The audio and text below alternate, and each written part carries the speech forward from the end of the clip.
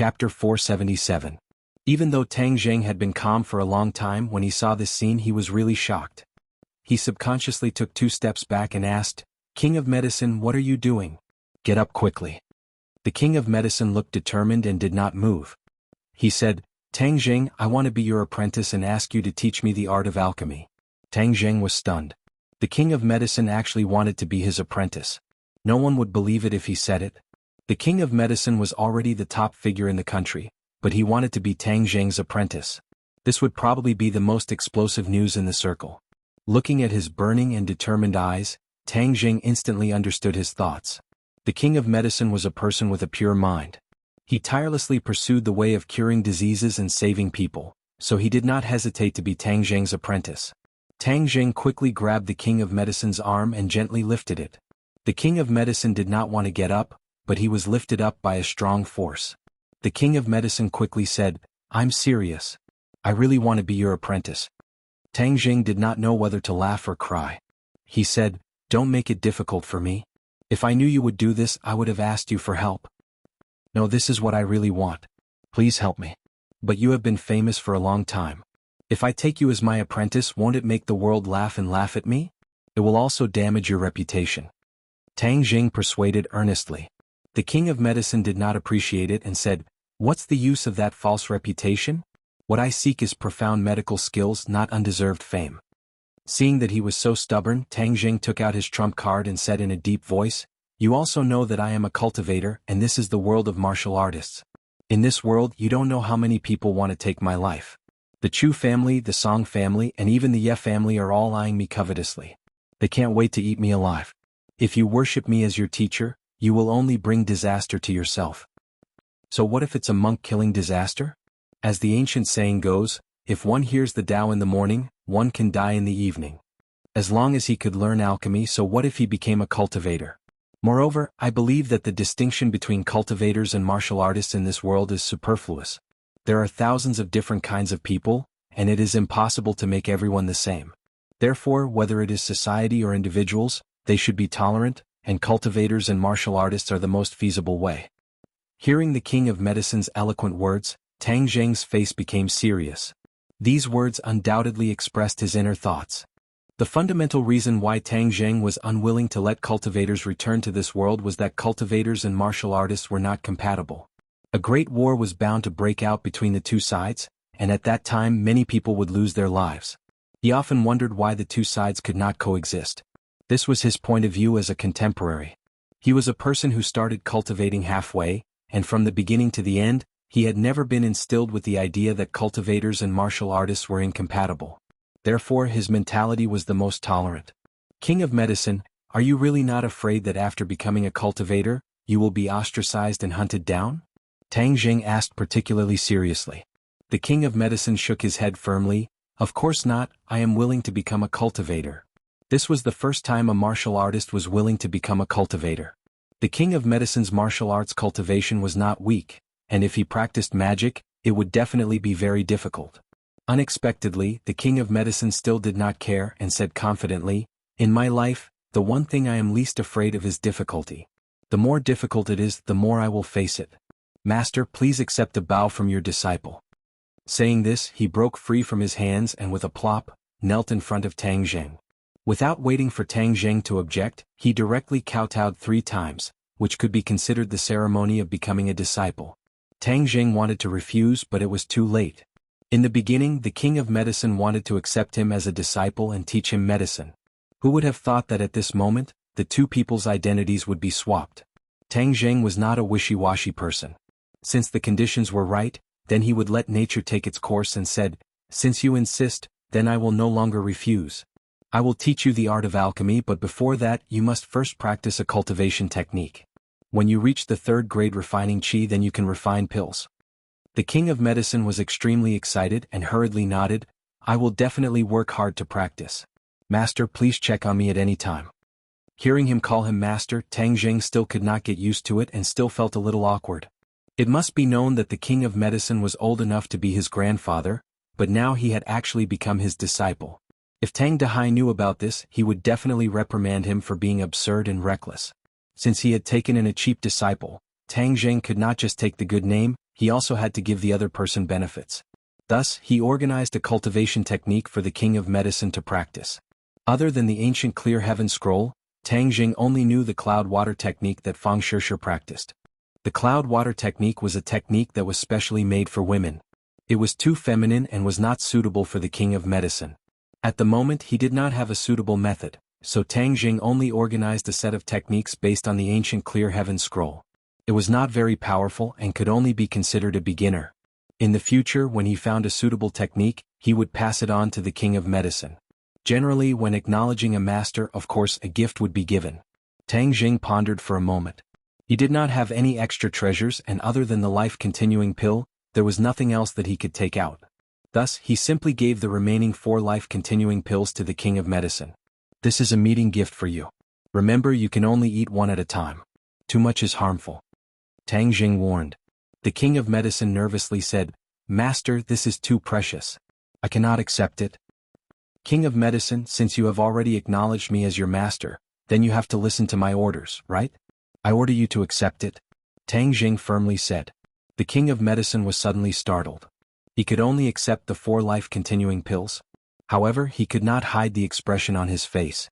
Tang Jing believed that he would definitely carefully study the life-continuing pills, but Tang Jing did not mind.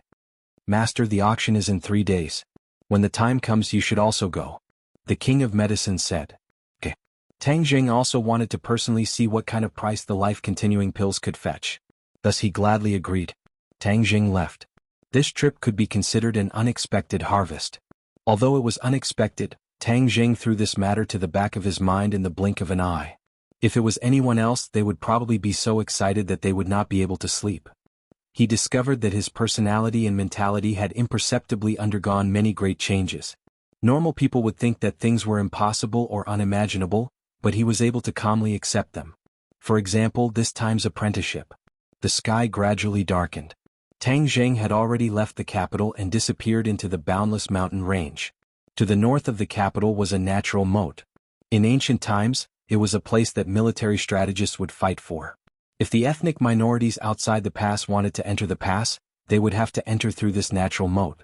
Thus, every few years there would be a series of battles here. There would be countless deaths and injuries. It was said that there were several graves near this pass. In ancient times, prisoners of war would not receive the same treatment as they do in modern times. They would often be subjected to inhumane torture and even be buried alive. Tens of thousands of people being buried alive. This scene, just thinking about it, made one's scalp numb. When Tang Jing approached the pass because of the mountain range, it was dark all year round. In addition, it was currently evening, so he could clearly feel the cold wind blowing in from all directions. The yin qi is dense. No wonder Tian Chanzi chose to raise Huang Xiang here. Tang Jing secretly nodded. On both sides of this pass were tall mountains. Between the 2 mountains was a wide road overgrown with weeds. It was a scene of decline. Thinking back to the past, this place must have been extraordinarily noisy and heavily guarded. Tang Jing walked step by step. It was as if he had returned to the era of golden spears and armored horses. Sounds of battle rang in his ears. Oh! Tang Jing stopped in his tracks. This was not an illusion. His ears really rang with the sound of battle, as if he was really in an ancient battlefield. A chilly wind blew from the end of the road, swirling up the dust. The weeds on the ground rustled and whipped at the rocks on the side, making strange sounds. Sigh, if the War Soul Sword was here and the War Soul Sword absorbed the yin qi, its strength would definitely increase greatly. I wonder how the War Soul Sword is now in the hands of the martial sect leader? Tang Jing muttered regretfully. Da-da-da. The sound of horse hooves suddenly rang out and the cold wind blew.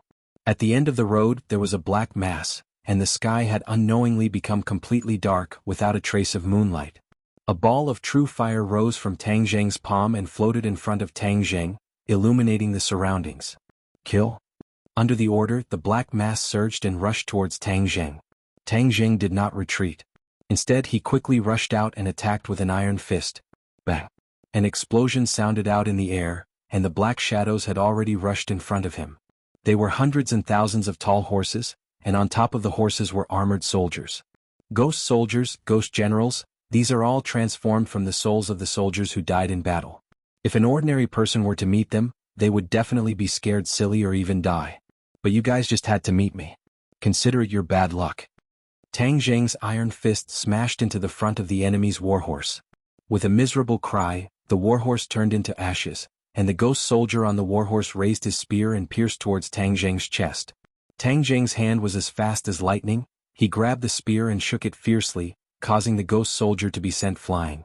Tang Zheng held the spear in his hand and swept it out, like an angry dragon emerging from the sea. A large number of ghost soldiers on the warhorse turned into yin qi and dissipated. Although the enemy had the advantage in numbers, it was still a piece of cake for Tang Zheng. Tang Zheng's cultivation was much higher than theirs. The number of yin soldiers gradually decreased, but not a single one of them ran away. Instead, they continued to attack as if they wanted to use a war of attrition to exhaust Tang Zheng to death.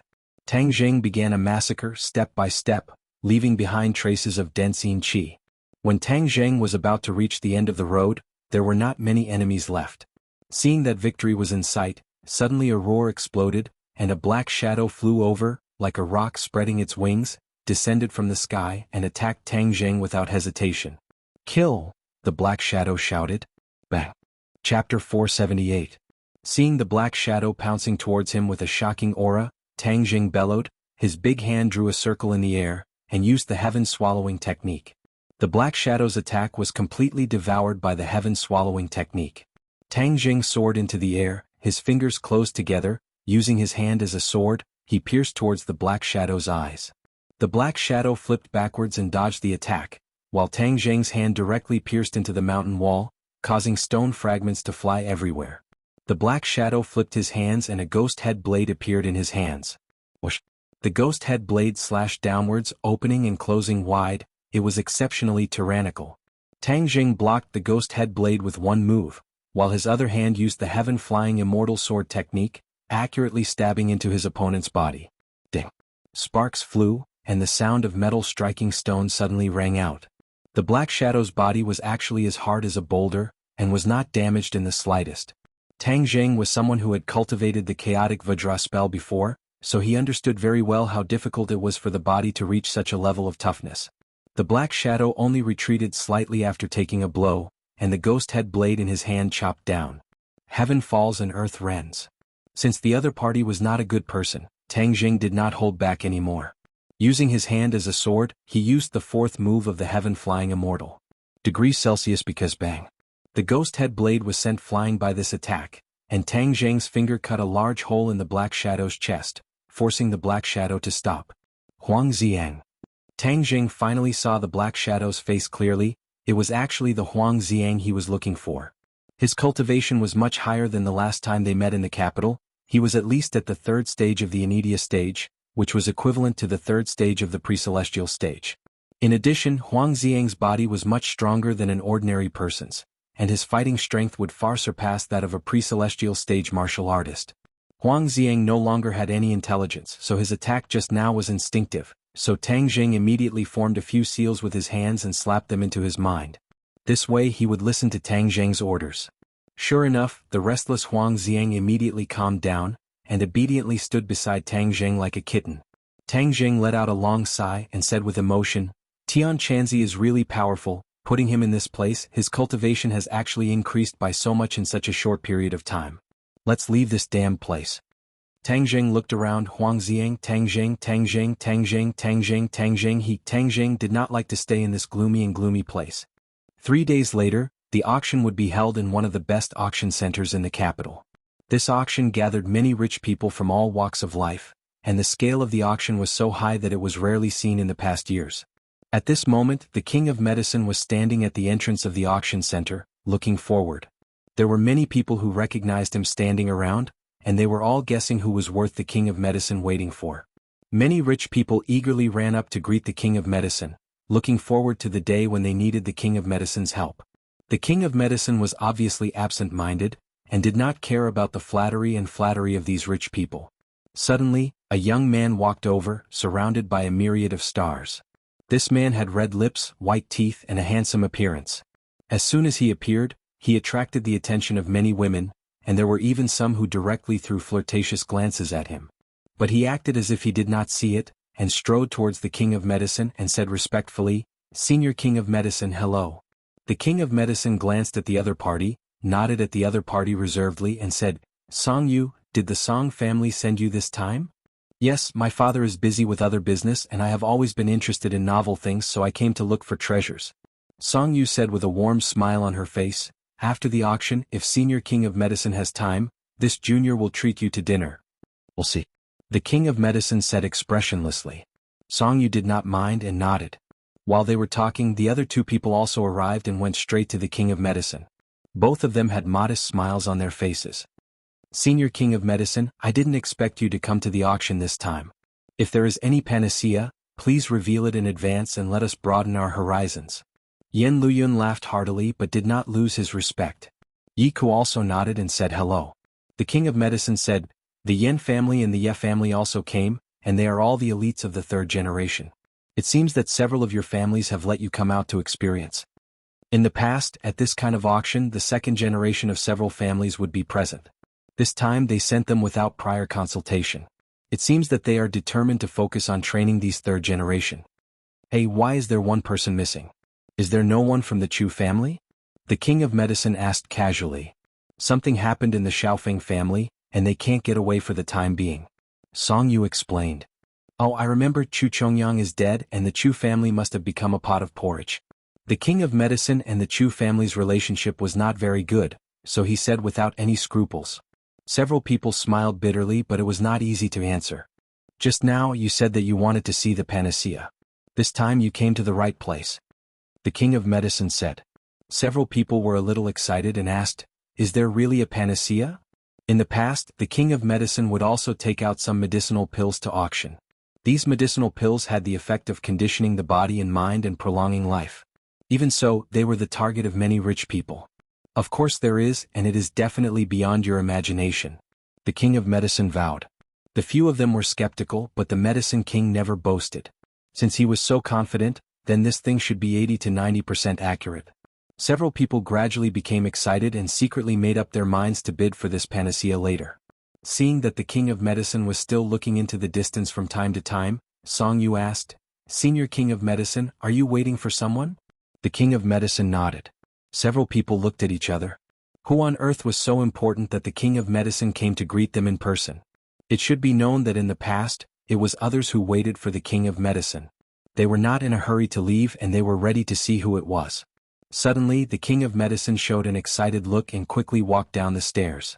Several people's hearts skipped a beat, and they hurriedly looked in the direction of the footsteps. They saw two people strolling towards them. The three of them were dumbstruck. It was as if they had been immobilized. They couldn't move at all. How can it be Tang Zheng? The person next to him is the mysterious master who appeared at the Yin family's birthday banquet. Why is the King of Medicine so enthusiastic? Song Yu's heart set off stormy waves. Yen Luyun and Yi Ke's thoughts were also similar. After Yen Luyun was shocked, he quickly walked towards Tang Zheng, while Song Yu and Yi Ke stood on the spot. The King of Medicine looked at Huang Xiang in surprise. He was deeply impressed by this person. When he was in ordinary balance, he also came to assassinate Tang Zheng. If the King of Medicine did not sacrifice himself to save Tang Zheng's life would have already been lost. Now they were together again. It was really strange. However, the King of Medicine did not ask much and respectfully shouted to Tang Zheng, Master, you are here. I'm not late.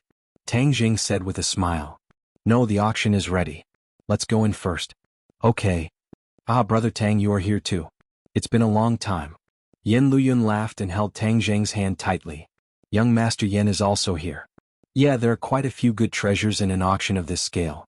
If Brother Tang takes a fancy to anything later on, don't hesitate and make the first move to gain the upper hand. These people are all hungry wolves, and when they see a little treasure, they will fight until their heads bleed. Yen Luyun kindly introduced. I just came to open my eyes.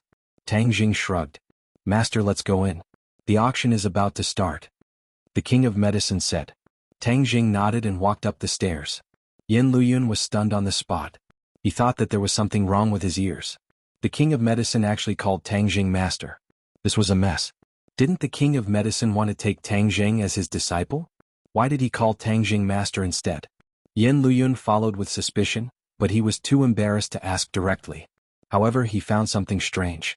The King of Medicine was really respectful to Tang Zheng, just like a disciple to his master. It was completely different from the last time they met. The world is in chaos. Yin Luyun shook his head hard and muttered in his heart. Oh, young Master Song and young Master Yi are also here. I really let you down. I did not do as you wished and I am still standing here alive. Tang Jing said with a smile, but his words were full of gunpowder. When Tang Jing was injured and unconscious, these two people intended to harm him. He would not forget this grudge. Yi Ku awkwardly said, Tang Jing, there must be a misunderstanding. Your relationship with Ding Dang is not shallow. How can we want you to die? Yi, is it? If you don't want people to know, then don't do it. I remember everything that the two of you have done in my mind. Tang Jing pointed to his head and said with a cold smile. Song Yu said with an ashen face, Tang Jing, when we met for the first time in Ordinary Balance, it was also at the auction. I still remember that you bought a pill furnace. I never thought that you, who was not amazing at that time, would achieve today's achievements in a short period of time. You have stirred up turmoil in the capital. If you had known earlier, I am afraid that you would not have lived until today. Song Yu and Tang Jing had deep grievances. Therefore there was no false civility at all. They were directly opposed to each other. Young Master Song, if you want to kill me, then do it. Otherwise, why are you talking so much nonsense? Moreover, at the martial arts convention I was plotted against. I have not yet found the person behind the scenes. If I find out who did it, do you think I will let him go? Tang Jing asked. Song Yu's heart thumped, but she did not show any difference. She said lightly, Is that so? Then I wish you to find the real culprit behind the scenes as soon as possible. Seeing that Song Yu did not have the slightest difference, Tang Jing could not determine whether this matter was done by him. Moreover, he had just killed Chu Chongyang. At this time, if he killed Song Yu, he would really become the target of public criticism. Even if he knew that the other party did not have good intentions, Tang Jing could not do it like this. Master, let's go in. The auction is about to start. The King of Medicine advised. Tang Jing nodded, snorted, and walked into the auction center, leaving only Song Yu and Yi Ke looking at each other. They also thought that they had heard wrong. How could the King of Medicine call Tang Jing master? Chapter 479. Under the Medicine King's lead, Tang Jing and Huang Xiang walked into the auction center, immediately attracting the gazes of many people. Everyone whispered to each other, trying to guess just who this person was, to actually cause the Medicine King to mobilize so many people. Tang Jing glanced at the people seated in the hall. Every one of them had an extraordinary aura. He could tell that they were either wealthy or respectable people. However, he spotted two familiar faces in the crowd. Qi Xiaofan and Old Wei saw him as well. They immediately stood up and walked toward him. Professor Qi, you're here too. Tang Jing greeted them with a smile. During this time, Qi Xiaofan had been researching about the ancient times. This time he was specially invited by the organizer as a consultant. Given his status in the field of archaeology with him in charge, it was guaranteed that the antiques auctioned here would be authentic. Old Wei was indebted to Tang Jing for helping him to bury the hatchet with Qin Badian. Otherwise, the 1,000-year-old blood jade he sold to Qin Badian would have costly Hongqing her life. If that happened, his antique shop would not be able to continue operating. Old Wei was very grateful to Tang Jing. However, during this period of time, every time he asked Qi Xiaofan to invite Tang Jing out, Qi Xiaofan would refuse, which made him feel strange. Young Master Tang, we finally meet again. I haven't thanked you properly for what you did last time. After the auction is over, you must come. I'll treat you to a meal. Old Wei said warmly. It's just a small matter. Don't worry about it. It may be a small matter to you, but it's a big deal to me. Old Qi, you're his mentor. Please say a few words for him.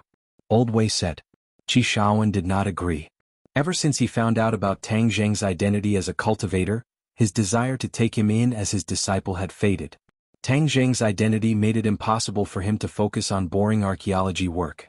However, his impression of Tang Jing did not deteriorate. Instead, he was more interested in him. Tang Jing, you're here for the auction too? What are you auctioning? Qi Xiaofan asked curiously. Tang Jing nodded. We're auctioning off some small items. You'll see later. Seeing that he was keeping them in suspense, the two of them did not ask in detail. They nodded at the King of Medicine and Huang Xiang and returned to their seats. Although the King of Medicine was well known, not everyone knew who he was. At least, Qi Xiaofan and Old Wei didn't know who he was, so they weren't as surprised as those who knew the inside story.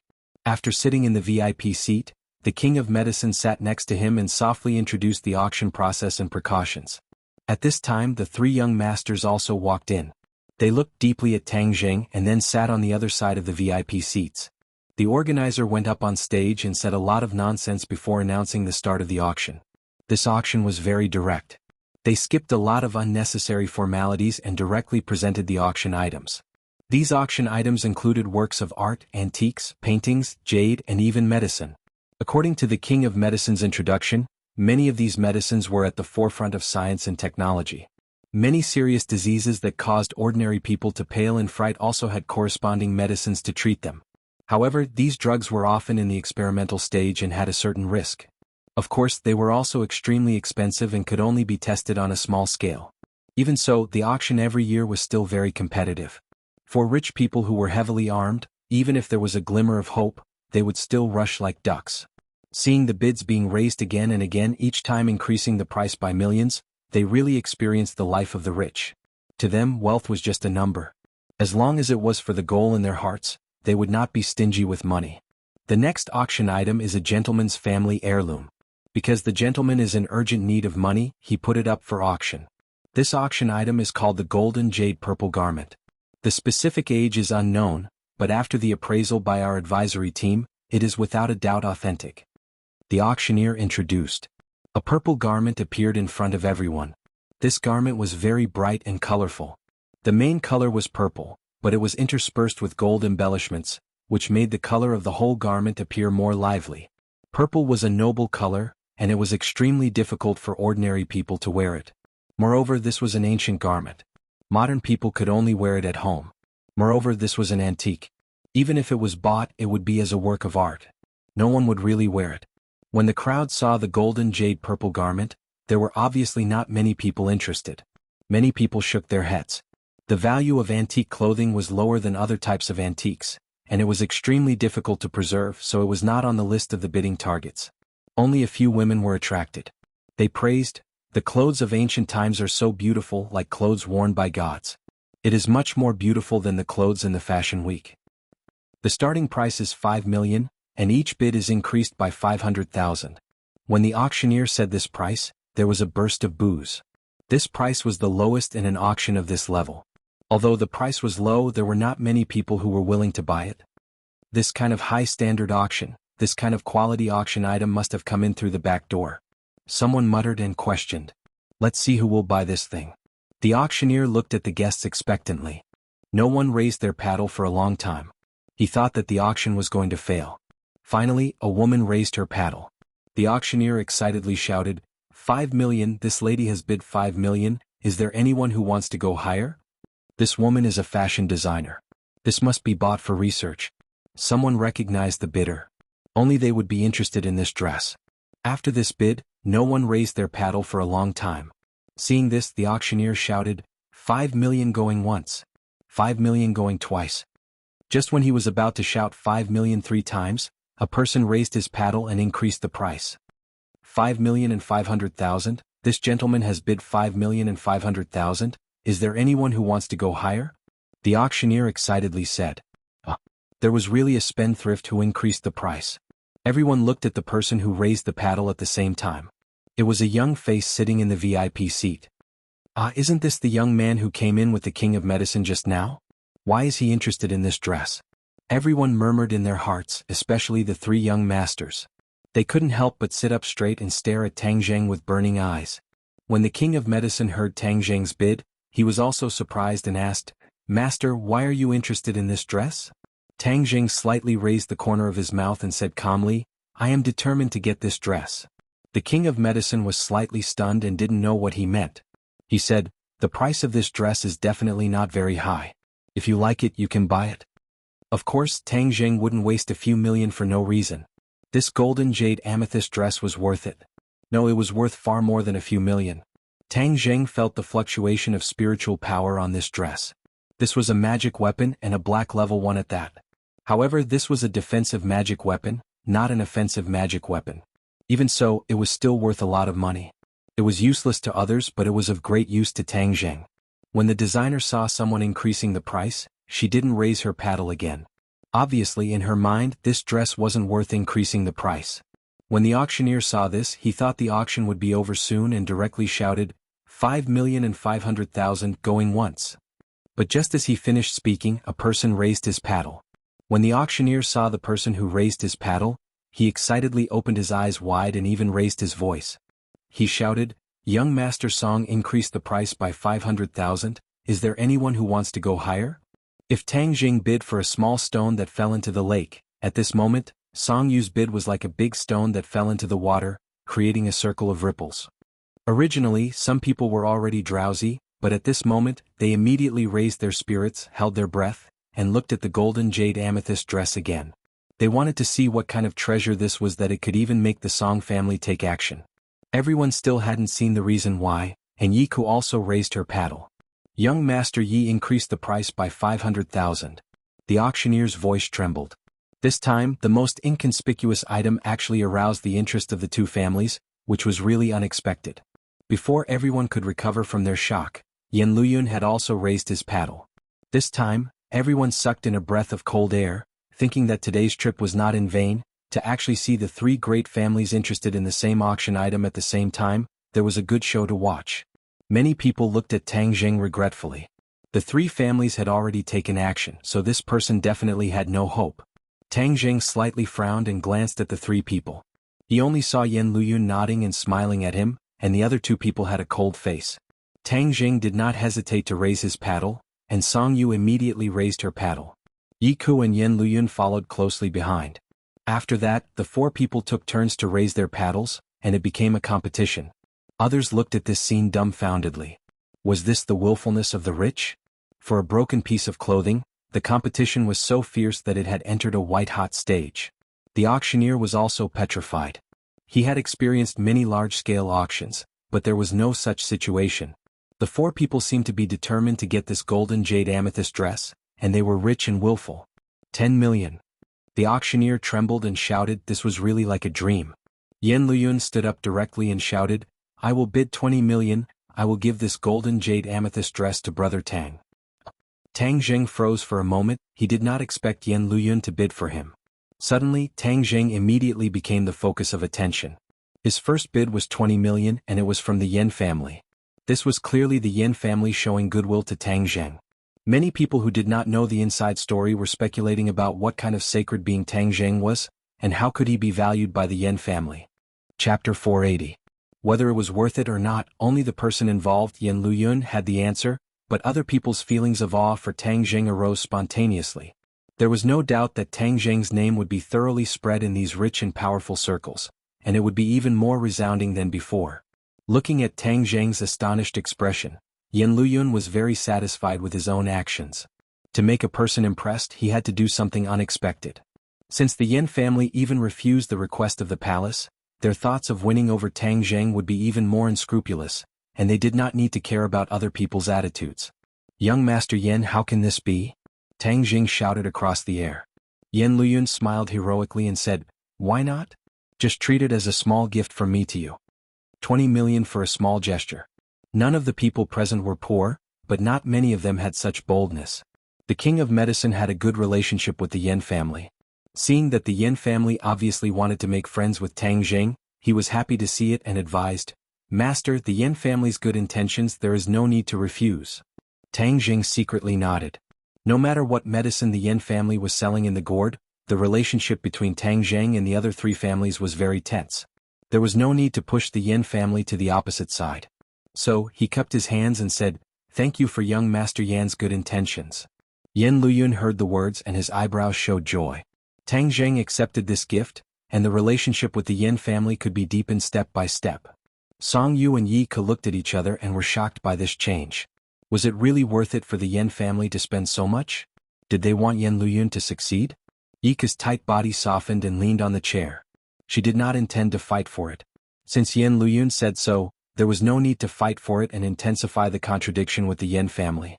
Song Yu's expression kept changing as he stared at the golden jade purple robe. With his knowledge, he really couldn't see what was so special about it. He then looked at the calm and composed Tang Jing and the determined Yan Luyun. He couldn't help but sigh and lean back in his chair. Obviously, after weighing the pros and cons, he gave up on the fight. With the Song family's current status and ability, it was definitely not a good thing to go head-to-head with the Yan family. Seeing that no one was bidding anymore, the auctioneer made the final call. The golden jade amethyst robe now belonged to Tang Jing. It would only be returned to him after the auction. After this fierce bidding, everyone felt that this trip was worthwhile, But more people gradually understood that the situation in the capital was becoming more and more delicate. Next is the last item of today's auction. It is rare in the world. It can be said that it is the most precious item in the past years. Perhaps some people will question its authenticity and think that it is a fantasy. Even I can't help but wonder if it really has such a magical effect. The auctioneer took a deep breath and said with a tone full of emotion. Everyone's attention was attracted by this remark. The three young masters' originally relaxed minds were tense again. They remembered the elixir that the King of Medicine had said. The auctioneer saw that everyone's interest was aroused and continued with satisfaction. This item is called the life-continuing pill. As the name suggests, it is to extend a person's life. For example, you can live for 80 years, but after you take this life-continuing pill, you can live for more than 10 years. When this remark came out, everyone was silent. Obviously, everyone was shocked by this sentence. But in an instant, it was like a drop of water being thrown into a pot of boiling oil. The hall became lively, whispers and discussions. "You're joking, right?" someone questioned. The auctioneer bitterly smiled and resentfully said, "I also suspect that I am joking, but I will solemnly tell you that this is not a joke." "Nonsense, how could there be a life-continuing pill in this world? Isn't this like a legendary elixir?" "That's right, the medicines that were auctioned before were at most to nourish the body and prolong one's life. This life-continuing pill actually said that it can extend a person's life by more than 10 years. This kind of lie is too untrustworthy." Many people had this kind of thought. The auctioneer understood these people's doubts, but he didn't panic. Instead, he took a deep breath and calmly said, "Everyone's doubts are very reasonable because no one has seen this kind of miraculous elixir with their own eyes before. But I want to say that since this life-continuing pill can participate in this auction, then there must be a reason." Seeing that everyone was craning their necks, the auctioneer did not keep them in suspense and directly said, "This auction item was sent by the King of Medicine Senior, and he vouched for it. Does anyone still have doubts?" The mocking words that many people had prepared were about to burst out of their throats, but after hearing this sentence, it was as if someone had grabbed their throats and forcibly choked them back. The King of Medicine vouched for it. Many people who knew of the King of Medicine's reputation immediately craned their necks to look at the King of Medicine, but saw that he was calm and composed, full of confidence. It was obvious that the auctioneer's words were not false. The King of Medicine vouched for it. Could it be that this life-continuing pill really is an elixir? It's possible. The King of Medicine Senior would not destroy his own reputation. Moreover, there is no need for him to create this kind of fake gimmick. The three young masters really wanted to rush over and ask the King of Medicine what was going on, but they understood more than anyone else the King of Medicine's authority. The three of them did not have any more doubts, but their eyes became more and more heated. This kind of elixir must be obtained. Every family needed it. "Senior King of Medicine Senior, I have a question I would like to ask. Even if this life-continuing pill really has the effect of prolonging one's life, how can you be sure that it can extend one's life by more than 10 years? Someone finally couldn't help but stand up and politely ask. The King of Medicine said without changing his expression, "I want to be clear, the life-continuing pill does not only have the effect of prolonging one's life, but it can really extend one's life. For example, if a dying person takes the life-continuing pill, his life will immediately increase by more than 10 years, unless there is an accident." When everyone heard this, their eyes widened, and their breathing involuntarily quickened. The richer a person was, the more they cherished their life. Everyone would reach the end of their life, and at that time, as long as they took the life-continuing pill, their life would increase by more than 10 years. No one would refuse such a gift. Could this be the result of Senior King of Medicine Senior's research?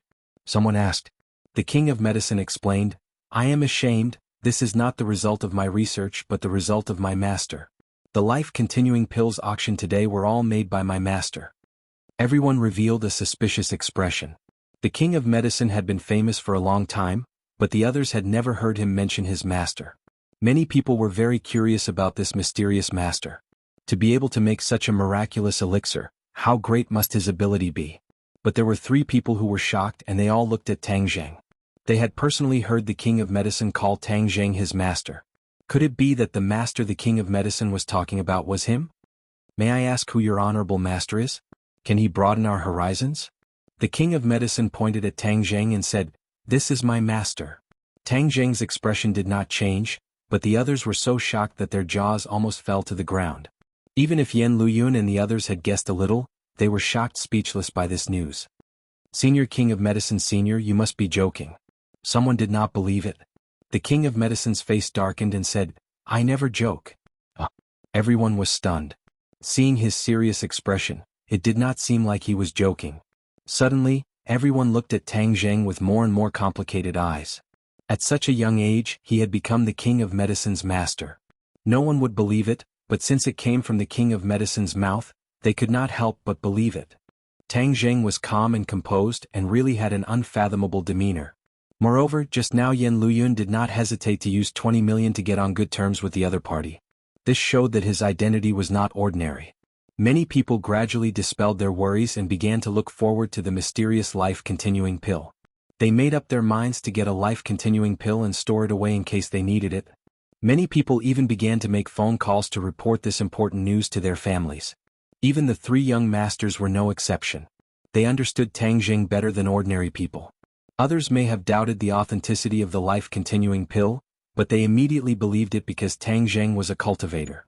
There were many things about cultivators that could not be measured by common sense. Since no one has any more questions, then the auction will begin. As the first person to bid for this miraculous pill, I am honored. The starting price for one life-continuing pill is 10 million, each bid will increase by 1 million. As the voice fell, an attendant walked onto the stage with a brocade box in her hands. When the brocade box was opened, a strange fragrance assailed everyone's nostrils, causing them to feel refreshed. Everyone stretched their necks, wanting to see the true appearance of the life-continuing pill. The appearance of the life-continuing pill was not bad, it had a bit of the charm of an immortal pill. The smell is too good, it makes people feel refreshed. Just by smelling it, I'm afraid my insomnia will be cured. Someone eagerly said. But some people did not care about praising it and directly raised their paddle. 20 million. From 10 million to 20 million, it could be seen how attractive the life-continuing pill was. 30 million. Some people did not want to fall behind and continued to raise the price. From this moment on, the auction reached its climax, with the price increasing by the tens of millions. The auctioneer's face flushed red. This was too exciting. This was called being willful with money, this was called using money to buy a life. Each and every one of them were red in the face, almost coming to blows. The king of medicine nodded his head in satisfaction and said, "Master, I already said that the life-continuing pill's value can only be displayed in this kind of place. Looking at their enthusiasm, this time it will definitely exceed our expectations." Tang Zheng gave a gratified smile. If it was not for the king of medicine's help, then he would not have been able to sell it for such a good price. The life-continuing pill had already been bid for 100 million. 100 million was a sky-high price. Was it expensive? Not expensive at all. Nowadays, a blue and white porcelain or a master's painting could be sold for a sky-high price of several hundred million. If a godly pill that could extend a person's life by 10 years was not sold for 100 million, then it would be an insult to the godly pill. Chapter 481.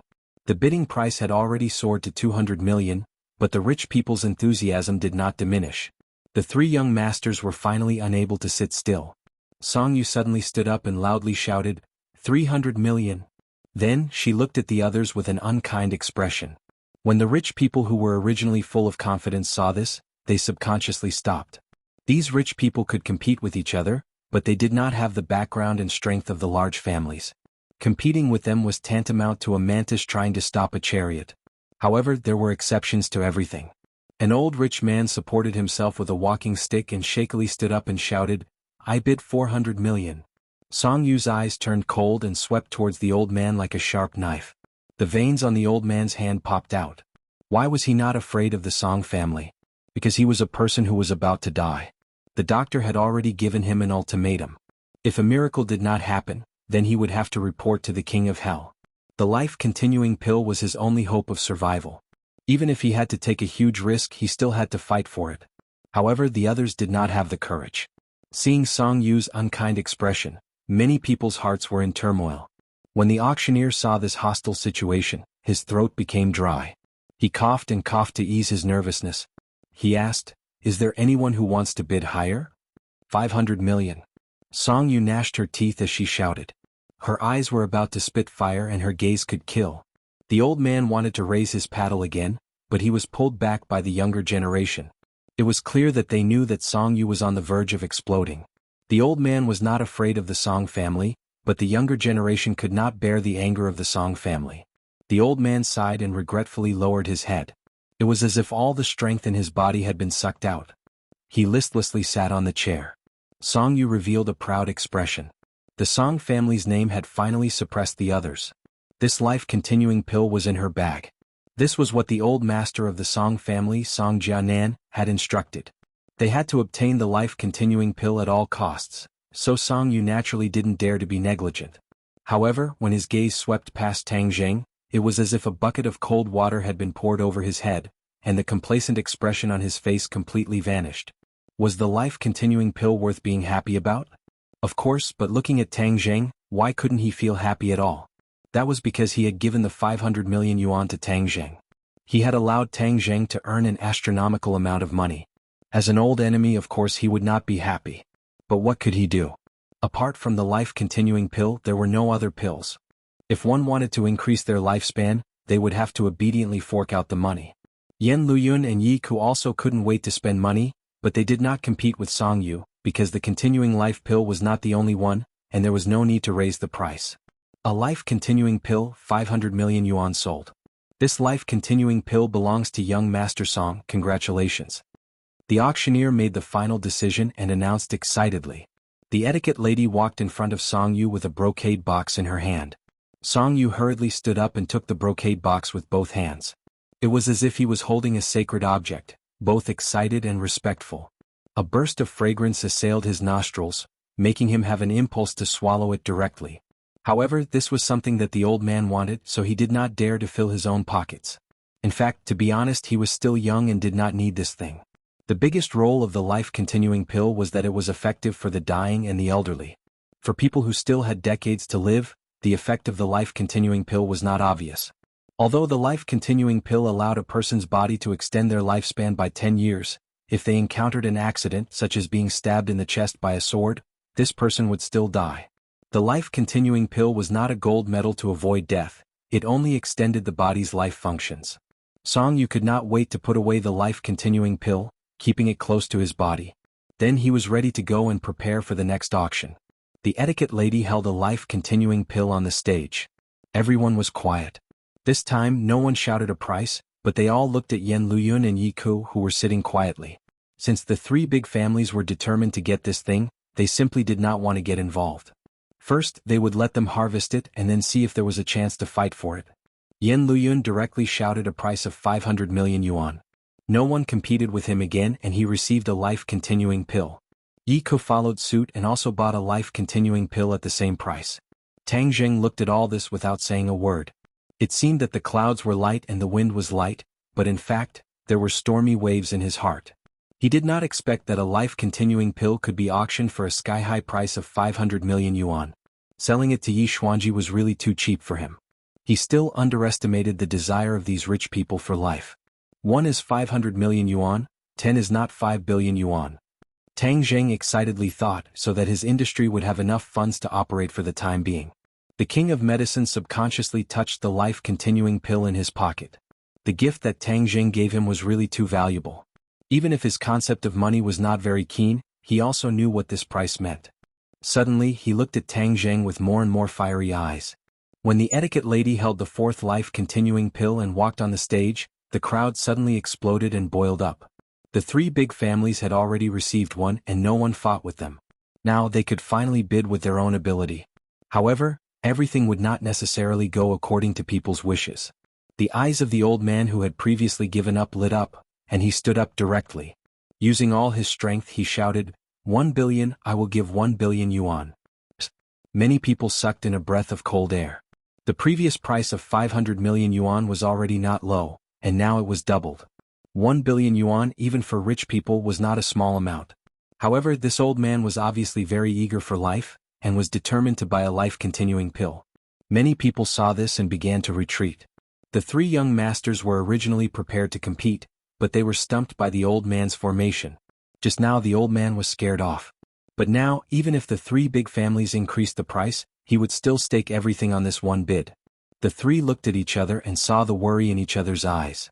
This old man was already possessed and was like a madman. There was no need to compete with a madman. Thus, everyone tacitly agreed not to raise the price. The fourth life-continuing pill was successfully auctioned off at a sky-high price of 1 billion yuan. Tang Jing also did not expect this, but more money flowed into his wallet, so of course he was happy to see it. This is already the fourth pill. How many life-continuing pills are there? Song Yu muttered to herself. Everyone else also had the same question in their hearts. Finally, someone could not help but ask, how many life-continuing pills are there? 10. The auctioneer stretched out his 10 fingers. Now is the fourth life-continuing pill.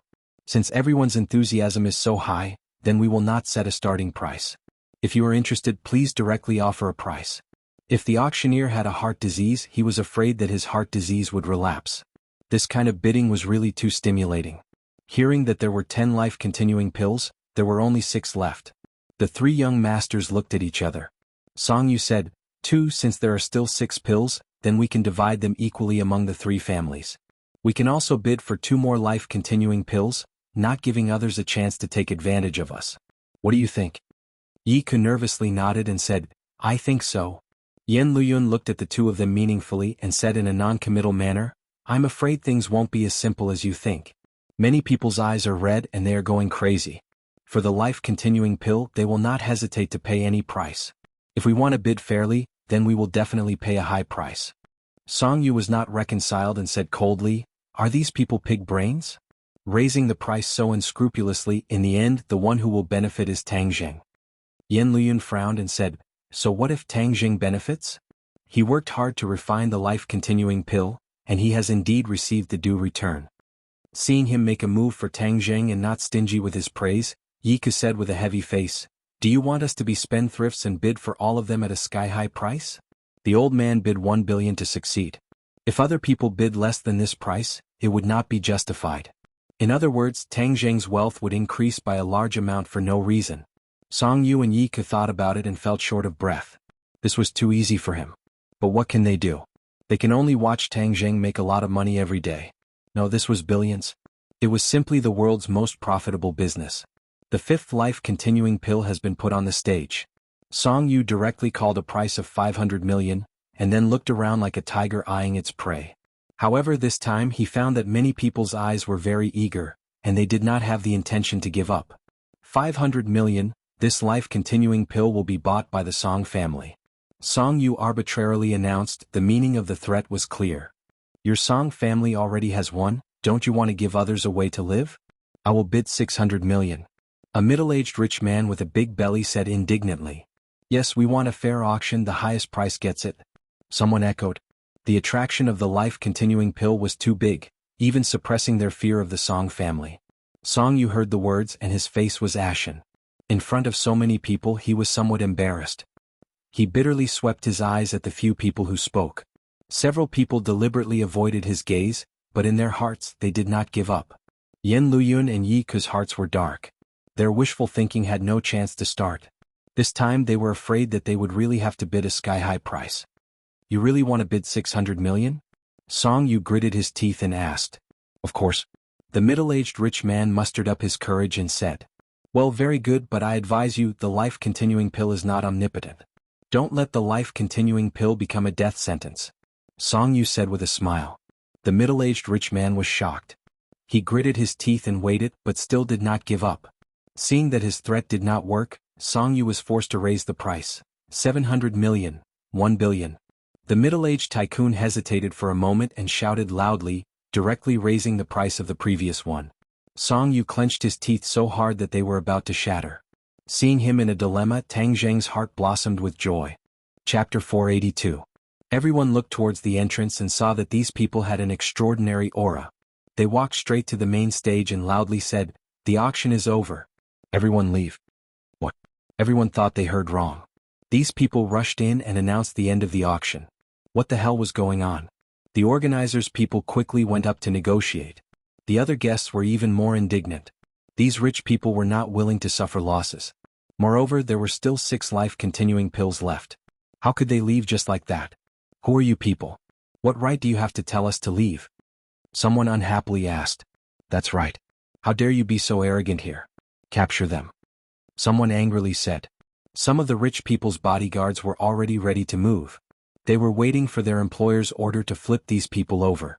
The 3 young masters frowned at the same time. They looked at each other and shook their heads. They did not know who these people were. However, Tang Jing saw two familiar faces among them, Xing Feng and Kai Guibin. He already knew that they had formed a new organization called the Dragon Group. They even had a conflict with the Thundercloud Beast and had captured a flame bird. Their strength was not ordinary. The Dragon Group broke into the auction. What were they doing here? Tang Jing muttered in his heart. He was slightly angry. This was related to his accumulation of funds. How could it be disrupted like this?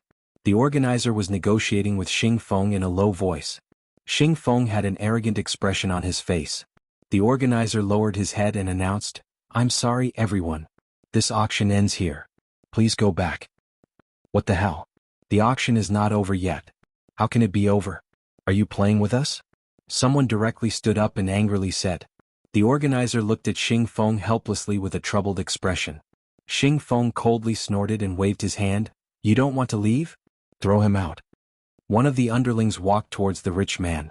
The rich man's bodyguard immediately stood up. However, before he could make a move, he was hit in the chest and flew out. He spat out a mouthful of blood and fell to the ground.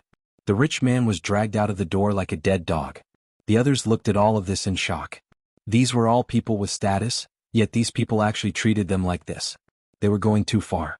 Many people slapped their chairs and stood up. The crowd was agitated. "Who are you? How dare you behave so atrociously here?" Xing Feng sneered in disdain. "Don't think that you can act all high and mighty just because you have some money. You're worthless before me. Didn't you ask who we are? Let me tell you, listen well. We are the Dragon Group. Remember this clearly. If you want to get back your face, we will accompany you anytime. Now scram." Xing Feng's aura was overwhelming. His voice was loud and resonant, causing people's minds to tremble. In the capital, the only people who dared to be so arrogant, other than the few great clans, were those with official backgrounds. No one present was an idiot. They immediately guessed that the other party must have an official status. As the saying goes, civilians do not fight with officials. No matter how rich a person was, he would not dare to go head-to-head with an official. Many people who had originally raised their necks immediately shrunk back. Their proud and straight bodies immediately drooped down. One after another, the soles of their feet were smeared with oil and they slipped away. But some people did not slip away. The three young masters were one of them. If the people of the three great clans also left with their tails between their legs, then wouldn't it ruin their own reputation? Song Yu stood up and went straight to Xing Feng. She asked, "How come I haven't heard of the Dragon Group?" Xing Feng glanced at Song Yu and said with a smile, "It turned out to be young Master Song. Nice to meet you." The Dragon Group was established not long ago, but in the future, the name of the Dragon Group will definitely be heard by everyone. Yin Luyun and Yi Ku also came to Xing Feng. Even if the other party had an official background, they still had to ask for an explanation. After all, the life-continuing pill was not an ordinary auction item. If they passed this village, they may not have this shop. Why did the Dragon Group stop the auction? Yin Luyun asked in a deep voice. Xing Feng mysteriously said, "I advise the three of you that each of you has already obtained a life-continuing pill. Don't overdo it and leave on your own." The three people's hearts thumped, and they secretly thought that this was not good. These people were also here for the life-continuing pill. In other words, since the beginning of the auction, the news of the life-continuing pill had reached the ears of the other party, so they came to intercept. The officials were also interested in the life-continuing pill. In fact, thinking about it carefully, the rich people had an infinite desire for life, and the people with power were even more so. Otherwise, why would so many ancient emperors pursue the path of longevity at all costs? Although the life-continuing pill was not equivalent to longevity, it would give more than 10 years of life. This was a temptation that no one could refuse. The three people's hearts were bitter, and they secretly lamented that it was a pity. They were too conservative before and even arrogant. They thought that with their family's strength and influence, they would be able to win and get the life-continuing pill. Unexpectedly, there were unexpected winds and clouds, and the officials were also interested in the life-continuing pill. This matter was big. Even if it was the three great clans, they may not be able to get the 6 life-continuing pills. They were unwilling. Yika said, "We each got 1 life-continuing pill, it is too little." Xing Feng sneered, "Humph humph, it is already a lot. How can this kind of elixir be spread out casually? Wouldn't the world be in chaos? Of course it should be nationalized. In this world, even the gold, silver, jewelry and antiques dug out from their own ancestral home would be nationalized. The life-continuing pill, this kind of heaven-defying existence, how could the officials easily let it go? When the three people heard this, they wanted to refute, but they had no way to do so. They could only turn to look at Tang Zheng. Tang Zheng heard their conversation clearly, but his face was expressionless. This change was indeed beyond his expectations. He did not expect that the temptation of the life-continuing pill would be so great that it would arouse the interest of the officials. However, he did not panic, but instead looked at Xing Feng with interest. When they first met in Dianan, Tang Zheng made Xing Feng eat a big loss. Even if he now established the dragon group, Tang Zheng did not have the slightest fear. Xing Feng walked over to Tang Zheng and stood in front of him. He jokingly said, "Tang Zheng, we meet again. Yes, this world is really small. It is very small. Let me ask you, how many life-continuing pills do you have?" Xing Feng arrogantly asked. He did not believe that Tang Zheng would take out all the life-continuing pills to auction. No comment. Tang Zheng said coldly. "You disrupted my auction. Does that mean you want to buy my life-continuing pill? I'm here to tell you that from this moment on, your life-continuing pill no longer belongs to you," Xing Feng said in a resounding voice. Not only did Tang Zheng frown when he heard this, but even Yen Luyun and the other two young masters' faces sank. They really did not expect Xing Feng's attitude to be so bad. This was an open robbery of the life-continuing pill. Tang Zheng was not an ordinary person. Was it so easy to rob? Yen Luyun said in his heart that things were bad. He was afraid that this matter would become big. Song Yu and Yi Ke looked at each other and their eyes lit up. If the dragon group and Tang Zheng were to fight, then they would be very happy to see this result. "I don't understand the meaning of your words. I'll have to trouble you to explain," Tang Zheng said calmly. Since you already know the answer, then I will tell you clearly that the life-continuing pill has been confiscated by the country and no longer belongs to you," Xing Feng said coldly. Tang Zheng had seen a lot, but he had never seen such a shameless person. This was clearly the behavior of a robber, but he was still so unscrupulous. "What if I don't give it to you?" Tang Zheng suppressed his anger and asked. Xing Feng murderously said, "This is not up to you." After that, he looked at Tang Zheng with ridicule. Originally, in Dianan he suffered a loss and lost face, so he hated Tang Zheng. Now that he had the powerful dragon group, his self-confidence was bursting. He did not put Tang Zheng in his eyes at all. He also took this opportunity to teach the other party a lesson. If Tang Zheng was not being kind, he did not mind resorting to force with interest to get back the last time. Tang Zheng's eyes slowly stood up, and his eyes became firm. He said sonorously, "The life-continuing pill used to be mine. Now, in the future it will belong to me. Anyone who wants to take the life-continuing pill for themselves without my consent is a robber. I have never been polite to robbers." After that, he gave a signal to the King of Medicine. The King of Medicine knew the importance of the life-continuing pill, so he immediately walked towards the rostrum, wanting to take back the remaining 6 life-continuing pills. Xing Feng's eyes turned cold as he ordered, "Stop him. Snatch the life-continuing pill." The order was like a mountain. Some people immediately attacked the King of Medicine, while others directly grabbed the boxes on the rostrum. Out of the way. The King of Medicine was also a martial artist, so he immediately received the attack. But the other party was not weaker than him. After a few moves, the King of Medicine was actually at a disadvantage and was surrounded by danger. Seeing this, Yen Luyun cried out, "Stop, this is Senior King of Medicine. You are not allowed to be powerless against Senior." The members of the dragon group did not care about the King of Medicine, and continued to use their killing moves. Yen Luyun knew that he could no longer sit by and watch. Like a gust of wind, he rushed over and forced the members of the dragon group back, saving the King of Medicine. Seeing this, Xing Feng angrily shouted, "What are you guys doing? You can't even deal with these few people?" The members of the dragon group attacked as a group, and the scene immediately fell into chaos. "Take back the life-continuing pill." Tang Zheng gave the order to Huang Xiang, who was standing to the side. So, a black shadow flashed, and a gloomy gust of wind swept across, and several members of the dragon group were directly swept to the ground. The black shadow flashed again, and Huang Xiang once again stood beside Tang Zheng. It was as if he did not move at all, and his movements were like a ghost. Tang Zheng took the boxes and kept them in his sumaru pouch. Xing Feng watched as the life-continuing pill disappeared into Tang Zheng's palm, and flew into a rage. "Tang Zheng, are you trying to go against the dragon group?" Tang Zheng was as cold as ice as he said, "Going against bandits is one of life's greatest joys." Chapter 483. Both sides were on the verge of breaking out into a war. Kai Guibin and Tang Zheng were old acquaintances, and he was the second in command of the dragon group. Of course he didn't want to see the dragon group and Tang Jing go to war, so he quickly said, Tang Jing, don't be impatient. The life-continuing pill is a miraculous medicine, and if it enters the market it will have a negative impact. Moreover, you have given the life-continuing pill to the country, so the country will not forget you. Tang Jing gave a fake smile and said, I won't forget. Your words are really nice.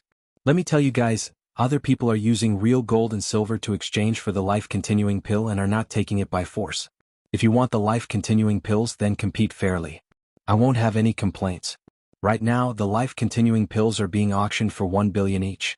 As long as you can take out 6 billion, then these 6 life-continuing pills will be yours.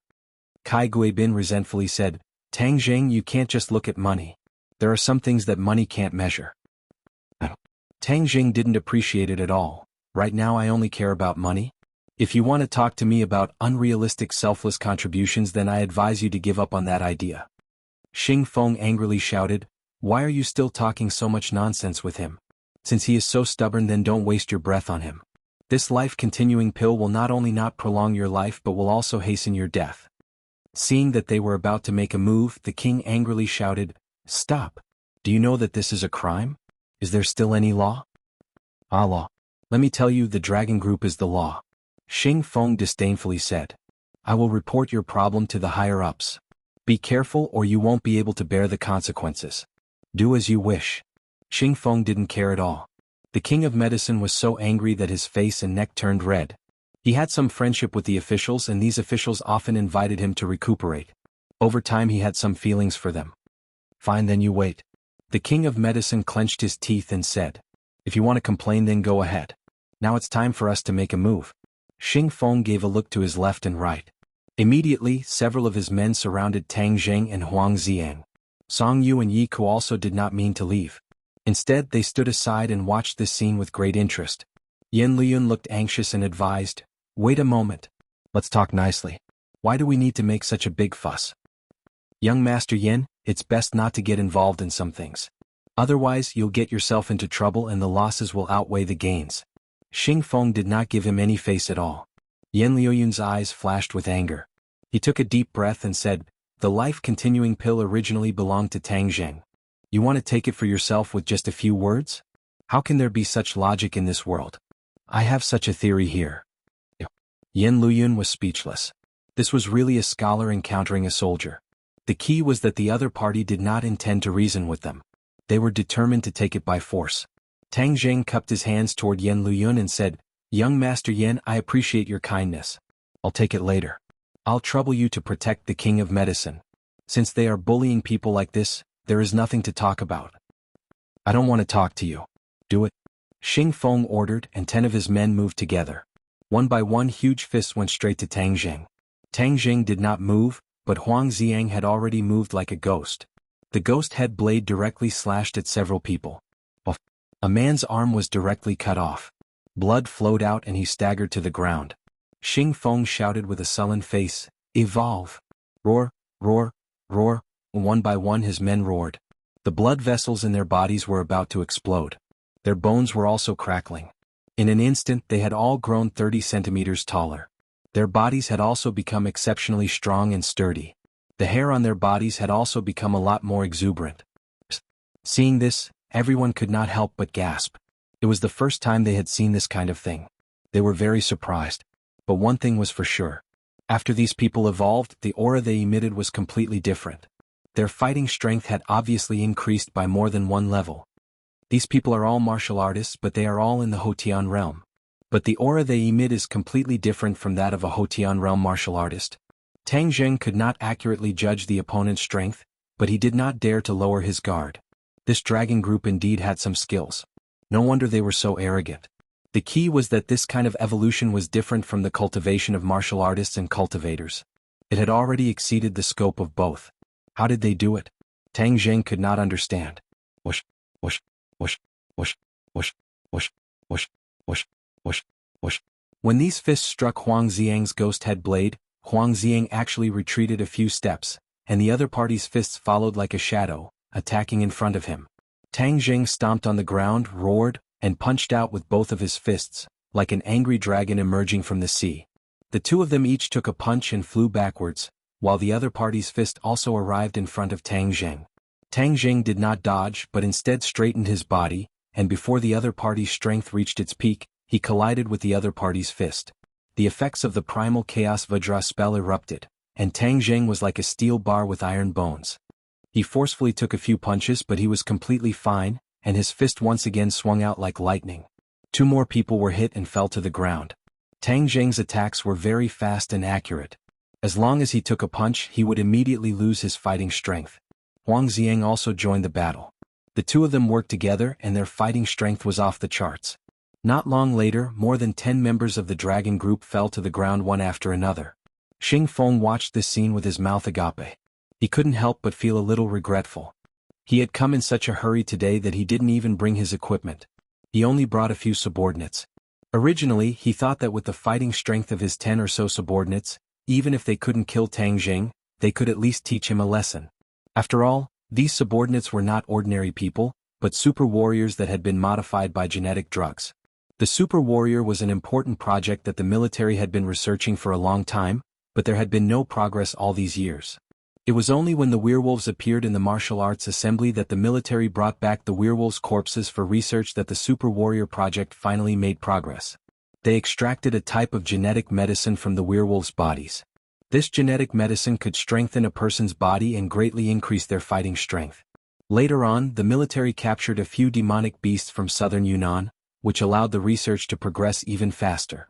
In the end, the genetic medicine was perfected and reached the stage of clinical application. However, there was a flaw in these genetic medicines, and that was that the target of the genetic medicines had to be a strong person. Otherwise, they would not be able to withstand the side effects of the genetic modification and would directly die on the spot. Currently, the super warriors of the dragon group were all elites in the military. They were outstanding in all aspects, which was why they were able to survive. Tang Zheng looked at Xiaofan with a murderous look and said, "You want to snatch my life-continuing pill with just these people? You're too naive." Xiaofan's mouth and tongue were dry as he said, "Don't be complacent. Do you think the dragon group only has this much ability? You're thinking too simply of the dragon group." "Then I'll give it a try." No matter who the other party was, Tang Zheng would not let go of anyone who interfered in broad daylight to snatch his life-continuing pill. Thus, Tang Zheng's feet slipped as he stretched out his hand and grabbed Xiaofan's neck. Xiaofan's eyes were sharp and his hands were fast. He took out a small handgun from his bosom and pulled the trigger. Tang Zheng hurriedly dodged as the bullet was about to fly past his face. Suddenly, bang! The bullet exploded beside his ear as an electric light flashed. An electric net shot out from the bullet and covered Tang Zheng's head. Tang Zheng was caught off guard as his head was immediately covered by the electric net. The electric current flowed through his body and a burnt smell floated up from Tang Zheng's body. Tang Zheng roared as he circulated his qi to resist the powerful electric current. He grabbed the electric net and threw it to the side. Only then did he feel relieved. But he was completely enraged. Raising his head, Xiaofan's figure had actually disappeared. This fellow did not have the extravagant hope that this bullet would be able to get rid of Tang Zheng. Instead, he took this opportunity to escape. Tang Zheng wanted to chase after him but Kai Guibin stopped him and advised, "Tang Zheng, wait a moment. There's no need to chase after him. Since he has escaped, then he definitely won't let you catch up." Tang Zheng coldly snorted and said, "Captain Kai, don't you feel embarrassed walking together with such a shameless person?" During the military training, Tang Zheng's impression of Kai Guibin was not bad, so he did not make a move against him. Kai Guibin resentfully said, "This is an order from above. As a soldier I can only carry it out. I have no other choice." Although Kai Guibin did not agree with many of Xiaofan's actions, but he was after all the adjutant and Xiaofan was the leader. Kai Guibin could not influence Xiaofan's decisions. If you hang around with this kind of person, sooner or later you will get yourself into big trouble. Tang Zheng warned. "Tang Zheng, you are the one who has provoked a huge trouble. Kai Guibin is narrow-minded and will definitely seek revenge for the smallest grievance. You have repeatedly opposed him, so he will definitely not let you off." Kai Guibin said sincerely, "Just bring it on. I will take it one by one." Tang Zheng did not care. "Don't be careless. The Dragon Group is not an ordinary organization. There are many things that you cannot imagine. The life-continuing pill is indeed a miraculous medicine, but it is also a talisman that will hasten your death. You should understand the principle of treasuring a jade ring becomes a crime. That's all I have to say. Take care of yourself." Kai Guibin finished speaking and left with the injured. This auction ended without any results, but many people witnessed a turn of events that was even more exciting than the previous auction. It was truly worth the trip. Now that the troublemaker had left, the people who had left the door rushed back like a tide. They stared at Tang Zheng with complicated expressions. Just now, everyone wanted to bid for the life-continuing pill, but now that they saw the principle of treasuring a jade ring becomes a crime, many people flinched.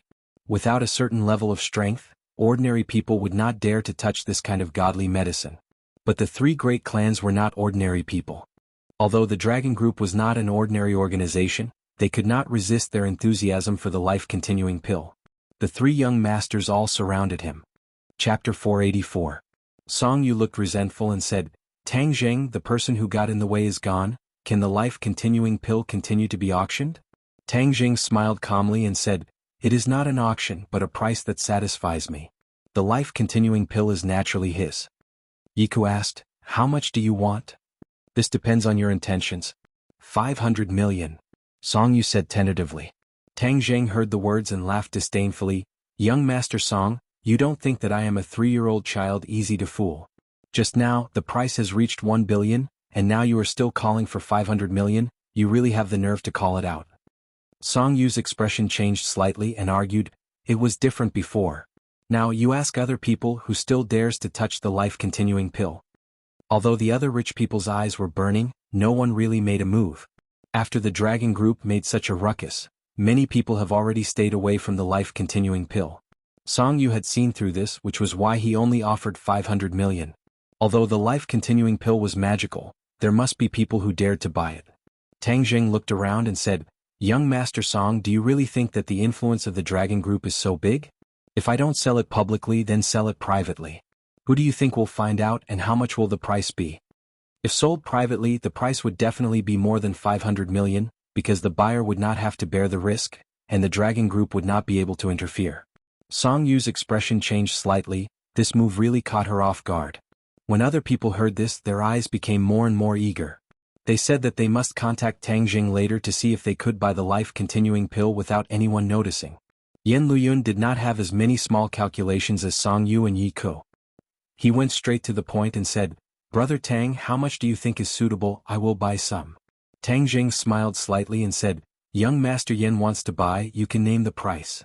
Yan Luyun had treated him well several times, so Tang Zheng naturally wouldn't make things difficult for him. Yan Luyun pondered for a moment and said, How about 1 billion for one? This was already twice the price of the life-continuing pill that he had just bought. It was the same price as that old rich man who didn't have much time left. This meant that he didn't want to take advantage of Tang Zheng. Deal? Tang Zheng promised. How much do you want? Although Yan Luyun wanted to buy them all, he didn't want to eat alone like other people because eating alone would often lead to choking, which was not good. Yan Luyun stretched out 2 fingers. 2. Tang Zheng took out 2 brocade boxes and handed them to the other party. The others looked at the brocade boxes with shining eyes, wishing they could snatch them away. Song Yu and Yi Ke also stared at the brocade box and gritted their teeth. Song Yu said, I also bid 1 billion. Me too. Yi Ke hurriedly echoed.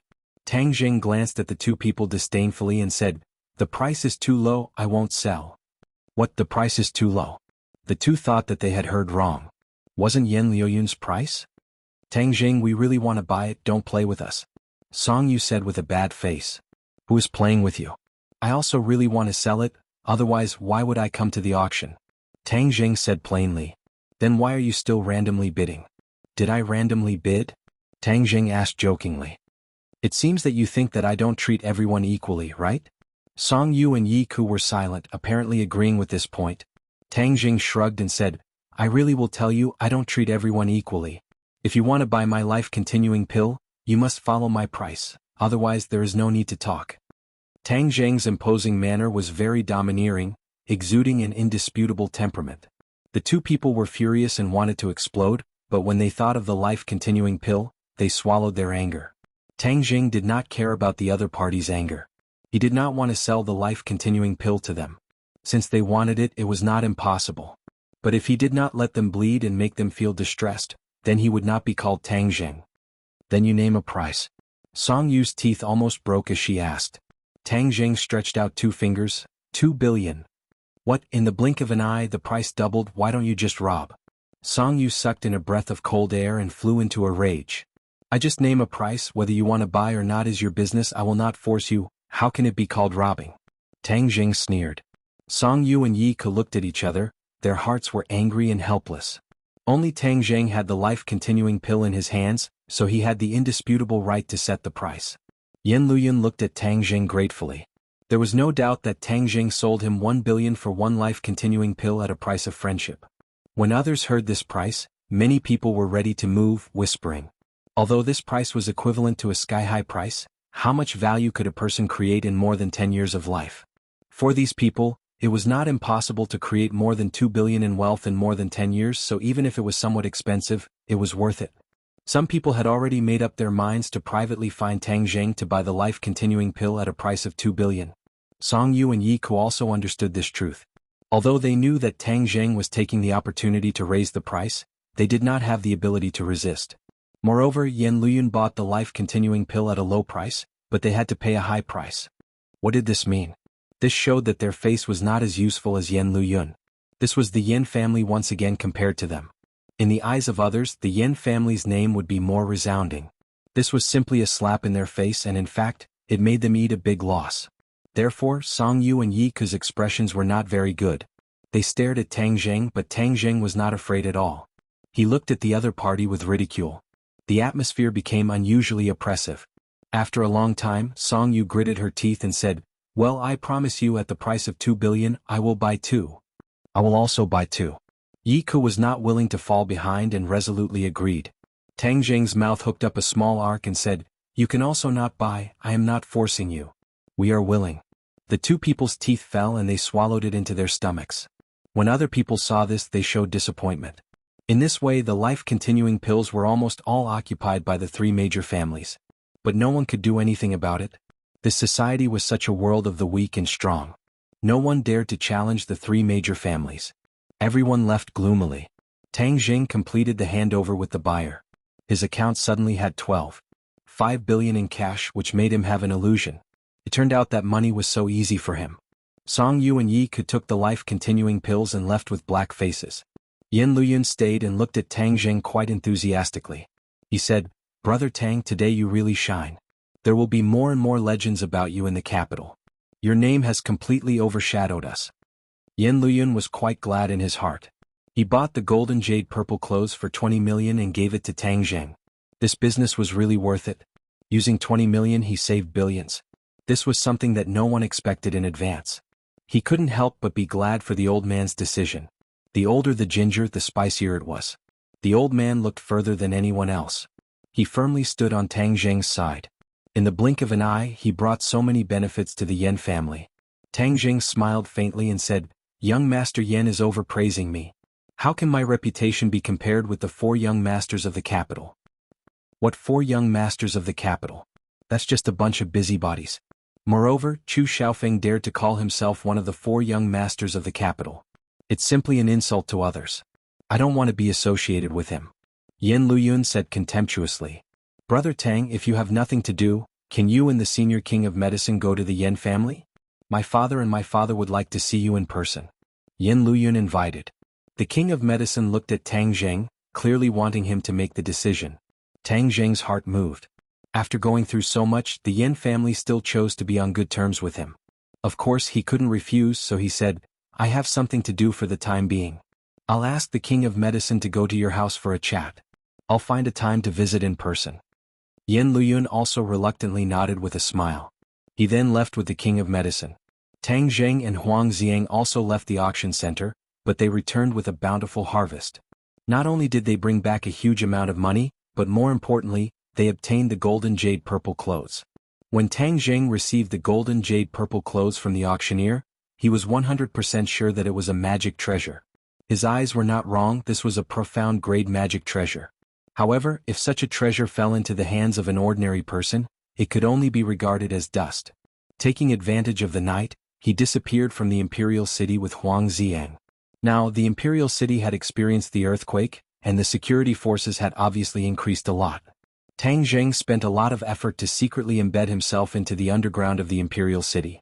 When he came to the underground hall, Xiao Bai quickly jumped over and jumped on Tang Jing's shoulder, affectionately arching his neck and squeaking non-stop.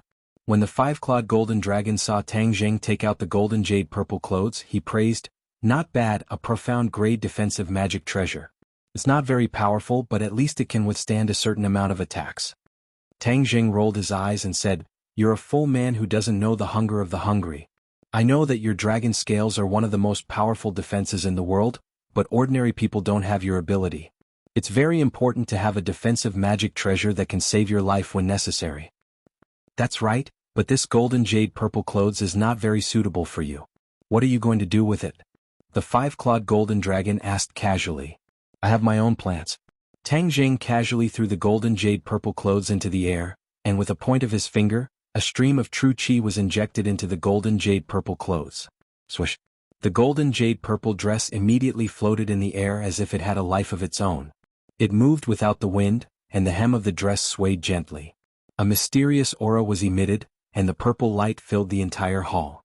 It shone together with the golden light emitted by the five-clawed golden dragon. It was particularly mysterious and profound. At this moment, the golden jade purple clothes was even more dazzling than before. If other people saw this scene, they would definitely not believe that this was the antique clothes that everyone thought was worthless. Chapter 485. With a heaven flying immortal, a stream of energy hit the golden jade amethyst robe. With a bang, the air around the golden jade amethyst robe rippled, but the golden jade amethyst robe was undamaged. Tang Jing did not use his full strength in this attack. After all, it was to test the defensive ability of the golden jade amethyst robe. He could not use too much strength and destroy this treasure. It turned out that Tang Jing was worrying too much. The golden jade amethyst robe was worthy of being a profound level defensive magic treasure. Tang Jing used 3 moves in a row, each more powerful than the last. The last move had already reached Tang Jing's limit, but it still did not break the defense of the golden jade amethyst robe. Although Tang Jing did not use a magic treasure to attack, even if it was a bare-handed attack, the power could not be underestimated. However, the golden jade amethyst robe completely blocked it. He was overjoyed and muttered to himself, "I've picked up a treasure this time. I must put it away properly." Seeing Tang Jing put away the golden jade amethyst robe happily, the five-clawed golden dragon said, "It's going to be the new year. Are you leaving the capital? You've been locked up here, so you know a lot about the outside world." "Of course I'm not deaf. Of course I can hear the outside world. When you go back, leave Xiaobai here to accompany me for the new year." Tang Jing touched Xiaobai on his shoulder and tactfully refused, "I'm afraid I'll have to disappoint you. It's not peaceful outside recently. I have to keep Xiaobai by my side in case of any accidents." Xiaobai was a powerful helper, and Tang Jing was targeted by the Li Palace, Song Yi and Chu families. Of course, it would not be a waste to leave him with the five-clawed golden dragon. The five-clawed golden dragon was slightly disappointed and said, "A lot of people have come up here recently. It seems to be because of the big shock you caused last time, right?" Tang Jing nodded, "That's true, but they won't connect that matter with me, so there's no need to worry. Your top priority is to quickly increase your strength and let me out," the five-clawed golden dragon urged. Tang Jing smiled and did not comment. He quietly left the imperial city with Xiaobai and Huang Ziang. Just as the sun rose on the horizon, Yi Tianlei's call came unexpectedly. The news of Tang Jing auctioning the life-continuing pills had already spread in the upper circle. Many people were actively inquiring about the details. Of course, the question that everyone was most concerned about was whether he still had more life-continuing pills. Many people were even willing to pay a higher price for them. However, last night, Tang Jing turned off his phone and stayed in the imperial city for most of the night, causing these people to go crazy. Tang Jing, Tang Golden Jade. Long Yi Tianlei of the life pill was pill of the capital. The five-clawed pill, Yi with a complex.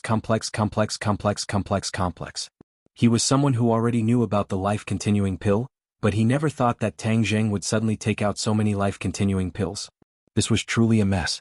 Yi Tianlei was both shocked and overwhelmed with complex emotions. If it was his personality, he would not have done this in such a high-profile manner. "Uncle Yi, please don't laugh at me. I'm also forced to do this. I have no way to raise a large amount of money in a short period of time, so I can only do this." "Oh, what do you need money for? As far as I know, you don't lack money." Yi Tianlei was incomparably astonished. "I didn't lack money before, but now I urgently lack money. I want to expand my business and have some success in the business world. The amount of money I lack is not a small hole." Tang Jing spoke the truth.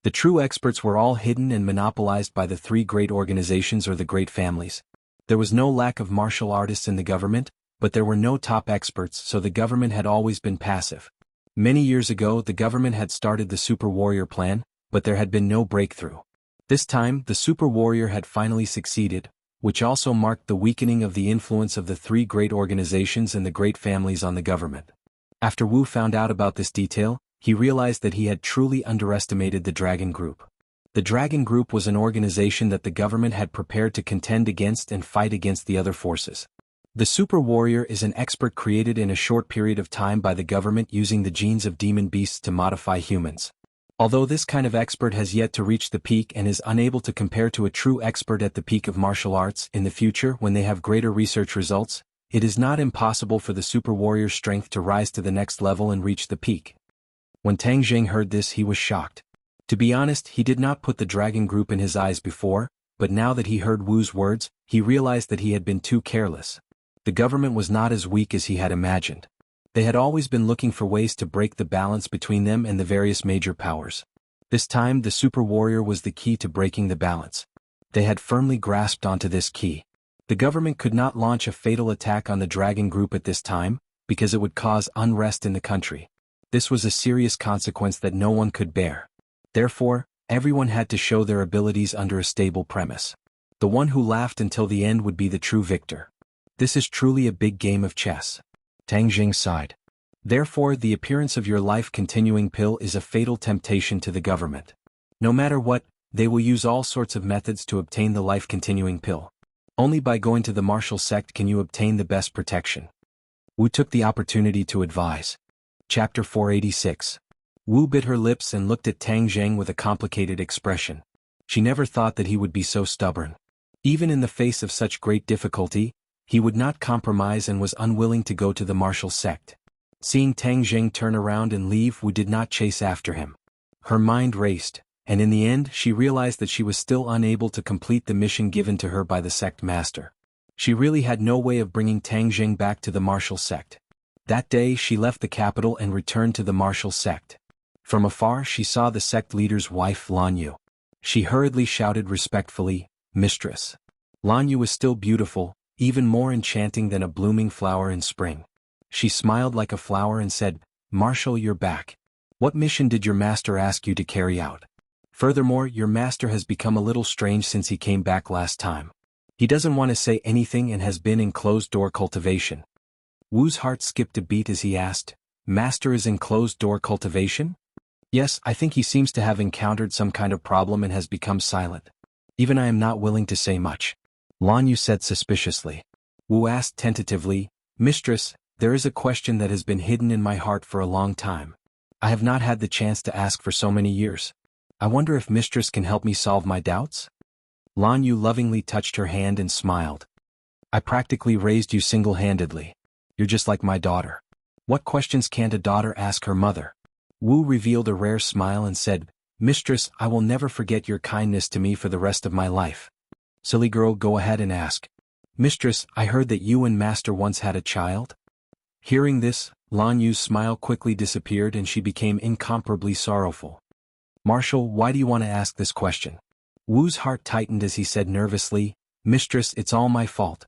I shouldn't have asked this question." Lan Yu shook her head and said, "It was too long ago. If you didn't mention it, I would have forgotten about it." Although she said that, it was clear that she had not forgotten about this matter. "Your master and I once had a son. If he was born in another family, he would definitely be happy and healthy, a lively and cute child. However, he was born in the wrong family and went out to the martial sect. His fate became a tragedy." Lan Yu sank into her memories and a deep pain appeared between her brows. "Why do you say that? Having parents like Master's wife and Master should be his fortune, right?" Wu Dawei did not understand. "Wrong, having parents like us is his greatest misfortune. We brought him into this world not long ago, but in the end we erased him from this world." Tears flickered in Lan Yu's eyes, and her emotions fluctuated greatly. Marshall's heart stirred as he asked, "Could it be that something unexpected happened to him?" "Unfortunate? It's because some people couldn't tolerate a little baby like him and actually tried to kill him, while some people couldn't even protect their own sons. What a coward." Lan Yu's eyes burst with sparks of hatred. Marshall was shocked. Could it be that they were talking about her master? Could it be that his master had personally killed his own son? Wu was greatly shocked by his own thoughts, and a look of panic appeared on his face. He hurriedly comforted himself that it couldn't be like this, that he was just imagining things. Master's wife, master's martial arts are strong, how could he not be able to protect his child? Wu asked nervously. What's the use of having a high level of martial arts? He listens to that person's every command and doesn't even have the courage to resist. Who is master obedient to? Wu had never seen anyone with such prestige. Even the few elders of the martial sect did not dare to be careless towards their master, especially the great clan elder who was the trusted aide of the previous sect master. However, he did not dare to give his master any face. The previous sect leader? Wu's heart skipped a beat. He finally guessed a bit. If there was anyone in this world who could make his master obey, then it could only be the previous martial sect leader who had already passed away. Could it be that the previous sect leader wanted to kill the child of his master and mistress? Why was that? Wu was confused. Wu asked suspiciously, Mistress, could it be that you're talking about the previous sect leader? Seeing that she had guessed it, Lan Yu did not hide it and coldly snorted, Who else could it be other than him? That old thing actually tried to kill my newborn son for a groundless reason. Lan Yu's eyes burst out with intense flames of hatred. Wu was shocked. Master's wife bluntly called the previous sect leader an old thing. It seemed that the conflict between the two was not ordinary. However, this also aroused Wu Qianglia's curiosity. Even if there were too many secrets that could not be revealed to outsiders, she still wanted to understand the truth of the matter. Mistress, why would the old sect leader do such a cruel thing to a baby? Lan Yu stared straight at Wu and asked, Wu, why do I feel that you're a little strange today? Why did you think of asking this question? I was just asking on a whim. Lan Yu shook his head and said, I raised you since you were young, how could I not understand you? Are you hiding something from me? After he finished speaking, his eyes were bright and full of expression, giving off a feeling that he could see through one's heart. Wu panicked and hurriedly covered it up. Mistress, why would I hide it from you? You still want to lie to me? If you don't say it, I can directly go to your master and ask. You've never hidden anything from him since you were young. I believe he will definitely know. Lan Yu said. Don't go looking for master. Wu couldn't help but regret his curiosity. Regarding the matter of Tang Zheng, since his master had kept everyone else in the dark, there must be a reason for it. If mistress were to personally ask and master refused to tell her, then the already fragile relationship between the two of them would become fragmented. As someone who had been with them for dozens of years, Wu was naturally clear about the relationship between the two of them. Although the two of them were husband and wife, there was not much difference in the eyes of ordinary people. In reality, the relationship between the two of them was extremely tense and they had been separated for many years. Wu did not want to make things difficult for his master, nor did he want his married life to be affected because of this. Moreover, she thought of another possibility.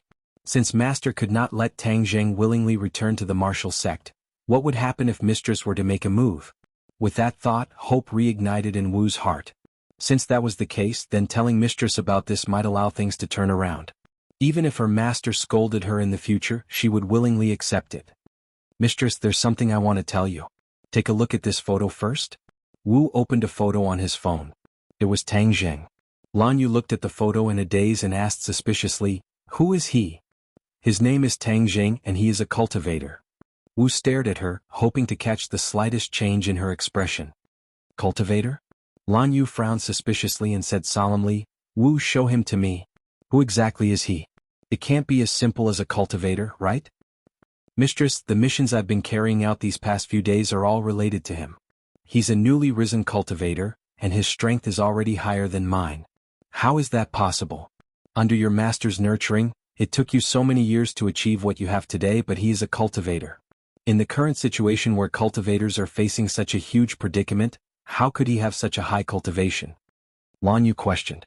Although she usually did not care about the affairs of the martial sect, she was naturally not unfamiliar with the situation of cultivators. I don't understand either. Maybe he's the legendary genius cultivator who was born for cultivation. The first time I saw him he was still very weak, but a few months later he surpassed me. I can't explain the whole story, and according to the investigation, he hasn't even been cultivating for a full year. What? Not even a year? Lan Yu was shocked, disbelief hanging between her brows. Impossible, how can there be such a cultivation genius in this world? Wu also didn't want to believe it, but the truth was right in front of her. and she had no choice but to believe it. But this is absolutely true, Li Tianlan said. Lan Yu's brows furrowed tighter and tighter. Although this was inconceivable, she knew that Wu would not lie to her, so she continued to ask, Wu, why didn't your master kill such a genius? I don't know either, but the sect master's order is to let him return to the martial sect willingly. Also, he has a jade pendant with the word martial engraved on it. The sect master said that it belongs to the martial sect. Jade pendant.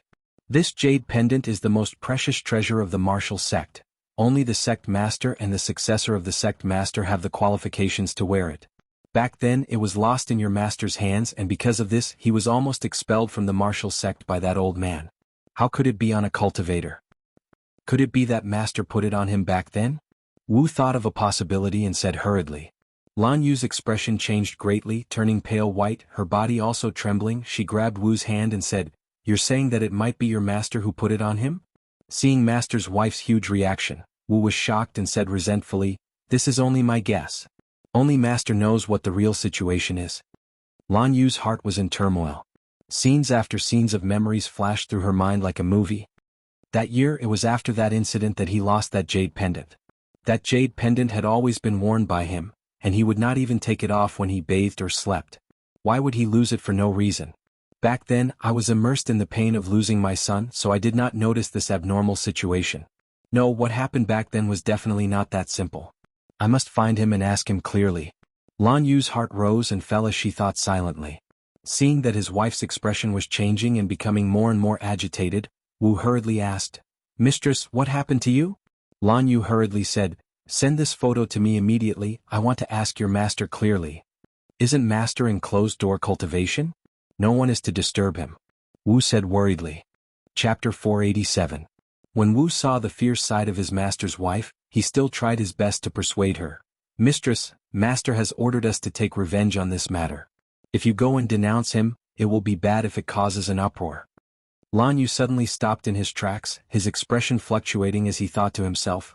Although that old man is dead, he still has a lot of fans in the martial sect. The great clan elder was once his trusted aide. If my poor son really didn't die, then wouldn't it be a huge disaster if they found out? Lan Yu's heart trembled. He turned around and stared at Wu, asking, Where is Tang Jing? He's still in the capital for the time being. Immediately take me to see him. Lan Yu ordered impatiently. Wu asked nervously, Mistress, could it be that Tang Jing is your son? Lan Yu bit his lips, hesitated for a moment and said, I don't know either, but since he has that jade pendant on him, then I must investigate and get to the bottom of it. Wu's emotions became extremely complicated.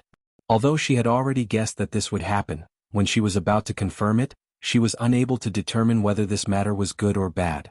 The martial sect had always taken hunting cultivators as their responsibility, and in the end, the son of the martial sect master was also a cultivator. Wasn't this a huge irony? Of course, Wu could not bear to see the reputation of the martial sect damaged and his master's reputation destroyed. However, she could not wait to find out the whole story. If Tang Zheng was really the son of her master and mistress, then wouldn't a family reunion be the happiest thing in the world? Wu was an orphan.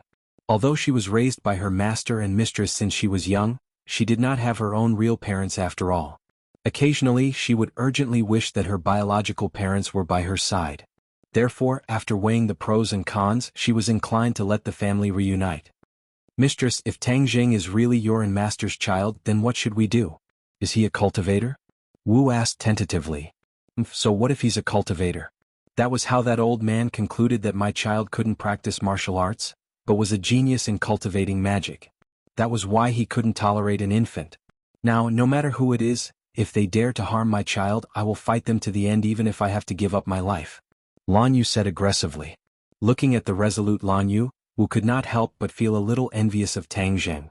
If he really was his master's child, then he would be the happiest child in the world to have a mother like his master's wife. However, when Wu heard that the old sect leader had determined that the baby in swaddling clothes was a genius in cultivating magic, he was even more certain that Tang Zheng was that baby, because he was a genius cultivator. Without stopping, the two immediately set off for the capital. At this moment, Tang Zheng was already sitting in the Yen family's living room. Several important figures of the Yen family were gathered together, and the king of medicine was also accompanying him. Just now, Yen Padian had personally welcomed him at the entrance. His etiquette was so high that it was truly rare. As the host and guests sat down, Tang Jing first thanked Yan Luyun for his generous gift at the auction. Yan Padian hurriedly said that he was welcome, but in reality, it was the Yan family who had taken advantage of him. The price of the 2 life-continuing pills was much cheaper than the other families. That was a huge bargain. Yan Padian looked at Tang Jing benevolently and sighed, "Truly, the waves behind the Yangtze River are pushing the waves in front. Previously, when I acknowledged you as my master in Medicine King City, I was so shocked that my old heart was about to stop." Tang Jing laughed and said, "Elder Yan is too serious. This time you have provoked the dragon group. Xing Feng is a vile person who will seek revenge for the smallest grievance. You must be careful." Yan Padian reminded him. Seeing that he and Wu were so serious about this matter, Tang Jing did not dare to let his guard down and nodded in agreement. Yan Padian did not expect to be able to completely rope in Tang Jing in just a few days. This was a long-term process that was imperceptible, so he was not in a hurry. After chatting with Tang Jing for a while, he found an excuse to leave. The King of Medicine and Yan Qishan followed him and left the hall. As a result, only Yan Qingyi and Yan Luyun were left in the hall. Yan Qingyi gave Yan Luyun a look, and Yan Luyun also found an excuse to leave. Only Tang Jing and Yan Qingyi were left in the hall. Immediately, Tang Jing's expression became strange. What kind of medicine was this Yan family selling in their gourd?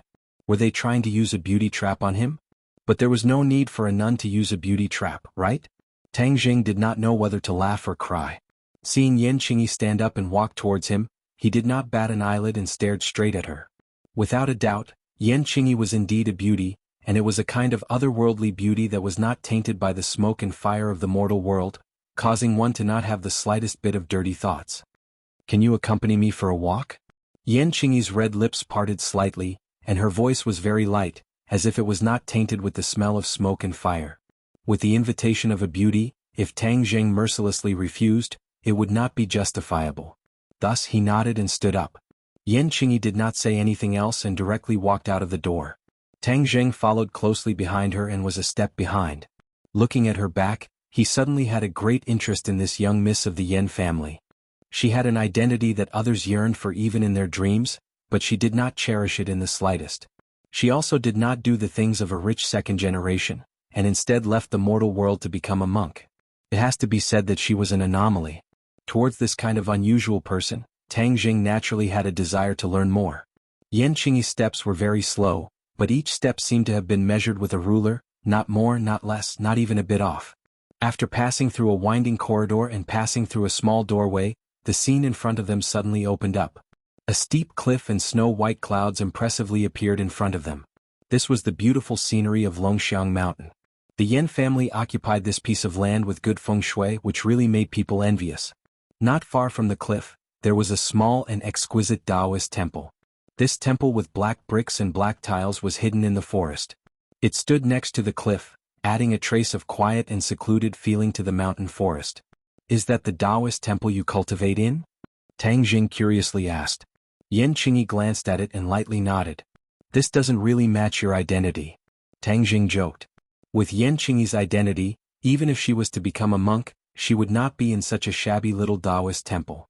It's only a place for a monk to live. As long as one has the Tao in their heart, what difference does it make whether they are big or small? Yan Qingyi lightly said. "He as expected of a monk, your knowledge is indeed different from us, this kind of layman." "Layman? You are not necessarily too modest. You are a cultivator. How many cultivators are there in this world? I think you should know better than me. You should also understand that your identity is not simple, so how could you be a layman?" But no one said that cultivators are not laymen. They are always entangled with worldly matters, unlike you who have seen through the mortal world. If you are not a layman, then what are you? Yan Qingyi looked at the clouds in the distance and said, "I have not seen through the mortal world. People who cultivate the Tao in their hearts. There is no need to see through the mortal world. If you see through everything, then how can you cultivate the Tao? This Tao is the Tao of the world, and it is closely related to the mortal world. Only by understanding the mortal world can you truly cultivate the Tao." Tang Jing exclaimed in surprise. This point was out of Tang Jing's expectations, and seemed to have a deeper meaning. There are thousands of Taoists in the world. Everyone has their own Tao and everyone's Tao is different. However, many people's Tao is too vulgar. They may not be able to understand their own Tao even if they spend their whole lives. "May I ask what your Tao is?" "My Tao." Tang Jing frowned. He had never thought about this question. He had experienced ups and downs along the way, but did he have a Tao? Tang Jing really did not know the answer. You don't know? Tang Jing nodded honestly. I am just a vulgar person. I really don't like to ponder about these complicated and profound things. No, it's just that your Tao has not yet revealed itself. When you continue to walk step by step in the future, you will eventually comprehend your Tao. At that time, your achievements and your cultivation will rise to another level. Tang Jing smiled bitterly. Then I'll take advantage of your auspicious words.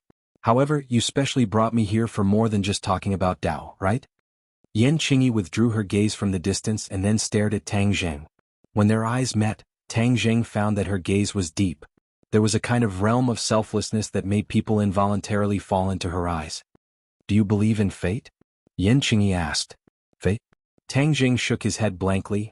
I don't know, but I do know one thing. I believe in myself. I believe that I can control my own fate with my own strength. It seems that you are very confident. You can say that.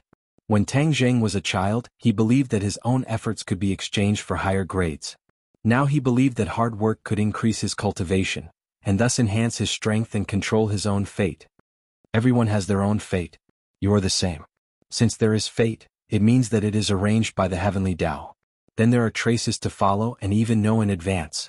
Tang Jing laughed involuntarily and said, Your words are exactly the same as the fortune tellers on the street. I believe that if you go and do fortune telling, your business will definitely be good. Yan Qingyi acted as if she did not hear him and continued, To predict the future is to know a person's fate in advance. Oh, is there anyone in the world who has this ability? Tang Jing asked casually. Yan Qingyi nodded seriously. Tang Jing was stunned. He was just casually asking, why did she nod so firmly? Do you want to know your own fate? Yan Qingyi asked. Do you really want to be a fortune teller? Tang Jing laughed involuntarily. Please answer me. Yan Qingyi was still serious. Seeing that she did not seem to be joking, Tang Jing's smile gradually disappeared, and he looked at her suspiciously. If she was not Yan Qingyi, Tang Jing would definitely think that he met with a scammer, and immediately turn around and leave. Since she was not joking and she said with such certainty that there was such a person who could predict the future, it meant that she knew this person, or she was this person. Tang Jing was shocked by his own deduction. Although he was a cultivator and knew mysterious techniques, he never thought that he could predict the future. Because that kind of ability was too heaven-defying. Chapter 488. Yan Qingyi looked at Tang Jing with burning eyes. She was also taking a huge risk by saying these words.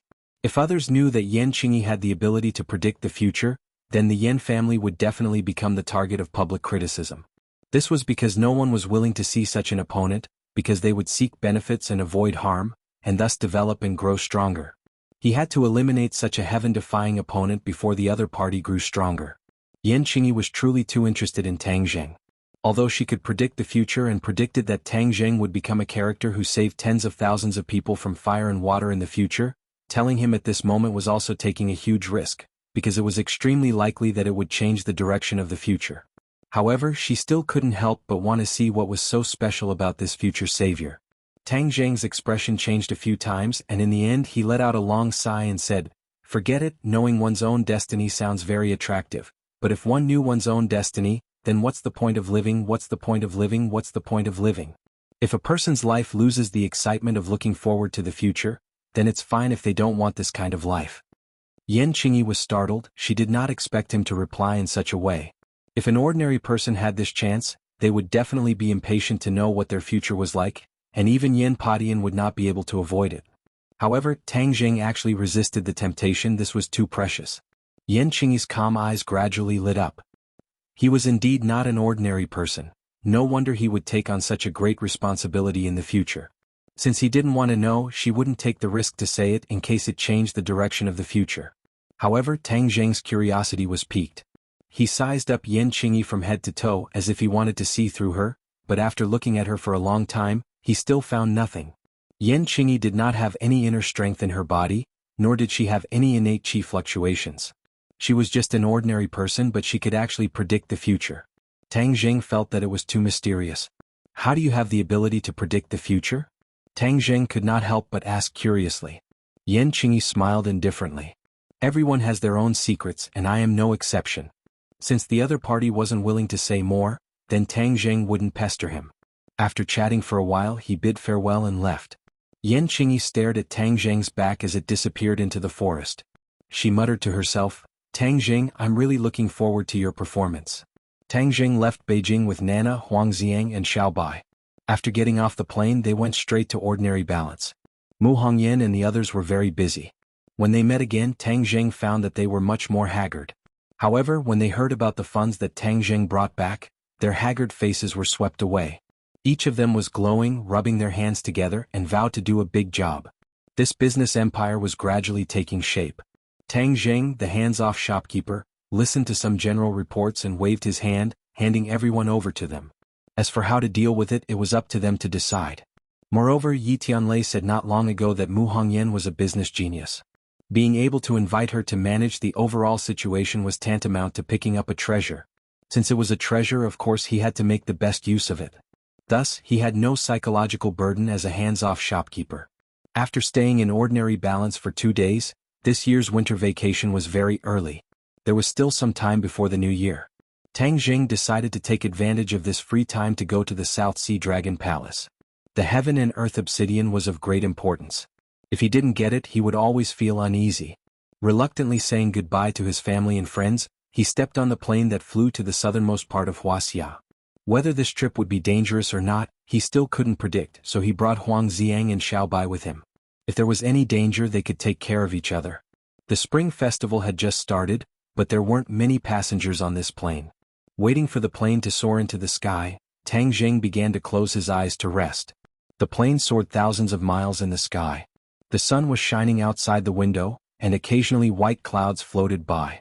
The weather was very good. There was an empty seat next to Tang Zheng. Although he closed his eyes to rest, he still felt that someone was sitting next to him. He didn't take it seriously and continued to close his eyes to rest. After a long time, he faintly opened his eyes and inadvertently glanced at the seat next to him. Suddenly he was frightened as if he was bitten by a poisonous snake. If it wasn't for the seat belt, he would have stood up directly. However, he quickly calmed down. His eyes slightly narrowed as he firmly warned the other party, "You're really like a ghost that won't go away. Why are you following me again?" A burst of bell-like laughter rang out. "Tang Zheng, you were so scared when you saw me. Am I that ugly? So scary?" "You're not ugly, but that doesn't mean that ugly people are scary. You're the dignified holy maiden of Li Palace, but instead of staying in Li Palace, you're following me like a ghost. What exactly do you want to do? Do you want to kill me?" Tang Zheng asked in an unfriendly tone. On that rainy night, if not for Wu protecting him, he would have already been killed by Li Xiaotian while he was unconscious. The relationship between Tang Zheng and Li Xiaotian was very complicated. The two of them had experienced a lot together, and even in the 10,000 huge mountains, they had experienced many dangers together. Could be said that they had gone through thick and thin together. However, his wariness towards Li Xiaotian was even stronger than his wariness towards Wu. This was because Li Xiaotian was a fickle person that was hard to figure out. Her words and actions changed a lot. Originally she was still talking and laughing, but in the blink of an eye she could kill you without even blinking. This kind of person only acted based on their own interests. This kind of person was very terrifying, because you didn't know when you would harm their interests and become their mortal enemy. Hearing Tang Zheng's unfriendly tone, Li Xiaotian laughed and said, "Yes, I really want to kill you because you are already a huge danger factor. Moreover, you already have enmity towards me, so if I don't kill you before you are completely strong, when you become strong enough in the future, I won't be able to contend against you at all. At that time, there will be no hope for me to kill you, and at that time, it will be my bad luck. You and I were originally going to stay out of each other's way. Why are you doing this? Because you are a cultivator, and after witnessing the power of the 100 Transformation Star Lord, I understand the terror of cultivators. If we were to let cultivators return in the future, us martial artists would be in deep trouble. Actually, these were all the responsibilities of the martial sect, but did the people of the martial sect have water in their heads? Not only did they not kill you, they even helped you. However, it doesn't matter. I'll do it for them." Li Xiaoyan's tone was very relaxed, without the slightest fluctuation in his emotions, as if he was talking about something that had nothing to do with him. Tang Zheng asked himself many times if he could not do what she did. No wonder she was able to become the holy maiden of Li Palace. She was indeed different from ordinary people. "I am completely different from the 100 Transformation Star Lord. Why do you have to target me? People will change. You are different from him now, but who knows if you will be the same as him in the future. Therefore, the danger had to be strangled in the cradle. In addition, I have always been attached to the heaven-shocking bow and the sun shooting arrows. If I kill you, won't I be able to obtain these two divine armaments? Li Xiaotian blinked her big black eyes and said playfully. Then I'm afraid it won't be as you wish. If you want to kill me, you're still lacking a bit of ability. Moreover, since you have the intention to kill me, I won't let you off either. Tang Jing said resolutely with a murderous aura. Tang Jing did not have the habit of not killing women. Women were also humans, and since men and women were equal, then if men could kill women, could it be that women could not be killed? Moreover, the other party was still an enemy. If he did not kill him, could it be that he was waiting for the other party to assassinate him again and again? Wouldn't he be the world's greatest fool? So scary you can actually ruthlessly attack me. Li Xiaotian patted his chest and pretended to be afraid. Stop acting, there are no other spectators here, so it's useless for you to act. Moreover, I can't kill you on this plane, otherwise, it won't be good if other people are buried with you. Tang Jing said. Yo, you're quite sympathetic. You even know how to care about the lives of others. You're indeed a little different from that 100 transformation Star Lord. Li Xiaotian joked. Tang Jing rolled his eyes at her, he was too lazy to care about her, and prepared to close his eyes to rest. But Li Xiaotian was not prepared to give up just like that and asked, Aren't you curious why I came to find you again? Tang Jing remained silent. Li Xiaotian didn't care and said, Since you know that I want to kill you, I followed you to the sky. Of course, it's not to accompany you to see the scenery, but for my purpose, to kill you. Tang Jing suddenly opened his eyes were like lightning and was quite frightening. Li Xiaotian chuckled and asked, Are you afraid? Could it be that you want to kill me on the plane and let so many innocent people die with me? Tang Jing asked coldly. Innocent people, do you think they are all innocent people? Then why don't you personally ask them if they are innocent? Li Xiaotian reached out to cover her cherry mouth, and pointed to the other passengers and asked. Tang Jing's heart skipped a beat, and he quickly looked up, only to see that there were about 100 people on the plane, and many of them were focused in his direction. When Tang Jing's gaze swept over, everyone subconsciously lowered their heads, unwilling to look at Tang Jing, but it was already too late. Tang Jing had already noticed the clues. These passengers were not ordinary people, each and every one of them had eyes like lightning, bright and full of expression. One could tell at a glance that they were not good people. Tang Jing was shocked, there were no innocent people on this plane, the other passengers had already been cleared out, and in their place were enemies who wanted to kill him. What a big move. Tang Jing coldly snorted and said. You're not afraid as expected of a body full of guts, admirable. But from now on, I won't be able to see you again, it's quite a pity. Li Xiaotian shook her head and said regretfully. Stop playing around, since Li Palace has made such a big move to kill me, then come. Tang Jing was suddenly not afraid and had already unbuckled his seat belt. On the other side, Huang Xiang also quietly unbuckled his seat belt, his face ashen, ready to attack at any time. Chapter 290. Facing a mercenary with level 2 firepower, the risk factor is relatively high. Moreover, there are about 5 of them in the tent and 2 outside. If we don't act in time, once the mercenaries notice us, they will definitely fight with us. Then, the safety of the 79 Tibetans in the village will be threatened, and they may even die. What's your plan? If there's anything you need help with, just let me know. I'm quite familiar with this no man's land. I've been here for more than 6 years. Principal Chen's words made Xia Jinyuan respect him. 6 years in the no man's land. Based on Principal Chen's experience, the time he spent on the mission was around 7 to 8 years. That was when the border was in chaos. G3's voice came from inside. He was reporting the situation. A few seconds later, Xia Jinyuan said, Uncle Chen, there's no movement from the mercenaries now. It's very likely that they are resting in the tent. We have 10 minutes to inform the herdsmen within 20 meters of the tent in front of us. Also, we need to inform the Tibetans. Our guns are not equipped with silencers. Once we fire, the Tibetans will be alerted. We don't have much time. Inform them all within 5 minutes. Principal Chen had no objections to his arrangement. As he nodded, Yi Qian, who had assembled 2 sniper rifles, walked out. Is there anything I can do to help? 2 sniper rifles, I think, will be of some help. Seeing her come out with 2 sniper rifles in high spirits, Xia Jinyuan couldn't help but raise his hand and pat her on the head. He said softly, You. To her, danger didn't make her afraid, but excited. You don't speak Tibetan, so little fox, your mission is to first go to the front with me and take care of the other two mercenaries. Second, guard the high ground. If you see anyone coming out, immediately snipe. Mercenaries? Is it? Yi Qian's eyes suddenly lit up. Then without thinking he said, they have rich combat experience, are ruthless, and fight for money. Then can I assume that as long as someone comes out with a gun, I can snipe them on the spot? Of course, I will see the hostages clearly. Yes, except for the hostages, you can snipe everyone. Xia Jinyuan smiled as he looked at Yi Qian's bright eyes. He took out 2 items from the first aid kit and handed them to Principal Chen. If you can light a lamp, light it first so that we can see the furnishings inside clearly. These are anti-inflammatory drugs and hemostatic drugs. Just what they need. After handing over the medicine, Xia Jinyuan said in a low voice, on the way, we found that a herdsman had been killed. All the anti-inflammatory medicine he had with him had been taken away by the mercenaries. It meant that someone in the mercenary group was injured, and anti-inflammatory drugs were an urgent necessity. Headmaster Chen's face darkened when he heard that a herdsman was killed. He took the medicine and glanced into the tent.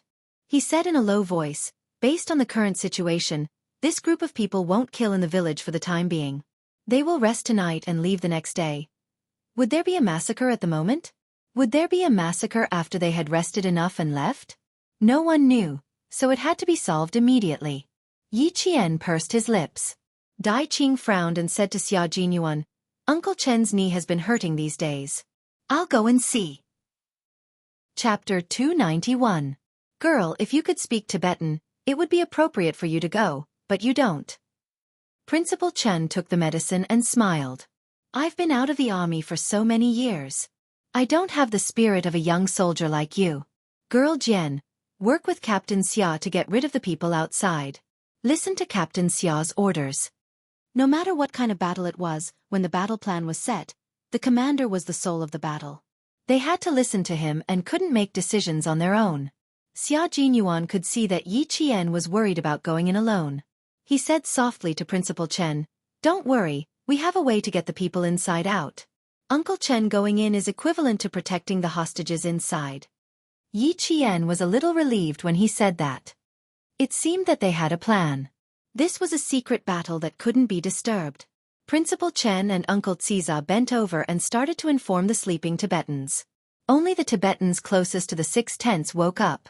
After hearing what was going on, they picked up their trident guns and wanted to fight with the mercenaries who dared to hurt the herdsmen in the village. The herdsmen were brave. If it wasn't for Uncle Xiza, who was from the Tibetan army, there was no way to stop them. Principal Chen put on his Tibetan uniform and a hat. He looked no different from a Tibetan. Plus, he could speak Tibetan fluently. As G3 and the others held their breaths, the world-class sniper walked calmly towards the tent. Principal Chen, who was standing outside the tent, raised his voice. His voice was clear and there was no trace of fear in it. K7 became the translator. He translated what Principal Chen said in a low voice. Is Dima here? I brought back the medicine you asked me to bring. You came back so late. You met a snow wolf at night and almost lost your life. Fortunately, I had a trident gun that allowed me to come back alive. After translating, K7 said in a low voice, this is a master. Is he retired from the frontline Tibetan army? He already went in. That's amazing. There were 2 meanings in one sentence. First, he came to deliver the medicine because he came back late. Second, he had a trident gun in his hand and could fight the snow wolf. That was why K7 said it was an expert talking. After Xia Jinyuan heard this, he smiled gently at Yi Qian and said, all the brothers respect Uncle Chen. Little fox, we don't have much time. Take care of the first 2 in 5 minutes. What do you think? The less time they spent outside, the more they could ensure Principal Chen's safety. Naturally, Yi Qian hoped to resolve this matter as soon as possible. The snowy wind in the no-man's land blew close to the snowy mountains. At night, the wind howled like a monster, emitting a power that made people tremble. It was this kind of wind that not only concealed the sound of footsteps, but also brought the thick stench of blood to his side. It was the blood of a Tibetan mastiff. They had used some unknown method to kill the Tibetan mastiff. Hearing the sound of the stone falling, Yi Qian could not help but bite his lower lip. Through the night vision goggles, Xia Jinyuan, who had finished observing the situation, quietly whispered into Yi Qian's ear. The faint scent of mint and manliness enveloped her. "I'll take the right. You take the left. Let's attack together." He extended his clenched fist between the two of them. Yi Qian's lips curled up. He extended his fist. The big fist and the small fist lightly bumped together. The two of them moved to the left and right sides, each holding a military multi-purpose bayonet. What the two of them needed to do was to silently take care of the two mercenaries who were about to return. Chapter 292. In order to match Yi Qian's speed, Xia Jinyuan slowed down his footsteps by half a beat. He waited for the rocks to fly up. Then his slender figure and her slender figure appeared behind the two mercenaries at the same time. Yi Qian's eyes were filled with ruthlessness. For Xia Jinyuan and the others to chase after the culprits, they must be unforgivable, not to mention that they had killed a herdsman. The wind was howling, as if it was adding momentum to the upcoming life and death battle. Every fight was a matter of life and death. No matter the situation, staying calm was the key to a battle of life and death. In close combat, not only did the opponent not have a chance to shoot, but they also did not have a chance to shoot. Therefore, it was important to stay calm and not panic. "Soldier! Damn it!" One of the mercenaries cursed in an unknown language and threw a fist at Yi Qian. Soon, he realized that the person who dared to fight with him was actually a girl, and he burst into laughter. The biggest taboo on the battlefield was to underestimate the enemy. Facing Yi Qian, he had underestimated him from the beginning. For Yi Qian, this was a good thing. And her performance was also showing weakness. Yi Qian had memorized how to use his advantage on the battlefield from the beginning of training. He did not dare to forget. There was indeed a great disparity in strength, but it was not that Yi Qian was weaker than the other party. From the beginning of the fight, he could tell that the other party's training was not professional. Moreover, leaving the tent and risking being discovered to abandon the Tibetan Mastiff showed that their status was average. In the mercenary army, there was a certain disparity in status. The dagger in his hand swept across with a gust of wind, and he could feel the sharp blade cutting through his skin. The battle of life and death was just that cruel. It was either you die, or I die. Xia Jinyuan was fast and fierce. After a few sweeps, the dagger in his hand had pierced deeply into the other party's thigh. Before he could pull it out, the other party roared in pain and elbowed him hard in the head. This was a professionally trained mercenary. He surrounded Xia Jinyuan from both sides. Through the night vision goggles, he deliberately chose Xia Jinyuan and left the weaker one to Yi Jian. Xia Jinyuan was hit hard in the head. He felt a buzzing sound in his head. Relying on his instinct, he swung his fist and punched the man in the nose. When a person's nose was hit, not only would they subconsciously close their eyes, their brain would also go blank for a few seconds due to the pain. In those few seconds, Xia Jinyuan, as a soldier who had undergone rigorous training, performed bravely and fearlessly. Even though his brain had suffered a heavy blow, he was still able to accurately grasp the dagger in his opponent's thigh. He pulled it out, and warm blood spurted out, staining his combat gloves. The mercenary screamed. He raised his uninjured right foot and kicked Xia Jinyuan in the chest again. Unfortunately, his injured left leg slowed him down and he could not fight back. Xia Jinyuan, who did not retreat, directly used his right arm to block the other party's kick. He needed to finish off this trapped mercenary on the spot. Xia Jinyuan's entire right arm was in so much pain that his face tensed up. In the next second, he leaped up and stabbed the bloody dagger into the other party's neck again. Under the combat gloves, the muscles and bones on the back of his hand were exposed. He was exerting force, forcefully twisting the dagger that was stuck in the other party's neck. This was a fatal blow, one that left the other party with no chance of survival. Chapter 293. There was only coldness on Qin Ya's elegant face. She pulled out the military dagger that had crushed the opponent's throat. The blood was like a flower blooming in the snow and wind. In the darkness, the blood became one with the night sky and fell to the ground. The blood splattered on his face, and when it was blown by the wind, it condensed into blood frost on his face. Xia Jinyuan, who had just killed a mercenary, didn't have time to wipe off the blood frost on his face. He turned around and walked towards Yi Qian. However, he heard Yi Qian shout, "Go and support Uncle Chen, quick!" With her own strength, Yi Jian knew that she could get rid of this mercenary who was not very strong. At the same time, she also saw how dangerous the fight between Xia Jinyuan and the dead mercenary was. She was very worried that the mercenaries left in the tent were all strong and powerful. Uncle Chen's shoulder and knee were suffering from rheumatism. How could he be a match for them? Go! Don't make me worry. Yi Jian's clear voice was like a cold sword in autumn water, breaking through the wind and reaching his ears with a cold ruthlessness. Her dark eyes were filled with frost. Even her gaze was like Xia Jinyuan's, fierce and ruthless. Her eyes were filled with determination. In the face of life and death, in the face of a race against the Grim Reaper, her performance was the performance of an outstanding soldier. She would never back down. Little fox, remember, you are a soldier. You must know your mission and responsibility. You are not allowed to panic under any circumstances. Do you know what a soldier is? A soldier is the country's last line of defense, and also the line of defense that walks at the forefront. He didn't come over, but his voice traveled over. His low voice was filled with biting cold, and every word traveled into Yi Qian's ears. After he finished speaking, he turned around and left without hesitation. Because Xia Jinyuan knew that his little fox was like a wolf cub that had left the pack and was using its own strength to hunt. She was using her strength to prove that there was nothing wrong with her. His words were just to tell her that even if she killed him personally, it was because he was a soldier, a line of defense for the motherland. There was no need for her to have any psychological barriers. To this day, Xia Jinyuan still remembered that more than a year ago in Australia, when she saw Yi Qian's hesitant expression when he killed someone for the first time, he had solemnly and sternly told her that it was an honor for a soldier to fight for the country, even if their hands were stained with blood. It was Yi Qian's first time fighting without anyone by his side. Even if something happened, there would be no one to support Yi Qian. It was also something he had to go through. As soon as Xia Jinyuan left, Yi Qian calmed down and began to attack fiercely.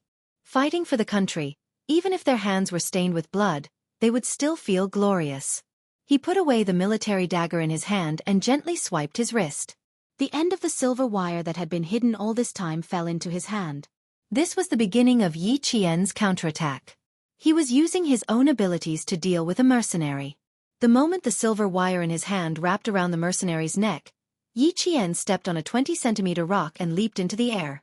Like an eagle spreading its wings, he leaped over the mercenary's head and wrapped the silver wire tightly around the mercenary's neck. With one end wrapped around his arm, no matter how hard the mercenary struggled, he pulled out the military dagger and stabbed forward. Amidst the roars, Yi Qian heard gunshots coming from the front. The battle had begun. Yi Jian forcefully pushed the dagger into the mercenary's body. As the mercenary roared even louder and struggled even harder, Yi Jian's entire body was instantly flung out and she fell onto the sharp stone beach. The silver wire wrapped around her arm showed no signs of loosening. She didn't immediately get up. Instead, she planted her feet on the rocks and pulled out her pistol. Along with the gunshots coming from the front, Yi Qian fired the first of his 12 bullets. Chapter 294. Bang!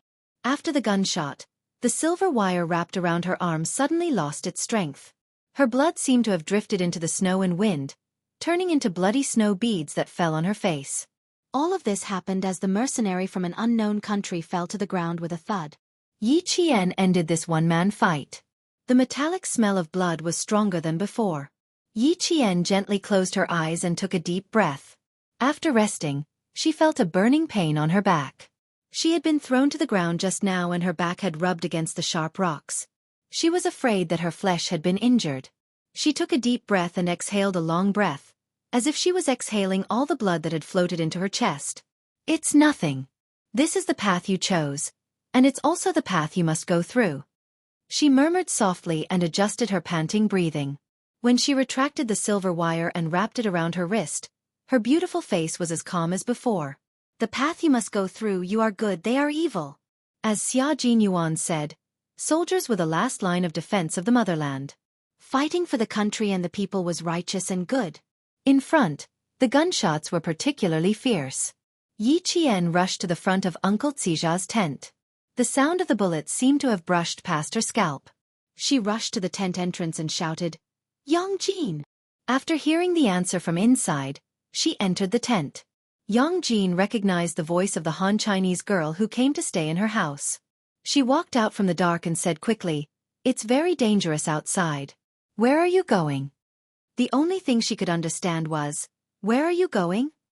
"Be careful, hide well." "I'm going out." Yi Qian used the Tibetan language she had learned to gently remind Yang Jin, who was lying in a corner of the ground. She picked up the sniper rifle left in the tent and went to the sniping spot. She set up the gun, put her eyes close to the night vision sight, adjusted the distance, and searched for the target in the green world. A man in Tibetan clothing entered his line of sight. He zoomed in and slowly focused on him. As the other party retreated, he could see that the man in Tibetan clothing would cover his waist with his hands from time to time. Xia Jinyuan had said that a high-ranking member of the mercenary group was injured. At this time, she found that this Tibetan not only did not hide in the tent, but had been looking for a hiding place outside. His whereabouts were already very suspicious. However, he couldn't just assume that there was something wrong with the other party based on his own guesses. He didn't immediately take action and turn off the red laser. He just kept aiming at the other party. Perhaps it was because the herdsmen were all brave. No matter how loud the gunshots were outside, no one ran out in a panic. In this area, they believed in the uniformed soldiers. In the eyes of the herdsmen, the soldiers guarding the border were their guardians. Every year, they would offer countless hada as a sign of their passion and respect. It was this kind of trust that made them choose to stay in the tent and wait for the gunshots outside to pass. What did the soldiers fight for? Naturally, it was for their country and the people they protected. Every bullet that was fired was a sign of their fearlessness. They were fighting bravely without fear of death. Yi Qian hadn't put on his military uniform yet, but he had already placed himself above the soldiers. He believed that he was a soldier from the bottom of his heart. When he saw Han Zheng holding a gun and chasing in the direction where the man in Tibetan clothing was hiding, he didn't hesitate to pull the trigger of his sniper rifle. The laser flashed, and the bullet was fired. Chapter 295. In 0.3 seconds, the brain of the target, who was still hiding, was pierced by the sharp bullet. After a few centimeters, the bullet burst out of the brain and pierced through the tent with the remaining force, landing somewhere unknown. The target was lying on the side. In order to hit the target with one shot, Yi Qian chose the most brutal way of sniping. The sound of the gunshot made Han Zheng stop in his tracks. He seemed to have thought of something. He glanced at the high ground and made an okay gesture. He then pointed to the front and signaled Yi Qian to snipe the second target. The sound of the sniper bullet didn't sound too out of place in the gunfight. Han Zheng informed all his comrades of Yi Qian's position through his earpiece. Successfully sniped the first target. There's still one more person, Little Fish. Lure him outside. Yi Qian is at the high ground. He can take care of Little Fish in minutes. The death of the leader of the mercenaries was a good thing for the comrades of the Snowfield Brigade. Xia Jinyuan adjusted his earpiece and said, "What are Yi Qian's coordinates?" Z7, report. After Han Zheng reported Yi Qian's coordinates and direction, Yi Qian saw Han Zheng make another gesture through the night vision scope. "There's a target at 10 o'clock. Requesting sniping." She immediately aimed her sniper rifle at the 10 o'clock direction and aimed. Soon, she saw a black shadow moving slowly among a pile of rocks. The corner of Yi Zhen's mouth curled up slightly. The crosshair of the scope firmly locked onto the target and moved along with the target's movements. The 7.62mm bullet flew out of the fireproof cap and flew straight at a distance of about 300 meters. Her sniper rifle had a range of 800 meters. With the wind speed at a distance of 300 meters and Yi Qian's calculations, the sharp bullet pierced through the air and hit the target in the back. The target was hit within 300 meters. The shooting stopped and the butter lamps in the tent lit up one by one. It was very calm. It was as if the herders had just woken up. There were no panic screams or cries of fear. They were the descendants of heroes, so they were very calm in the gunfight. When Yi Qian came down with his sniper rifle, he saw a black shadow standing quietly on the rocky beach. Behind him was a majestic snowy mountain. He was like a snowy mountain. He stood there quietly with a majestic aura. He made people feel at ease. He made people feel that he could protect the peace of the area. Xia Jinyuan now, he was even more charming than he was a year ago. He was wise and calm in the face of enemies. He fought side by side with him. No matter how dangerous the road ahead, he was willing to walk with Yi Qian. There was no way back. Only forward. With him around, no matter how tough it was, they could walk side by side. This was Xia Jinyuan's charm. His charm was incomparable. Little fox, are you admiring the night view? Or are you waiting for me to walk over? She stood not far away and did not move. Xia Jinyuan raised his eyebrows and smiled. His black eyes were as bright as the stars, rippling gently. I think you're waiting for me to walk over and give me a warm hug. He could quickly walk out of the smoke and fire of war and be himself again. Yi Qian heard this and immediately jumped over a rock. Unexpectedly, he felt a tearing pain in his back. The sudden pain came. Even Yi Jian, who had always been able to endure it, couldn't help but gasp. It seemed that the injury was a little serious, especially the side of the waist. It seemed that the skin and flesh had split open. Chapter 296. The sound of pain was particularly clear in the quiet night. Xia Jinyuan, who had been smiling, immediately put away his smile and walked over. Sit down. Where are you hurt? He put his arm around her shoulders and turned on the headlights on his helmet. In the light, they could see Yi Qian's beautiful face and his elegant, handsome face. Yi Qian didn't even have a chance to refuse before he helped her sit on the rock. It was late at night. The rock was really cold. In August, the temperature in the no-man's land would drop to a few degrees below zero.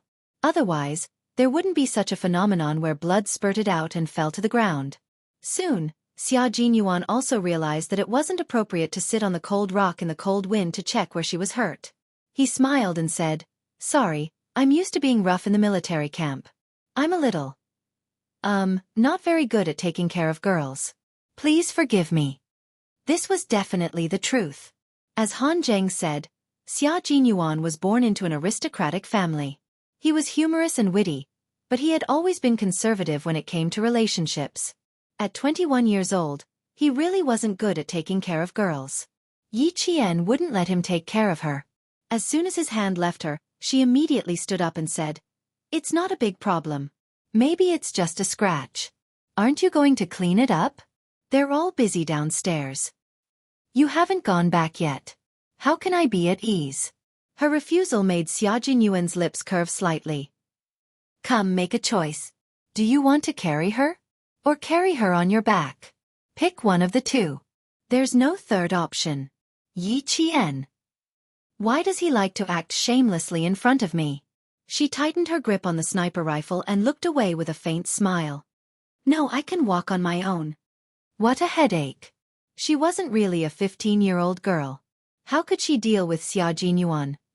She couldn't do anything about it. She couldn't be as cold as she was with Yi Xifan's family, and she couldn't be too enthusiastic either. She wanted to maintain a gentlemanly friendship, but he liked to cross the line.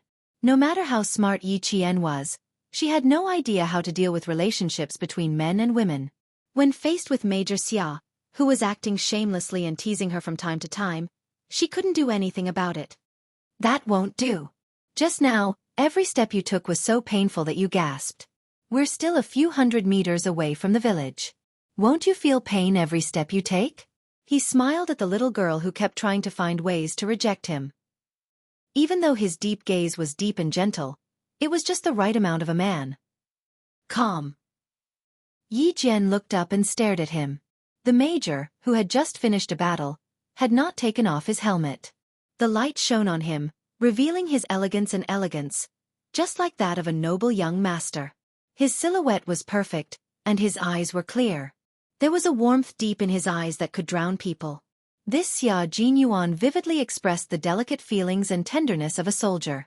Her eyelids drooped slightly, and she smiled helplessly.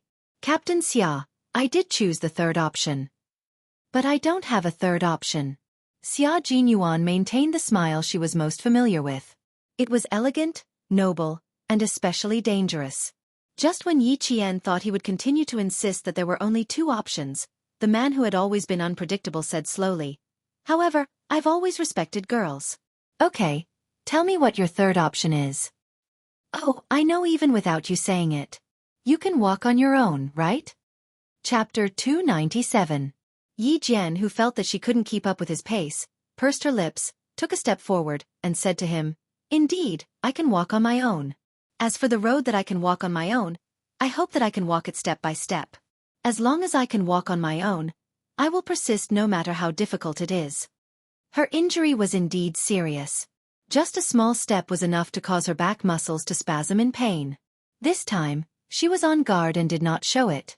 Instead, she took one step after another and brushed past him, once again widening the distance between the two of them. The smell of blood on her body completely exposed Yi Qian's injury. Xia Jinyuan's smile slowly disappeared and his eyes darkened. He turned around and looked at the stubborn figure that brushed past him. He sighed softly. It's so hard to walk on your own. Silly fox, why don't you think of relying on others? If you continue to walk like this, you will be the only one suffering. Xia Jinyuan chased after her with a slight pain in his heart. She had her third choice. Then, he would give her a fourth choice. Since she had chosen to walk on her own, he would walk with her. Judging from the way she walked, her back was injured.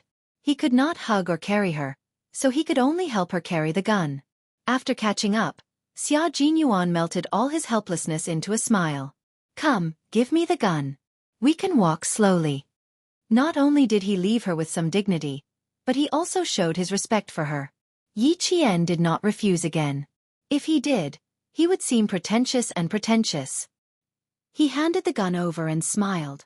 Helping each other on the battlefield is also a form of friendship. Thank you. For now, I don't think we are comrades. Xia Jinyuan took the heavy sniper rifle and raised his eyebrows slightly. He jokingly said, the army would not dare to recruit an underage soldier like you. Yi Qian glanced at him. Didn't you say we were comrades? Why did you change your mind so quickly? It seems like you don't understand what a comradeship is. Just now, I said that I would give you two choices. If it were Han Zheng, there wouldn't be a second choice. When it came to education and brainwashing, Xia Jinyuan had always been good at both. As such, he began to explain to Yi Qian what comradeship was. You were injured, so it was necessary for me to help you. This is also a reflection of the camaraderie between comrades. In the end, you rejected me without a second word. Little fox, you're the one who rejected my comradeship first. He had to let her know that trusting him and giving him her hand was not a difficult thing to do. If she was too tired, she could rely on him for a while. If Yi Qian was really a 15 or 16-year-old girl, she would definitely be fooled by his serious tone. Fortunately, she wasn't. Therefore he maintained his composure and answered, Captain Xia, I haven't seen you for more than a year, and your ability to fool people has improved a lot. What is comradeship? Other than helping each other, there is also encouragement. I encourage my comrades to face difficulties and overcome them. Just like what I did just now, you wouldn't have given Han Zheng a second choice because you knew he would persevere. That's why this little girl said I was a fox. She saw things clearly at such a young age. She even knew what comradeship was. She must have done some research. Chapter 298. But you're a special exception, so I can't treat everyone equally. Xia Jinyuan laughed heartily. His handsome eyes were as bright as the moon in the sky. If he continued, it would be a complete rejection. He had to stop talking about this topic. After thinking about it, he naturally changed the topic. When you really wear the military uniform one day, I will definitely treat everyone equally. Yi Qian also secretly breathed a sigh of relief in her heart. She was really afraid that he would say something else that would make her want to run away. One was an astonishingly talented hunter. The other was a cunning and intelligent fox. This was destined to be an evenly matched contest.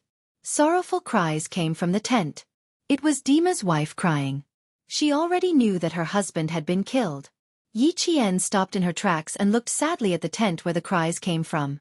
She remembered that once, her mother also cried like this. It was after her father died in an accident. Her mother hugged her and cried. Not long after, the gentle and beautiful mother in her memory no longer came back with a smile. Instead, she was covered by a national flag and returned to the village as a small jar. Although she had memories at that time, she did not know what sacrifice was. When she arrived at Yi Xiaofan's house, she was dragged into the kitchen by Sun Dongqing and beaten with a stick for the first time because she snatched an egg from Sun Dongqing. Only then did she know that she had become an orphan without parents. In her previous life, because she knew early, she was afraid early and developed a cowardly character that did not dare to fight with Yi Ying. Don't underestimate the Tibetans. They are a brave people. Even if Dima is not around, his wife will still take care of this family. Her sadness made Xia Jinyuan raise his hand and gently rub her hair. Everything will be fine. There is no hurdle in this world that cannot be overcome. You were able to grit your teeth and walk away from Xiaofan's family to live a wonderful life. Dima's wife is a mother and will also be strong for her child. Yi Qian nodded gently and did not say anything. She silently returned to Uncle Xija's tent. Xia Jinyuan was afraid that little fox was so sad because she thought about her past. He had sent her to the tent and was about to leave to deal with the follow-up matters in the team. However, he changed his mind at the last minute and chose to stay with her. As she turned around, she did not see Xia Jinyuan's downcast eyes. He sighed and felt sorry for her because of her sadness. He glanced at the swaying shadows in front of him and the nomad standing outside the tent. Xia Jinyuan pressed down on his headset and said to the team members who were cleaning up, Yi Qian is injured, so I'll accompany her for a while.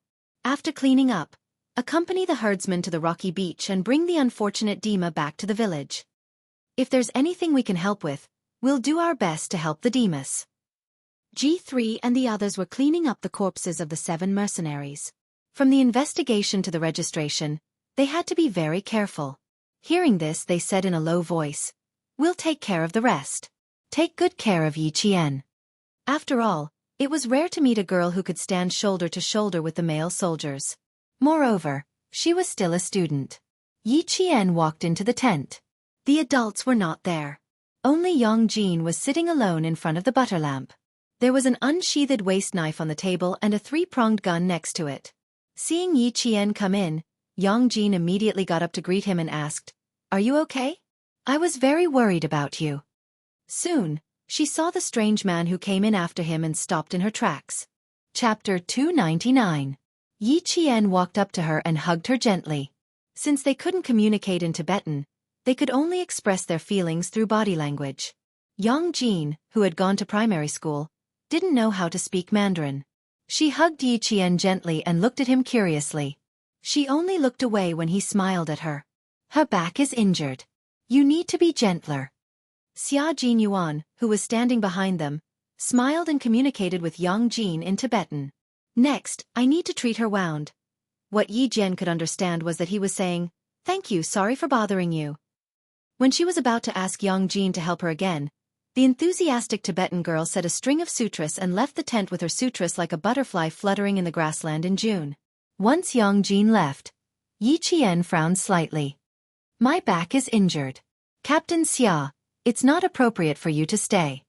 She was really vigilant, as if she was afraid of what he would do. Why are you afraid of an injured little fox? He picked up the sniper rifle beside him and didn't mention Yi Qian's injury. Instead, he asked, Where should I put it after removing it? Give me the bag. Yi Qian didn't feel relieved when he didn't mention it. Instead, he felt even more uncomfortable. I'll do it myself. Can you go out first? I want to treat my wound myself. Let's see how it goes. Weren't you very strong on the mountain just now? Why are you in such a hurry to treat your wound now? He sat cross-legged on the sheepskin rug on the ground and removed the sniper rifle from his hands. He looked up and saw Yi Qian still standing there. He couldn't help but smile and teased, What's wrong? Did I make you angry? His handsome face was full of confusion. He didn't seem to understand what Yi Qian wanted to do. What did he want to do? Yi Qian couldn't explain it himself. But Xia Jinyuan was sitting there and not leaving. It wasn't good. How was she supposed to take off her clothes? She clearly said that she wanted to treat her own wound. She didn't believe that she didn't understand. However, with the way he was acting, it would seem that she was overthinking if she said anything else. Yi Jian was a little discouraged. Captain Xia, don't play dumb in front of me. My meaning is very clear. I need to ask you to leave now because... She was a little embarrassed, but she still enunciated each word clearly, because I want to take off my clothes. You want me, a 15-year-old girl, to take off my clothes in front of an adult man like you? In return, he laughed heartily. His deep and handsome eyes seemed to reflect thousands of mountains and rivers. Firstly, the person I asked Yang Jin to invite hasn't arrived yet. Secondly, you're injured on your back. It's not convenient for you to treat the wound yourself. Thirdly, He looked Yi Qian up and down from head to toe, then met her gaze like a gentleman. I still know what it means to look away from indecent things. The sadness in her eyes had disappeared, and she had returned to being a strong and energetic girl. Also in the past, the little girl's eyes would inadvertently reveal a trace of hostility towards the opposite sex, and there was also a haze that was not easy to detect. This time, other than the clarity in her eyes, the haze that seemed to have been there for many years had completely disappeared. She didn't hide it deeper, but it had truly disappeared. Chapter 300. Such a little fox, full of wildness and vigor. He really wanted to sit quietly like this, quietly watch, and then tease her. He wanted to see her face filled with the vigor that a girl of her age should have because of his words. She would be embarrassed, she would laugh, she would be flamboyant. She would be full of vibrant colors. There were hurried footsteps outside. Someone was coming towards the tent. Xia Jinyuan stamped his feet and stood up from the sheepskin blanket. I heard the footsteps. It should be Yang Jin's men. I will wait outside. Call me if anything happens. Yi Qian rubbed her forehead. In her previous life, she had been forced to observe others secretly and carefully avoid minefields. But Xia Jinyuan, she had never seen through him. Xia Jinyuan walked out and saw Principal Chen walking towards him hurriedly. When he saw him, he immediately asked, "Is Miss Jen injured? Where is the injury? Is it serious?" He asked a series of questions. It was obvious how worried he was. "The injury is on her back. She told me that she fell on her back when she was fighting. I'm afraid it's serious. As for where it is, I don't know. She's like a porcupine. She's afraid that I'll stay." Xia Jinyuan said helplessly, "I'll have to trouble this Tibetan girl to invite a herdsman's wife who knows a little. She won't refuse." When Headmaster Chen heard this, he stopped in his tracks. He gave some instructions to Yang Jin, who had already called people over, and then stayed outside the tent. He shook his head and laughed. This girl is really vigilant. When she goes to the front lines in the future, she won't differentiate between men and women. But it's good that she has some awareness. The herdsman's wife's scream came from inside the tent. Xia Jinyuan, who was about to say something, was so shocked that he lifted the curtain and rushed in. At a glance, he saw a bloody wound on the side of his waist that was facing away from him. That injury made his pupils constrict. He walked to Yi Jian, who was lying on the bed because of his intrusion. He pressed one hand on her smooth shoulder and said in a low voice, "Don't move." Then, he immediately informed his team members, "Bring the first aid kit, including hemostasis, anti-inflammatory drugs, and normal saline over here. Hurry." "Is it serious?" "Right away." J5 was the first to respond. He took out his first aid kit and G3's first aid kit. "I'm coming." K7 also took out his first aid kit. Han Zheng said, "You're injured too. Save some. If it's not enough, I'll ask you for more." J5 position. "All right, I'll be right there." Han Zheng's crisp voice came through the earpiece. Not long after, the J5 rushed over with the first aid kit that Han Zheng had sent over. "Q King, come out and get it yourself." J5, who was already standing outside the tent but was blocked by Principal Chen, said in a low voice. Then he straightened his back and saluted to Principal Chen. "Sorry for making you worry." Xia Jinyuan had said that Uncle Chen had spent 6 years in the Tibetan area. As a soldier, he could tell at a glance that this retired veteran had a pair of eyes that were sharper than any of them. And his hands. They were a pair of hands that could hold a gun. He stopped J5 because he didn't want him to rush in. If her back was injured, she would definitely take off her clothes. This girl even resisted Captain Xia, who was familiar with her, let alone other male soldiers. He took the first aid kit and said in a deep voice, "You guys have worked hard. We're here, so don't worry. Let's deal with the herdsman first. Don't leave any disputes." Chapter 301.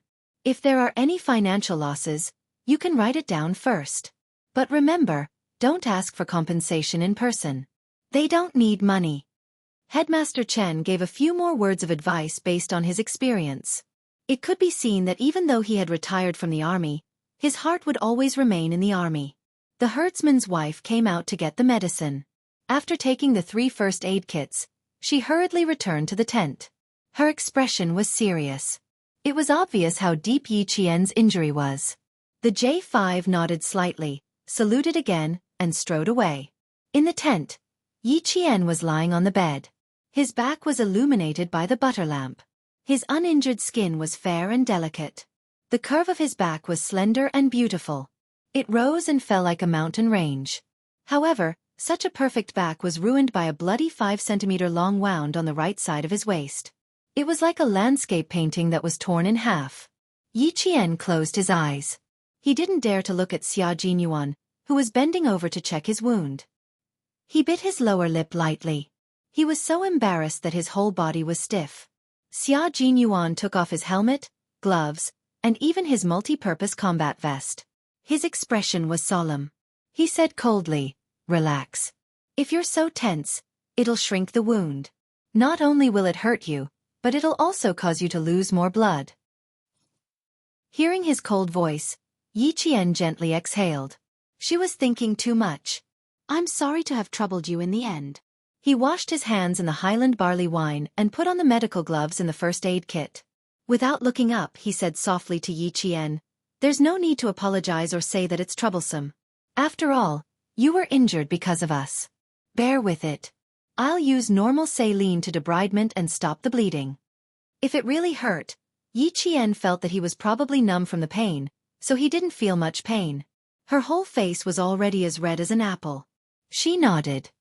She didn't even want to speak. Just now he had rushed in like that. Luckily, she reacted quickly and threw herself on the bed. If she had been a second slower, her upper body would have been seen by him. But now, even his voice was so serious.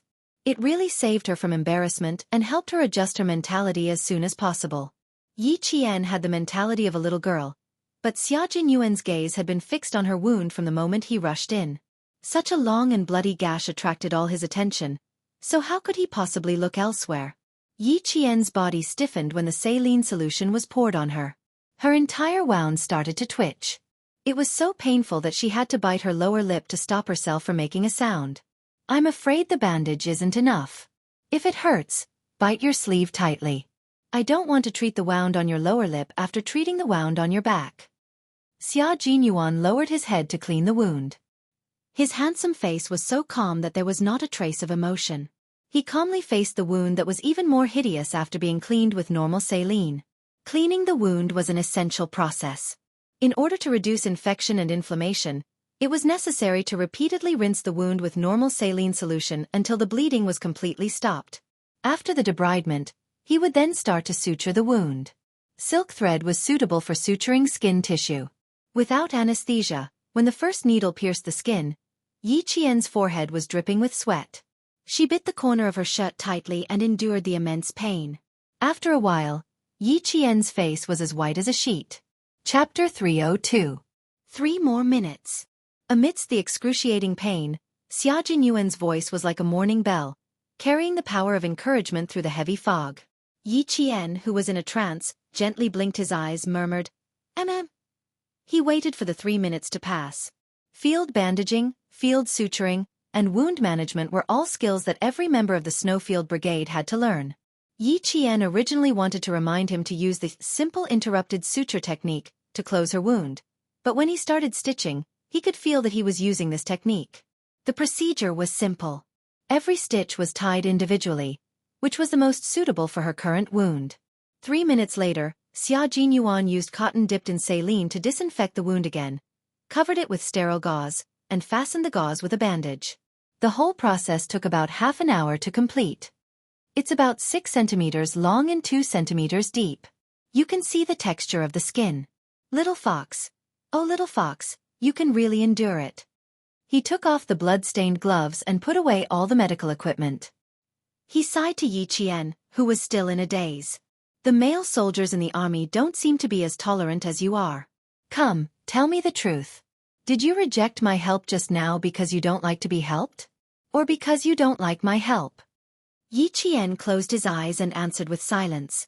How was she supposed to answer? Both. But if she really said it out loud, based on her understanding of Xia Jinyuan, he would probably get angry. Her intuition told her that angering a dangerous man was not a good thing, so it was best to keep silent. It was rare for her to be so shameless. Plus, she was injured and in pain for so long. Xia Jinyuan pursed his lips and didn't ask any more questions.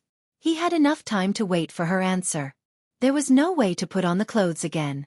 Xia Jinyuan, who had tidied everything up, took a look at the environment of the tent and furrowed his brows.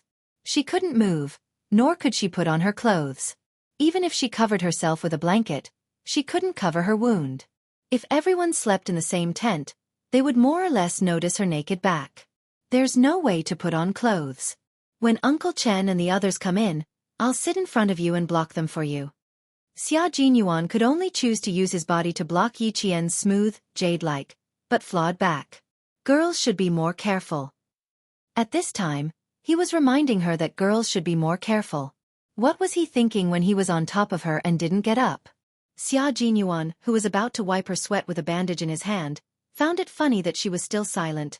What do you mean by not saying a word? Are you giving me full authority to handle this? Or do you don't need me to block? His body had already gently leaned down, and his slender body perfectly covered her jade-like back. Then do you want me to go out? Xia Jinyuan, I'm injured right now. Yi Qian, who was completely covered by his body, was so embarrassed that her pale face turned an abnormal shade of red. In the past, she could have pushed him away, but now, she didn't even dare to touch him. Moreover, her back was still bare. After living for 2 lifetimes, this was the first time Yi Qian exposed her back in front of a man. Her embarrassment greatly pleased Xia Jinyuan. This humorous man only felt that it was his fortune to be able to see her embarrassment. Chapter 303. After living for 2 lifetimes, this was the first time that Yi Qian had exposed her back in front of a man. Xia Jinyuan, who was humorous and witty, felt that he was lucky to be able to see her shyness. He was glad that he was there during her most youthful years. His body temperature spread to the skin on her back through his combat uniform. It was hot and scalding, as if his scent had seeped out of every pore on her body. Yi Qian, whose expression was completely unnatural, closed his eyes. After he steadied his breathing, he calmly said, "Can you stay a little further away from me? Even if you're trying to shield me, you don't have to use such a method." Captain Xia, aren't you afraid of being misunderstood? Misunderstood? How so? Under the illumination of the butter lamps, Xia Jinyuan could clearly see that Yi Qian's ears were so red that they looked like they were about to bleed. The bandage used to wipe her sweat was gently pressed against the side of her forehead. His deep and magnetic voice sounded like the strings of a zither. What misunderstood? I'm just wiping your sweat so that you can sleep more comfortably. Don't think too much, little fox. How old are you? Why do you always think too much? Don't think too much, mature too early, and grow old too early. It took a lot of effort to make her remember him from time to time. Eating away at her shyness every day would probably make her unable to be shy in front of other men in the future. She would be able to maintain her cold and arrogant composure. Major Xia had indeed put in a lot of effort to make sure that Yi Qian would think of him when she was alone. For the time being, he couldn't say that he loved her. Love was equal, it was waiting for him, and it was loyalty. He couldn't afford to ask her to wait for him. He just needed her to remember that if she really wanted to find a boyfriend, the first person she would think of was Xia Jinyuan. Yi Qian knew that he was teasing her again. She decided not to say anything and let him wipe her sweat. In her heart, she was secretly pondering whether she should go back to the bookstore to buy a few books on men's psychology to read, so that she wouldn't be at a loss when facing such a man. Xia Jinyuan knew when to stop. She fell silent and put away the teasing look on her face. She said sternly, "You can't get out of bed for the next 3 days. I will keep an eye on you at all times. If you need anything, you can call me any time within 24 hours, including going to the toilet. Gao Yuan is injured.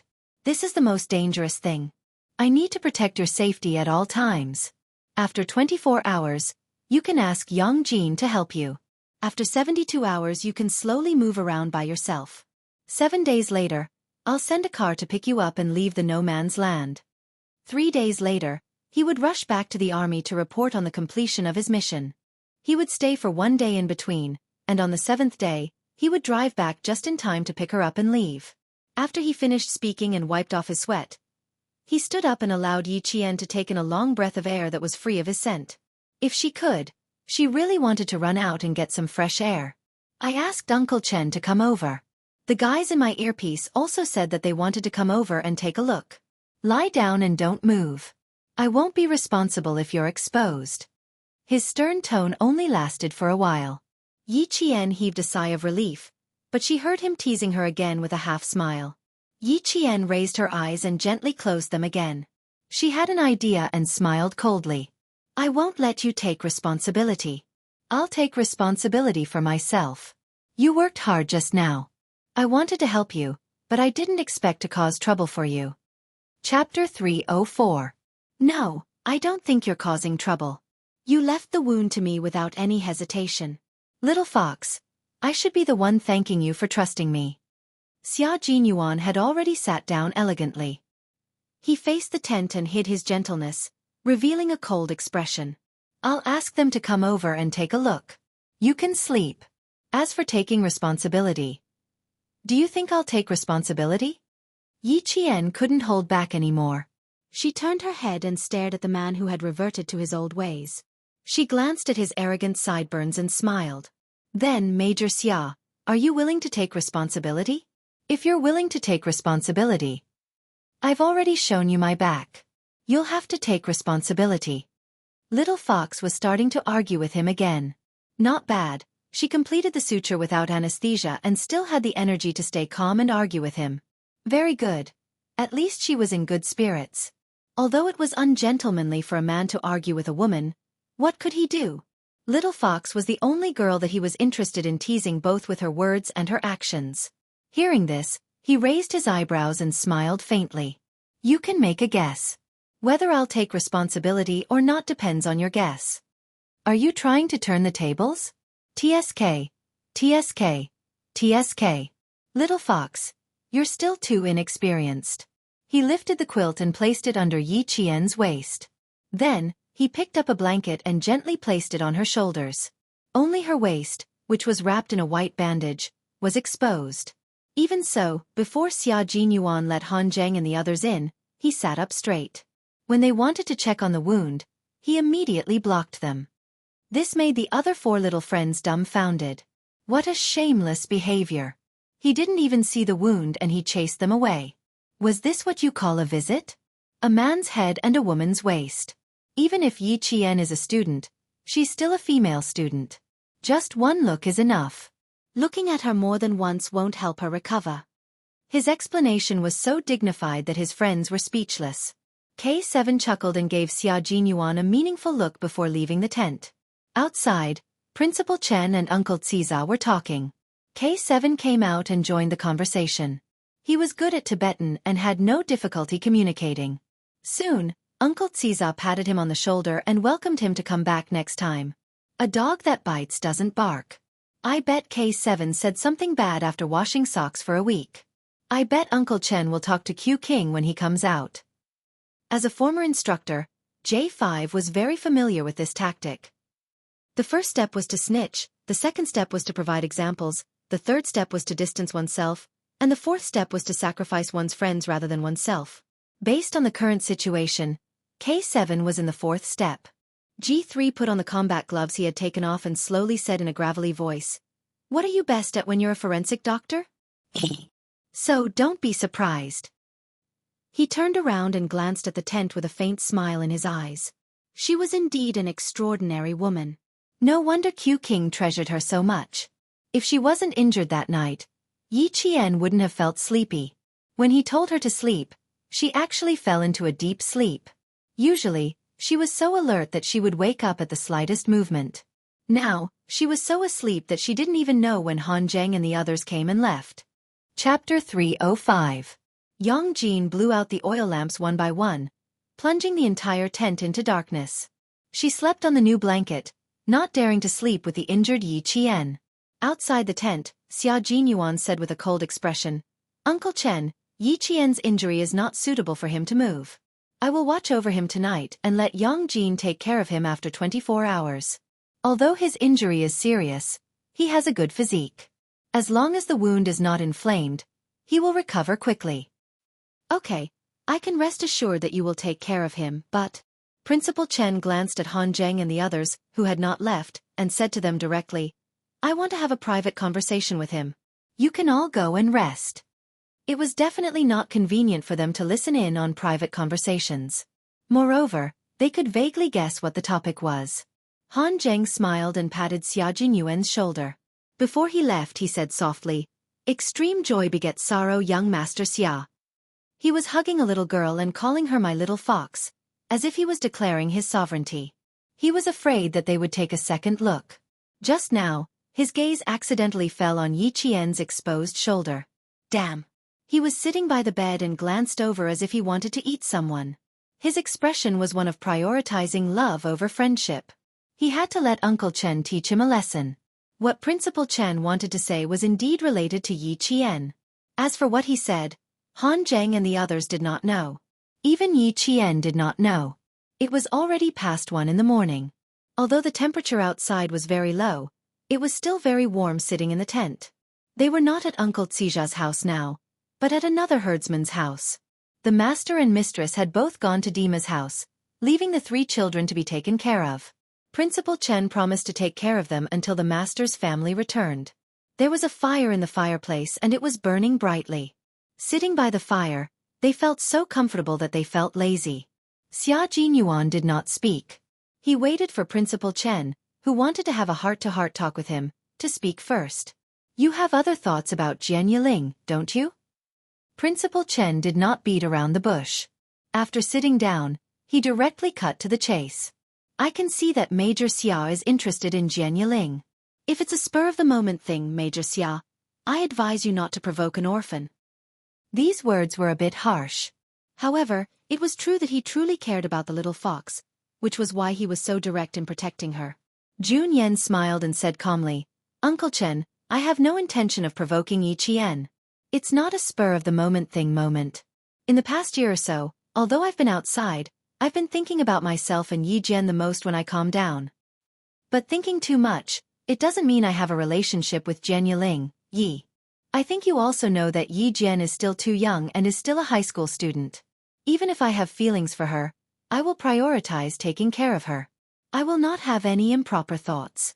Moreover, she has always been very vigilant, especially when interacting with foreign creatures. Occasionally, she would show an expression that would hurt people. This is similar to social anxiety.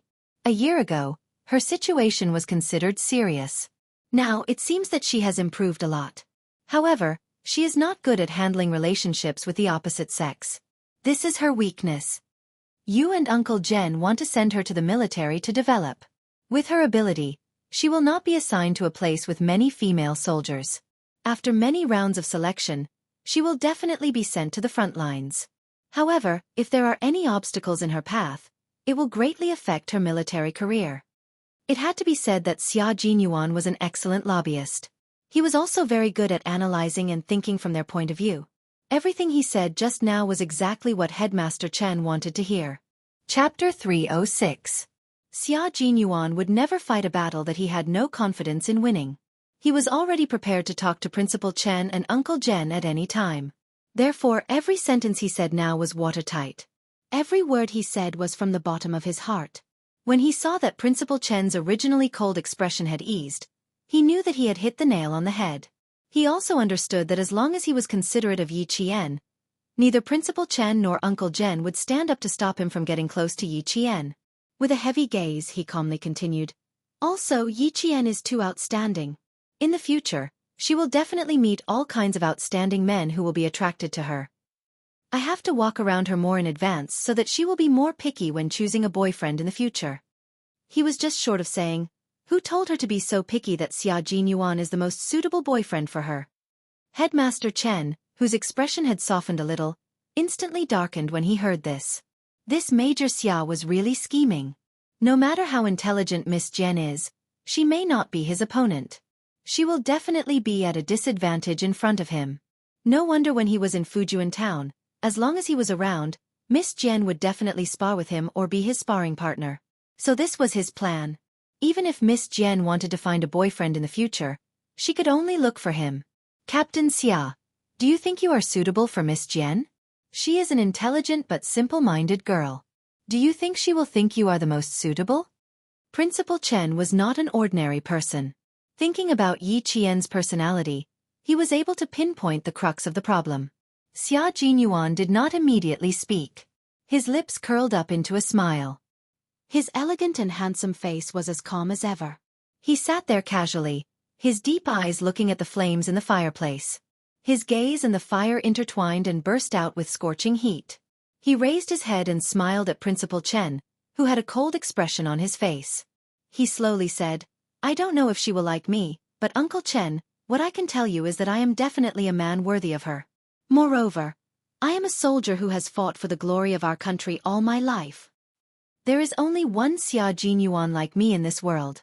That kind of Yi Qian, smart, patriotic, loyal. That's the kind of person she needs in life, Xia Jinyuan." In front of the elders, Xia Jinyuan had always been gentle and elegant, and rarely showed his strong side. But this time, Xia Jinyuan instantly showed his oppressive side. His eyes were smiling, but they were arrogant and awe-inspiring. His expression was calm, but it was extraordinary. Even if he was smiling, it made people feel that this man was really dangerous. Principal Chen, who felt a chill in his heart, narrowed his eyes.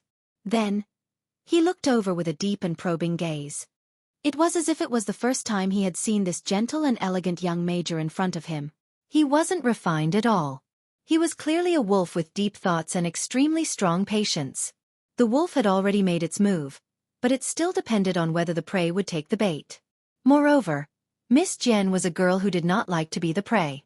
She was very ambitious. However, it was undeniable that there was only one Xia Jinyuan like him in this world.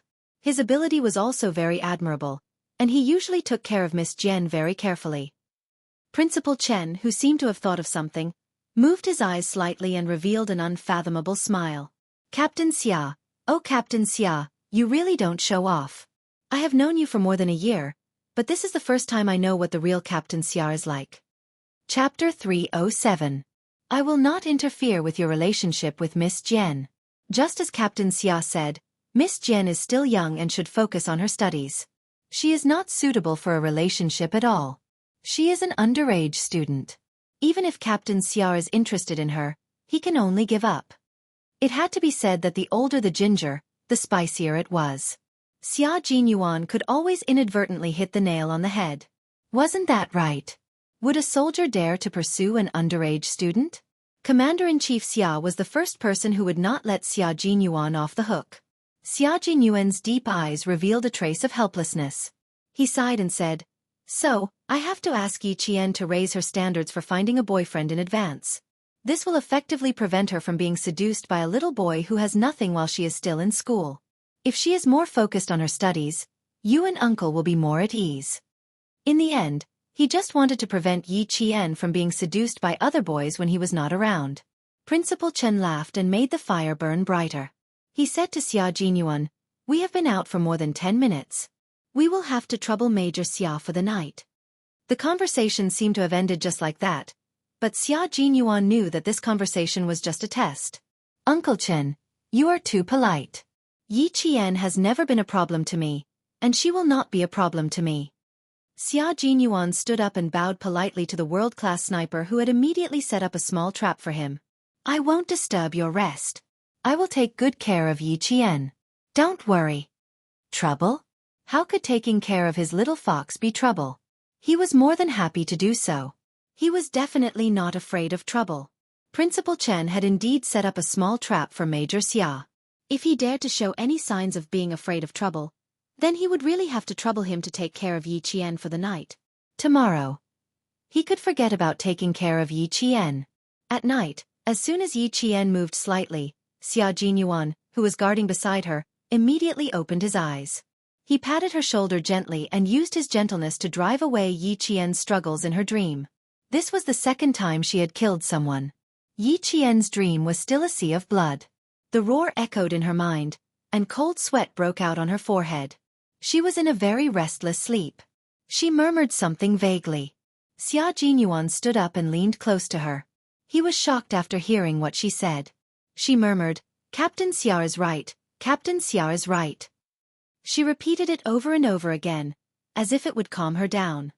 "My little fox, you're also right. In front of the greater good, your choice is very normal.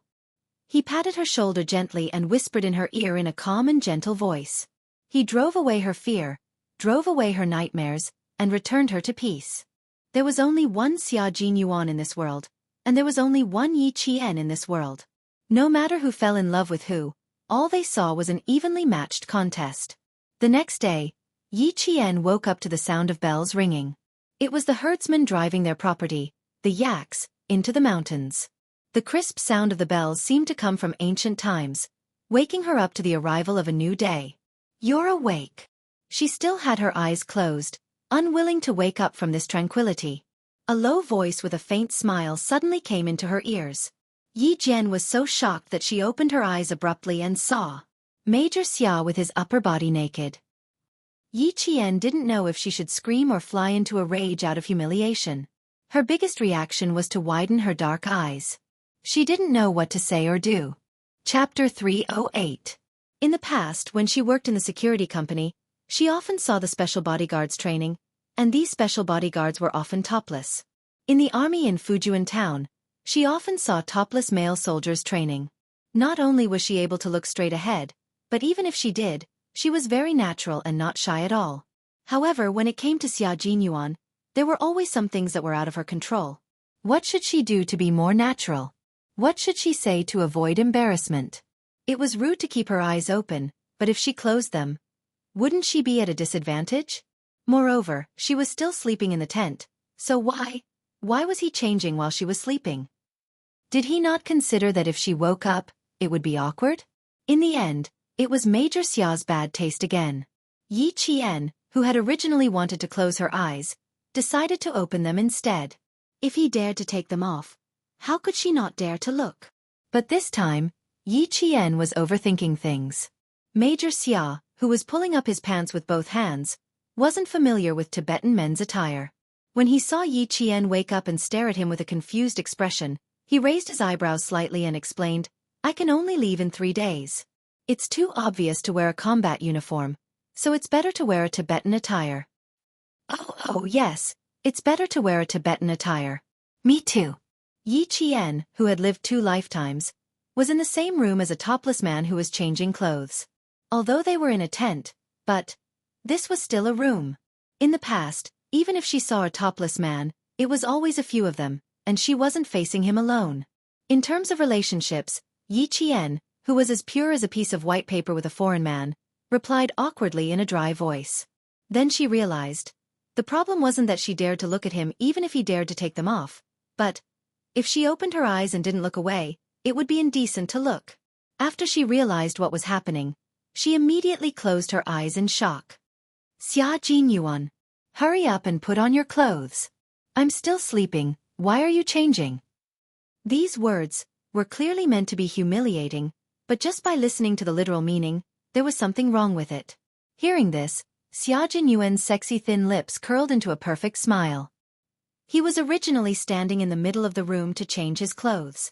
When he walked over, he stopped right in front of Yi Jian.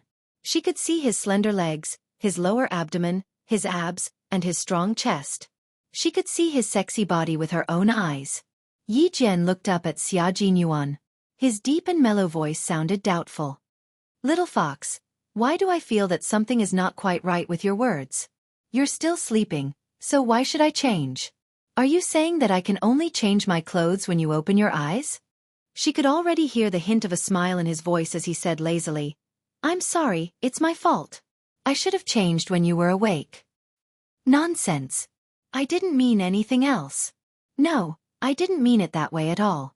Yi Qian had closed her eyes tightly when he came closer.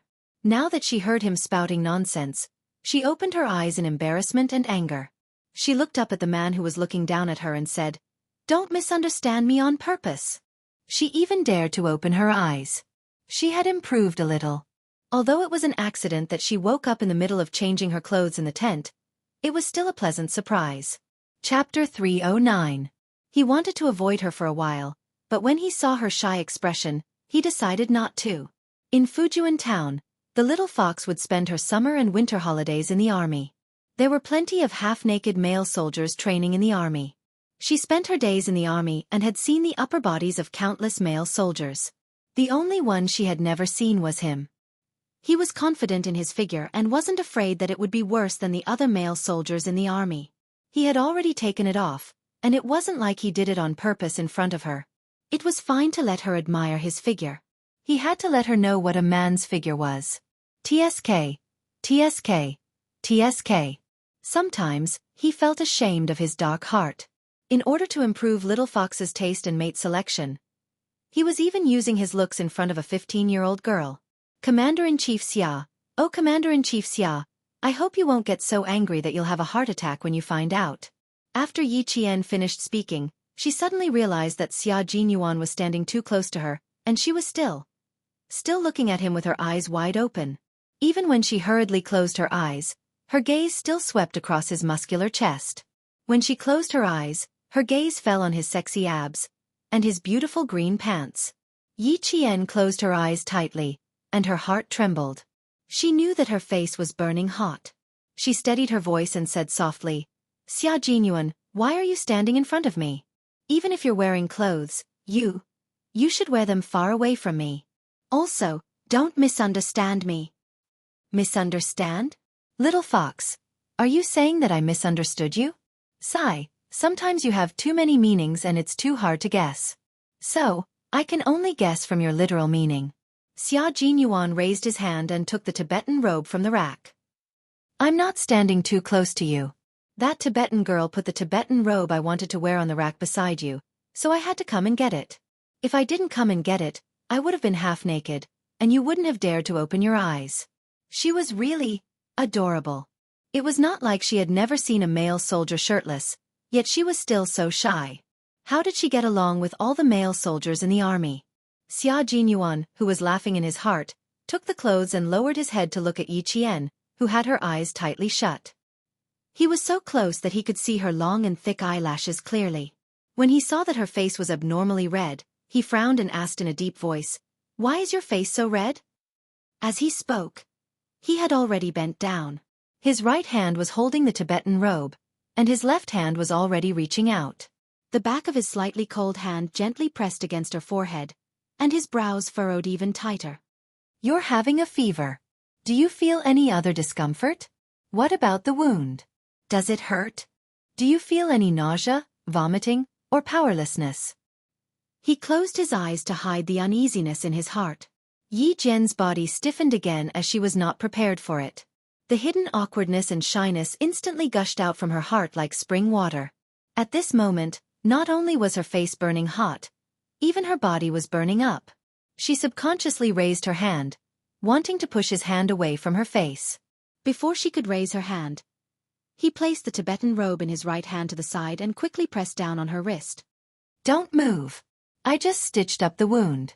Do you want it to split open again? His voice was cold and deep. At this moment, half of his body was above Yi Qian's head. He had taken a shower with cold snow water before coming back to change his clothes. At this moment, not only did he have the refreshing scent of mint, but he also had the coldness of snow. Chapter 3:10. Wisps of it drifted to Yi Qian's nose and melted into her chest. Yi Qian realized that she couldn't breathe normally. Her hands were held down, and all she could breathe was his scent. Even her shoulders could feel his body temperature. She tried her best to calm herself down and said slowly, I won't move. Please move away from me. Also, although the sun is out, the temperature is still very low. Major Xia, I suggest you put on your clothes to prevent catching a cold. You know that it's dangerous to catch a cold on a plateau in no man's land. As he spoke, Yi Qian felt herself gradually calming down. Soon, the temperature on her face dropped. I'm fine. I don't have a fever. I'm just not used to you being so close to me. The wound is very good. You treated it very professionally last night. I can feel that the wound is not inflamed.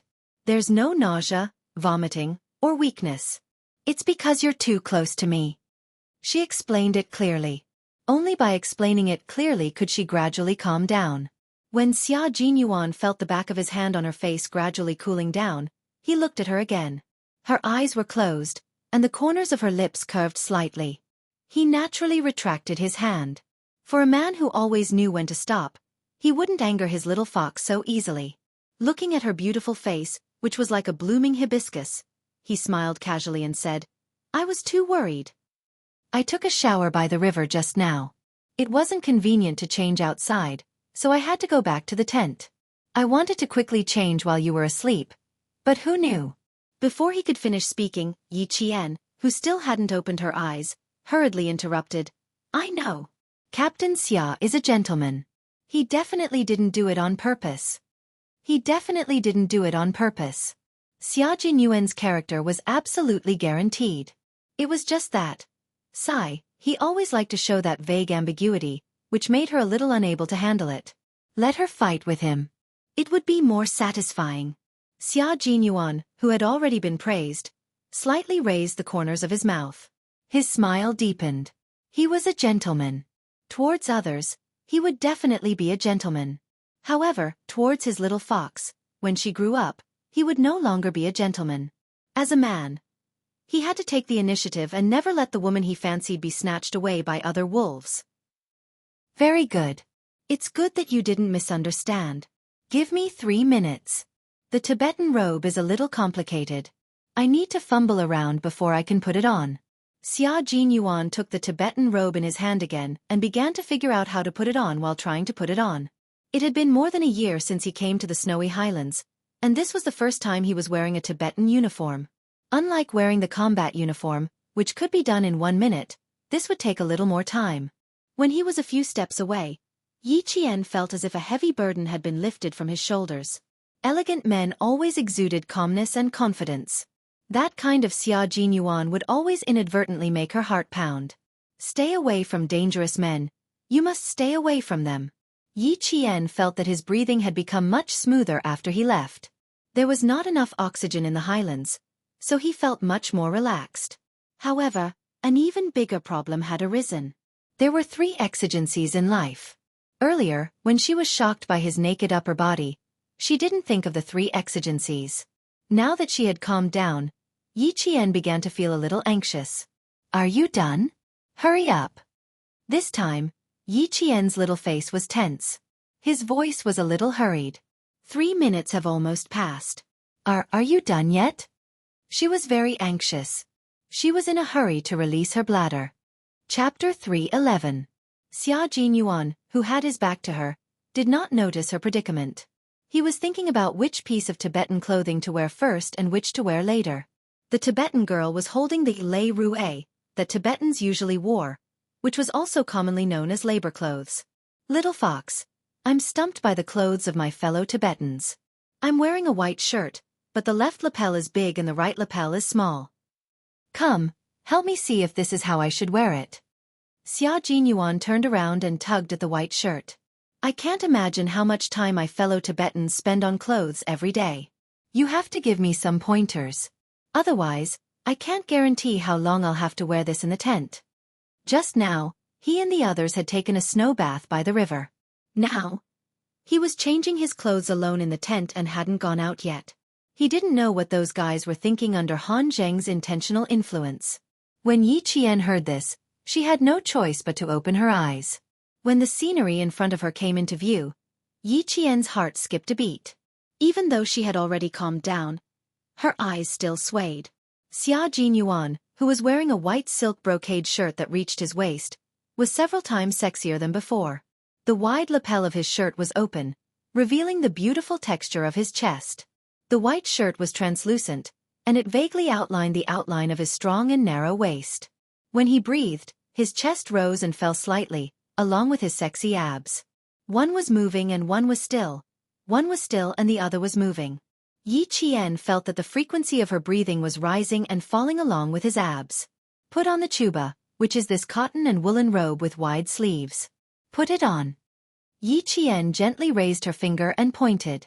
Her smooth and slender arm, which was as smooth as jade, glistened under the sunlight that penetrated the tent, as if it was covered in a layer of lustrous pearls. Xia Jinyuan's gaze gently slid over her bare arm. He thought to himself, it was indeed a good choice to cover her up last night. He had too much foresight. The little girl's skin, under the high-altitude ultraviolet rays, it was as tender as a peeled egg. It was so tender that it was truly beautiful. Retracting his gaze, he began to put it on under her guidance. Then, Tie that rainbow-colored ribbon around your waist.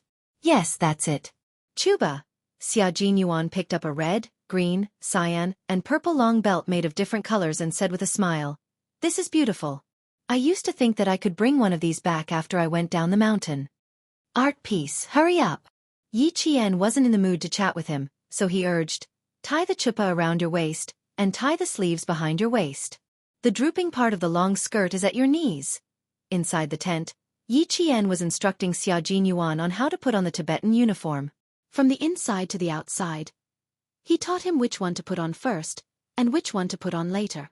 Outside, Han Zheng and the others, who had already put on their clothes, gritted their teeth and rubbed their fists as they waited for Q King, who didn't even know how to put on clothes, to come out.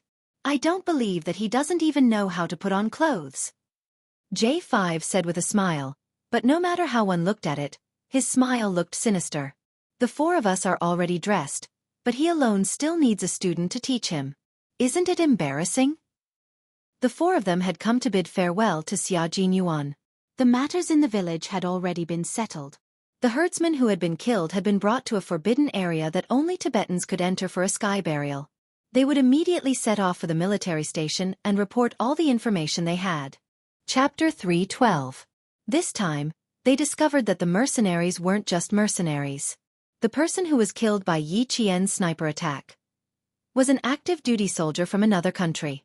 If they hadn't found the identification badge in the soles of his shoes during the body search, they wouldn't have known that the person who was killed was an active duty soldier. This was something that needed to be investigated. An active duty soldier from another country had appeared in China with a group of mercenaries and killed one of our soldiers. What did this country want to do and what did they want? They needed to investigate further in secret. The Snowfield Brigade didn't need to worry about how to investigate and how the military would deal with it after the investigation. Early in the morning, they showered together and went back to the tent to change. The four of them had finished packing, but the Soldier King was still putting on his clothes. What was he trying to do by dressing so slowly? The sound of teeth grinding outside was like that of wolves grinding their fangs, occasionally accompanied by the sound of hua hua.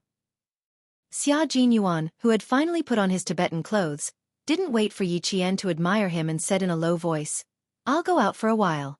The others are outside." Yi Qian couldn't wait for him to go out quickly.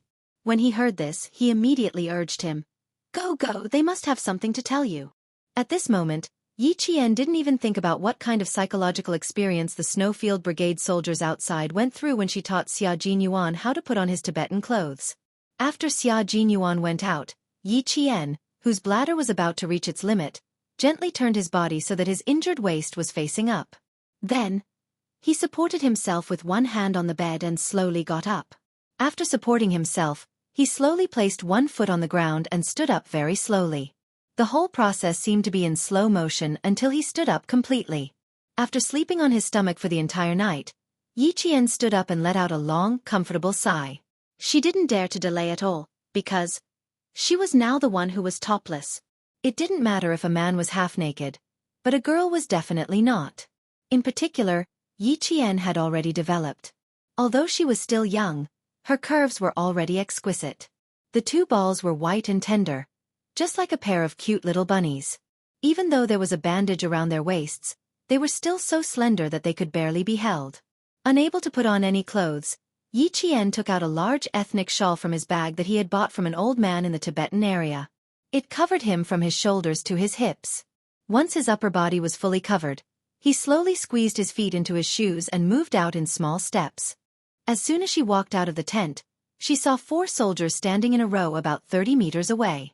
They were dressed in combat uniforms and deep combat boots. Both their aura and height were the same. When Yi Jian looked over, the first person she saw was Xia Jinyuan, who was wearing a gorgeous Tibetan uniform.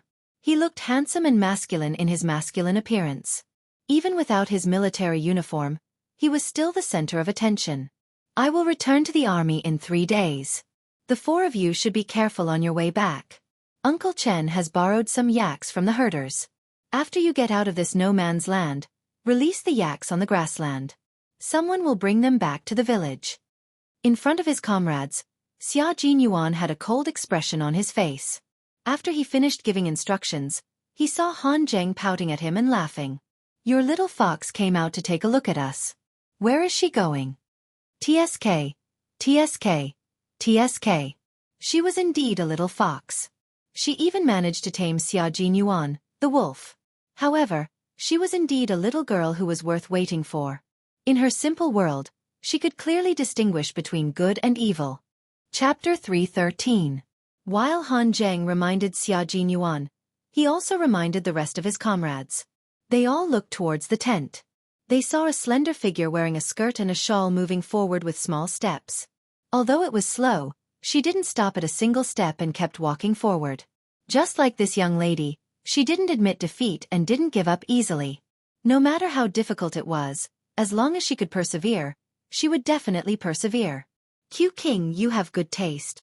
J5 retracted his gaze and gave him a thumbs up. This young lady is very outstanding. It's just that she's still a little young. If you really want to do something, you'll have to wait. He used to be an instructor. Even though he was now a frontline special forces soldier, he still couldn't change some habits, such as constantly reminding his comrades to remember military rules and military discipline. The young lady was indeed admirable. When facing the enemy, she was really an outstanding soldier. She could fight side by side with them and they could trust her with their backs. Therefore, it was completely understandable that Q King and young Master Xia wanted to make her his. After being reminded by his comrade, Xia Jinyuan turned around and looked behind him. He saw that the person who covered himself up was moving slowly step by step towards the shadowy direction. Over there was... Xia Jinyuan's pursed lips curved slightly. Over there was the direction where the Tibetans went to relieve themselves. No wonder she kept urging him to hurry up. It turned out that there were 3 urgent needs in life. The most dangerous time had passed. Now that she could move step by herself, it was obvious that her wound had recovered well. Walking slowly was actually more beneficial for the recovery of her wound. The man who was still cold just now instantly smiled and said to the 4 of them, "I'm fine here. I'll return to the army on time in 3 days. Q King, can you please give your comrade a little bit of a spring breeze drizzle? The class difference is obvious." "I'm going to protest." Han Zheng saw and felt depressed. What a big difference, and such an obvious one at that. Xia Jinyuan raised his eyebrows. His sexy thin lips curved into a smile like a spring breeze drizzle. "Why don't I smile like this when the girl you like comes next time?" There was a deep meaning behind it. The 4 of them were all smart people.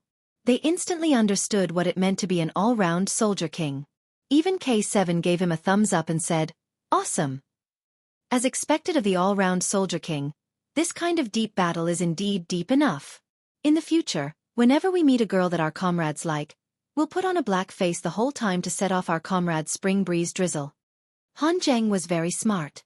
He immediately understood what it meant to prepare for a rainy day. He also guessed what Xia Jinyuan meant. Xia Jinyuan's dark eyes had a slight flicker of light. He chuckled, "Brother, there are some meanings that can only be understood but not explained in words. Do you understand?" They were all smart people. As long as they understood it in their hearts, there was no need to say too much. Sometimes, it'll lose the fun if I say it out loud. "Thank you for your advice." J5 bowed and said with a pained expression, "Only now did I fucking understand why I've been single all this time. It wasn't that the hardware wasn't good enough, but that the external environment hadn't been improved. If I had Q King by my side, I'm afraid my wife and children would already be on the bed. Q King, I'll leave my marriage to you in the future. Also, help me ask around and see. If Yi Qian has a girl who's the same type as her, I'll book her in advance." Chapter 314. G3 kicked him in return. There's a first come, first served rule for everything. You back off. My life's most important event has yet to be resolved. You go away. After coldly scolding J5, he said to Xia Jinyuan in a pleasant manner, "Q King, I'm counting on you too. When my child is born, he will acknowledge you as his godfather. Count me in." It was rare for K7 to join in the fun.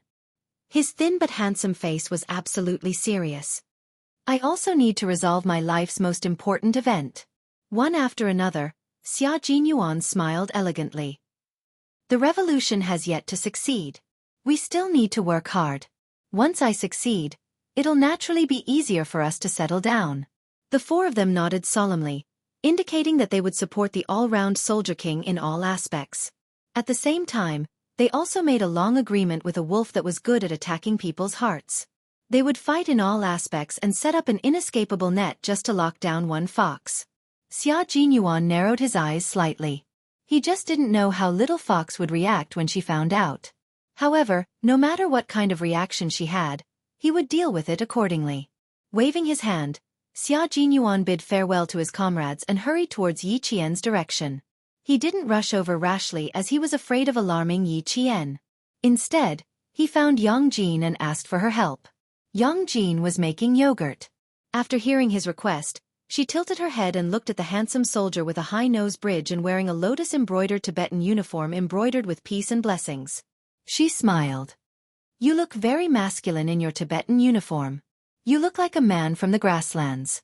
"Thank you." Xia Jinyuan smiled. He realized that the girls who could talk to Little Fox were all straightforward girls. "I'm worried that she won't be able to handle it herself. Please look after her for me." Standing below, Xia Jinyuan waited quietly. Yi Qian was so embarrassed by Yang Jin's gestures that he wanted to bang his head against the wall. Why, does he know everything? Since he already knew, what else did she have to hide? When she came back, she saw him standing in front of her, waiting for her to go over. Yi Qian groaned in pain. Why was she so embarrassed every time she saw him? However, as soon as Yang Jin heard her cry out in pain, the kind-hearted Tibetan girl was so scared that she thought something had happened. She raised her voice and shouted. The Tibetans living on the plateau not only had a strong lung capacity, but they also had a golden voice. Xia Jinyuan could hear Yang Jin telling him to hurry over from afar. Yi Jian, who had yet to understand what was going on and had yet to recover from the awkward pain, saw a tall and straight man running towards her. His figure was vigorous like a swimming dragon, and his footsteps were steady as if he was flying. In the blink of an eye, he was right in front of him. Did the wound split open again? "Don't move, I'll carry you back." He sprinted over without even catching his breath. As soon as he finished speaking, he knelt down in front of Yi Qian. With his broad back facing her, he said in a deep voice, "Come up. Let's go back to the tent and take a look." Yang Jin also thought that Yi Qian's wound had opened, so she immediately helped her up. She carefully sent Yi Qian onto Xia Jinyuan's back. "Stay close to me, don't put any weight on your waist. Wrap your arms around my shoulders, and don't place your center of gravity on your hips." Xia Jinyuan waited for her to stick close to his back and calmly instructed her. Then, he slowly and gently got up. He was worried that Yi Qian would lose her center of gravity, so he intentionally leaned his body forward so that her entire center of gravity could be on him. His hands were not supporting Yi Qian's hips, but rather, they were holding Yi Qian's thighs in a gentlemanly manner. Chapter 3:15. To understand a person, he had to use his attentiveness to resolve her awkwardness and make her relax in front of him. Xia Jinyuan had no experience in love, but he understood Yi Qian and knew how to get close to her heart. Yi Jian was not a bashful person. She had already carried him on her back. If she was going to come down for no reason, she might as well thank him. She pursed her lips and said softly, "I was fine just now. Yang Jin misunderstood me. You don't have to worry too much. I always know how to take care of myself." In a situation where there is no one to take care of you, you can only take care of yourself. But now, I am here to take care of you. You don't have to feel burdened. Take care of yourself and I can rest assured. Her words made Xia Jinyuan sigh softly. His love for her grew even stronger. His heart ached for this little fox. She really made his heart ache. She had been strong for so long that she had forgotten that she could rely on others. His words made Yi Qian fall silent. She had always been used to taking care of herself and knew how to take care of herself. She knew that there was no one else in her life that she could rely on other than herself.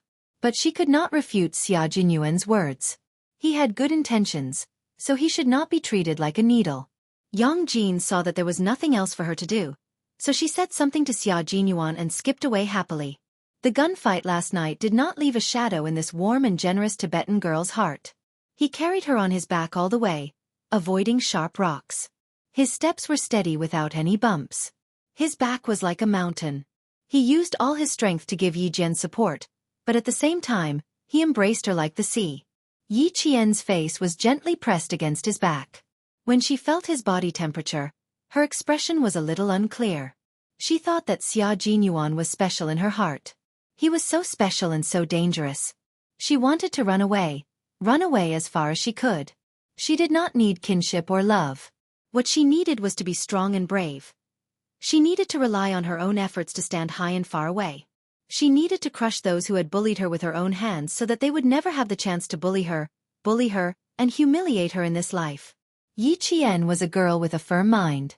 She had even gone through a death tribulation, so she was able to maintain her original heart. Even if she had wavered before, she was able to quickly correct her mindset.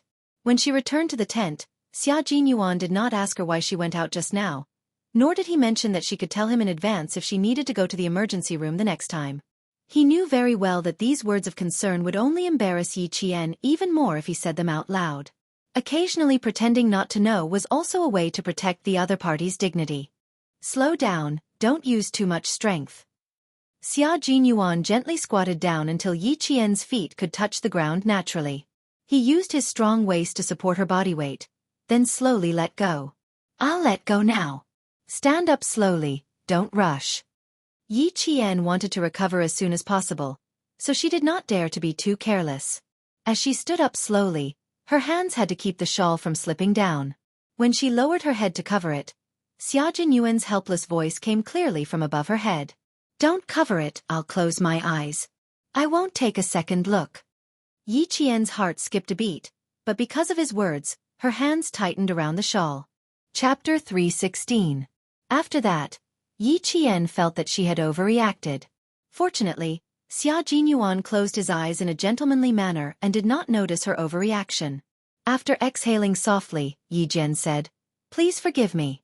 I'm a little unnatural and I'm not used to being taken care of by others. That's why I sometimes overreact. Please forgive me, Captain Xia.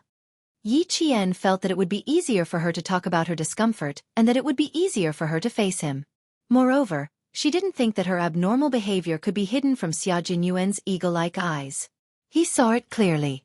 That was why she chose to close her eyes and choose not to ask to resolve the awkwardness. Instead of pretending, she might as well tell him clearly and let him know that she was such a person. You are indeed a little fox. After opening his eyes, Xia Jinyuan raised his hand and flicked her forehead with his slender finger.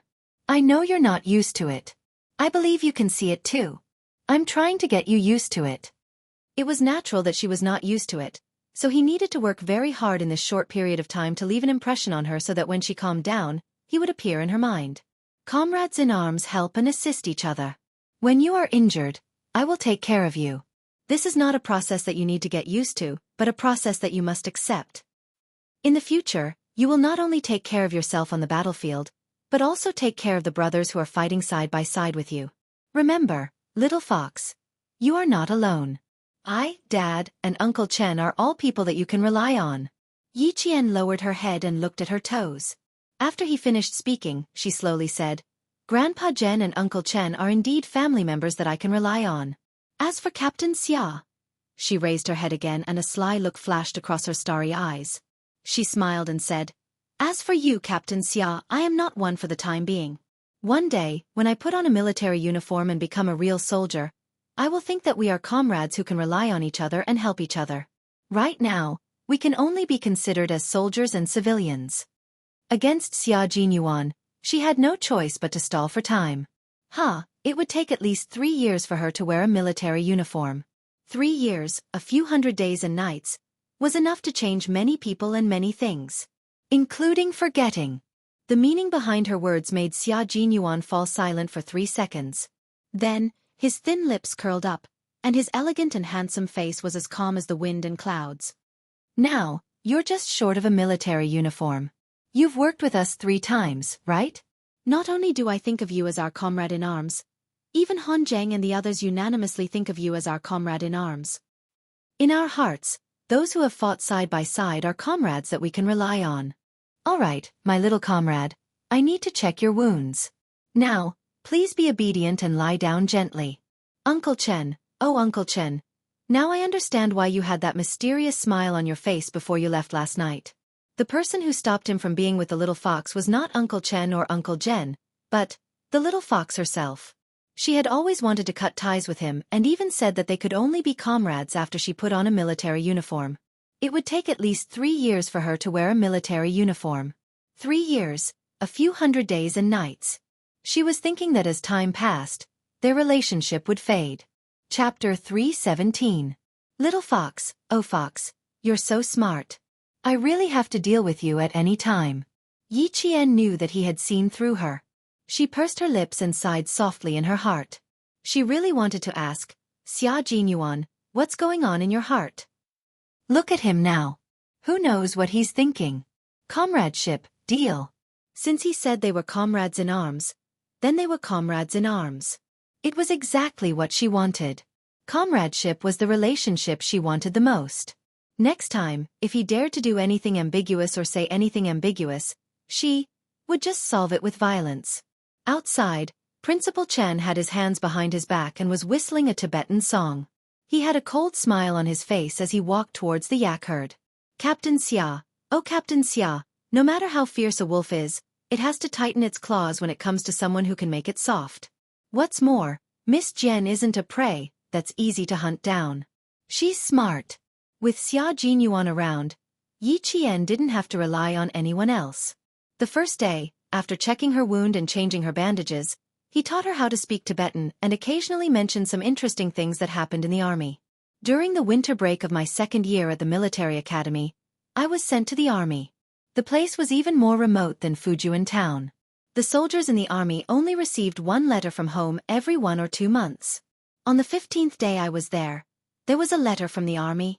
A squad leader took the letters from a few classes to the field and told me in a few other classes that if they thought it was from their girlfriends, they should do 50 push-ups. When the recruits heard this, they all rushed to do push-ups. I didn't do it at the time. There were about 10 people doing it together. The squad leader had 4 letters in total, so only 4 people had letters. If the others didn't have letters, wouldn't they be doing it for nothing? Yi Qian listened to these interesting stories with great interest. Seeing him stop, he smiled and said, "Why don't you do it? What if it's from your girlfriend?" It was normal for such an outstanding and eloquent Captain Xia to have a girlfriend in school. Of course I won't do it. If I don't have a girlfriend, it would be for nothing. After 50 were done, the class leader asked the recruits to come up and pick up the letters. He asked each recruit, "Is she your girlfriend?" 2 of the recruits answered, "Yes." The squad leader put on a fake smile and said, "Since it's such an important letter, then make a few more." After he finished speaking, he asked the other recruits how many would be suitable. Under normal circumstances, it should not be less than 200. Later, we heard that the class leader didn't have a girlfriend, so he felt unbalanced. Yi Qian was laughing so hard that her shoulder blades were slightly undulating, and her slender waist was trembling slightly.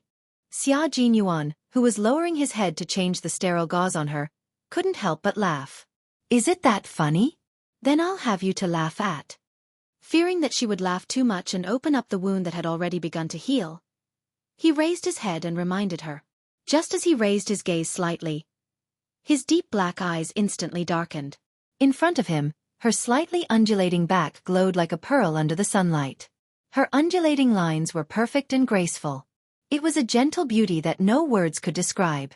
Her shoulder blades, which looked like they were about to spread out and take flight, gently trembled. He could faintly see the little white bunny in front of her chest as she crawled. It was also gently trembling with her laughter. He inadvertently raised his head and discovered her beauty. Suddenly, it fiercely crashed into his heart. From then on, it left the deepest, most beautiful, and most gentle memory in his heart. Chapter 318. This kind of inadvertent beauty was often the most direct and most memorable. Xia Jinyuan almost panicked and shifted his gaze away from her beautiful back. When he lowered his head, his sexy Adam's apple bobbed up and down slightly. He steadied his breathing and said, "Don't laugh so hard. Your wounds are starting to heal. You can't open them again." If this went on, he felt that he would become more and more of a beast. But when it came to matters in the army, Yi Qian was completely open. Her eyebrows curved like crescent moons as she laughed and said, "I realize that every big shot in the army is evil. Wasn't I in the army during the winter break last year?" When a recruit joined the army, the regiment commander went to the capital for a meeting. When he came back, He was wearing casual clothes. When it was time for dinner, the regiment commander went to the cafeteria to get a green onion and prepared to dip it in sauce. Uncle Tongjen and I were making dumplings in the cafeteria when a recruit from Sichuan sneaked in and bumped into the regiment commander with a green onion in his hand. The recruit whispered to the regiment commander, "Sir, do me a favor. Bring me a cigarette when you deliver the food tomorrow. Just one cigarette to relieve my boredom." The regiment commander was afraid that I would say something, so he gestured to me with his hands behind his back, indicating that I should just watch from the side.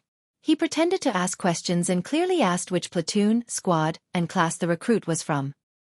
As you can imagine, the platoon leader, captain, and squad leader led a group of recruits out to run with weights the entire night. Before the regiment commander gave the order, he only said, "I know you guys are too bored, so I'll relieve your boredom." After running with weights, the regiment commander, who had slept the entire night, stood at the entrance of the camp and waited for the platoon leader, captain, and squad leader to return with the recruits. When he saw them, the regiment commander smiled and said, "I'm just a delivery man, so I still have the authority to control you recruits." Until now, the platoon leader and the others still don't know which insensible recruit treated the regiment commander as a delivery man. I didn't say anything either, I just secretly laughed behind their backs. When it came to matters in the army, Yi Qian's entire demeanor changed. Like the rising sun, he was full of vitality. She spoke happily, but she didn't realize that she was like the most beautiful painting, slowly spreading out in front of Xia Jinyuan. His body, his heart, and his eyes could only see her beauty. After going through so much, she was the one he was looking for. The sterile gauze was gently covered. Xia Jinyuan looked up slightly and stared deeply at it. He lowered his head, closed his eyes sincerely, and kissed the gauze gently with his warm lips.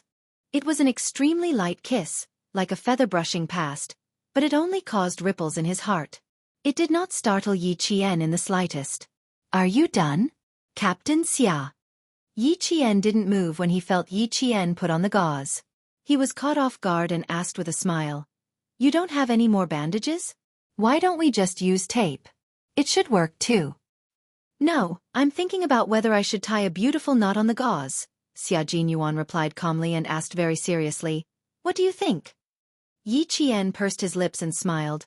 "No matter how beautiful the knot is, I won't be able to see it, so there's no need for that." She didn't know that he kissed her. Even though there was a layer of gauze between them, for Xia Jinyuan, this was the first time he had intimate contact with Yi Qian. After he kissed her, Major Xia, sadly, realized that it wasn't him who left a good impression in front of Yi Qian. His little fox didn't do anything. In the end, she didn't stay by his side that night and started thinking about it before she even fell asleep. Chapter 319. When Xia Jinyuan opened his eyes again, he got up with a bitter smile. Fortunately, he didn't need to take off his Tibetan clothes in the middle of the night, so he didn't need to tidy up and go out directly. When he walked out of the tent, he consciously walked towards Yi Qian's tent. Just a few steps away, he saw a faint red flickering under the bright moonlight. Still not resting? Headmaster Chen had already seen clearly who came out of the tent. He joked, "With Yang Jin guarding tonight, Captain Xia can have a good night's sleep." Xia Jinyuan smiled bitterly and walked to Principal Chen, who was smoking. He sighed and said, "I finally understand why you smiled that night. You know Yi Qian well. It's not easy to win her heart. Captain Xia, you have to know that the older the wiser. As for me, I'm 2 rounds older than you. The amount of salt I've eaten is no less than the amount of rice you've eaten. She's not an ordinary girl. She's very powerful. Previously, there was a boy named Gao Yang. I could tell that this boy was interested in her. His family background was also very good. However, little Jen didn't have any feelings for him at all. In her eyes, family background isn't an advantage, and it's not worth it for her to waver. Captain Xia, you're on your own now." After that, Principal Chen smiled and patted Xia Jinyuan on the shoulder. He said earnestly, "Uncle Jen and I both hope that little Jen is a responsible and independent girl. If she is really easily won over by you, ha ha ha, then she won't be the little Jen we like." This was the reason why Principal Chen and Uncle Jen didn't stop Xia Jinyuan at all. The truth was that they knew from the beginning that Yi Qian was not easy to win over. Hearing this, Xia Jinyuan raised his eyebrows. After a bitter smile, he revealed a calm and confident expression. It's good news for me. She doesn't like Gao Yang, and she doesn't like Xia Jinyuan. One is rich, and the other is handsome. Well, the little girl has high standards. It's really something to be happy about. Ha ha ha, you're right. As Captain Xia said, I really don't have to worry about little Jian falling in love at such a young age. Principal Chen laughed even louder. There was a hint of schadenfreude in his laughter. Good luck, Major Xia. Falling in love with little Jian? Heh, this was a test of one's patience. If he really persevered, it would be a good thing. Both of them were in the army. At least they could walk side by side and understand each other. Under the starry night sky, Xia Jinyuan smiled calmly and said elegantly, I never change my mind about the things I've decided on. No one will interfere. Not even my family can influence my decisions. This was to tell Principal Chen that he was definitely not doing this on the spur of the moment. Moreover, his family background was not a problem. That was why Xia Jinyuan was said to be a very reassuring man. He would always be the first to speak out other people's concerns. The certainty in his words made people feel his sincerity. Every word he said was powerful and resonant. Principal Chen did not immediately express his opinion. He would not be swayed by a few words from a young man. Distance tests a horse's strength, and time reveals a person's heart. A person's heart was the most fickle. It was better to wait and see. On the third day, under Xia Jinyuan's care, Yi Qian's injuries had recovered to the point where he could walk with lighter steps. He no longer had to worry about inflammation every day. Chapter 320. Yi Qian had been hoping for her wound to heal quickly, so she was especially careful. Now, she didn't need to lie on the bed and let Xia Jinyuan change the sterile gauze. She could sit down so that it would be more convenient for him. After changing the gauze this time, you don't have to change it again. Although the wound is healing, remember not to move too much. After changing the dressing, it was almost time for Xia Jinyuan to leave. Before he left, he reminded her in more detail, don't touch the water or climb the slope. If you want to go outside to get some fresh air, walk around the tent. Today is the third day. After the seventh day, I'll drive over to pick you and Uncle Chen up. After changing the gauze, Yi Qian put on a shawl to cover the curves from her shoulders to her slender waist. She smiled and said, I'll be careful. Don't worry, I also want to leave as soon as possible. I have to report to school in a few days. Her high school life was about to begin. She was looking forward to it. Number 1 middle school is not bad. So far, there have been a few students from military schools. However, there are none from the National University of Science and Technology. If you can get in, you'll be the pride of the school. Xia Jinyuan found out from Principal Chen that she had given up on the provincial number 1 middle school and chose number 1 middle school because it was closer to Fujian town and she could come back any time on Saturday and Sunday.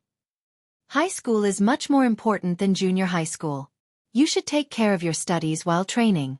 Otherwise, if your grades drop after training, it will be as difficult as getting into a military school. This time, there was a 1-month break after leaving the mountain. He would see if he could send her directly to number 1 middle school. Xia Jinyuan made up his mind and did not stay in the no-man's land for long. After giving a few instructions, he stood up without hesitation.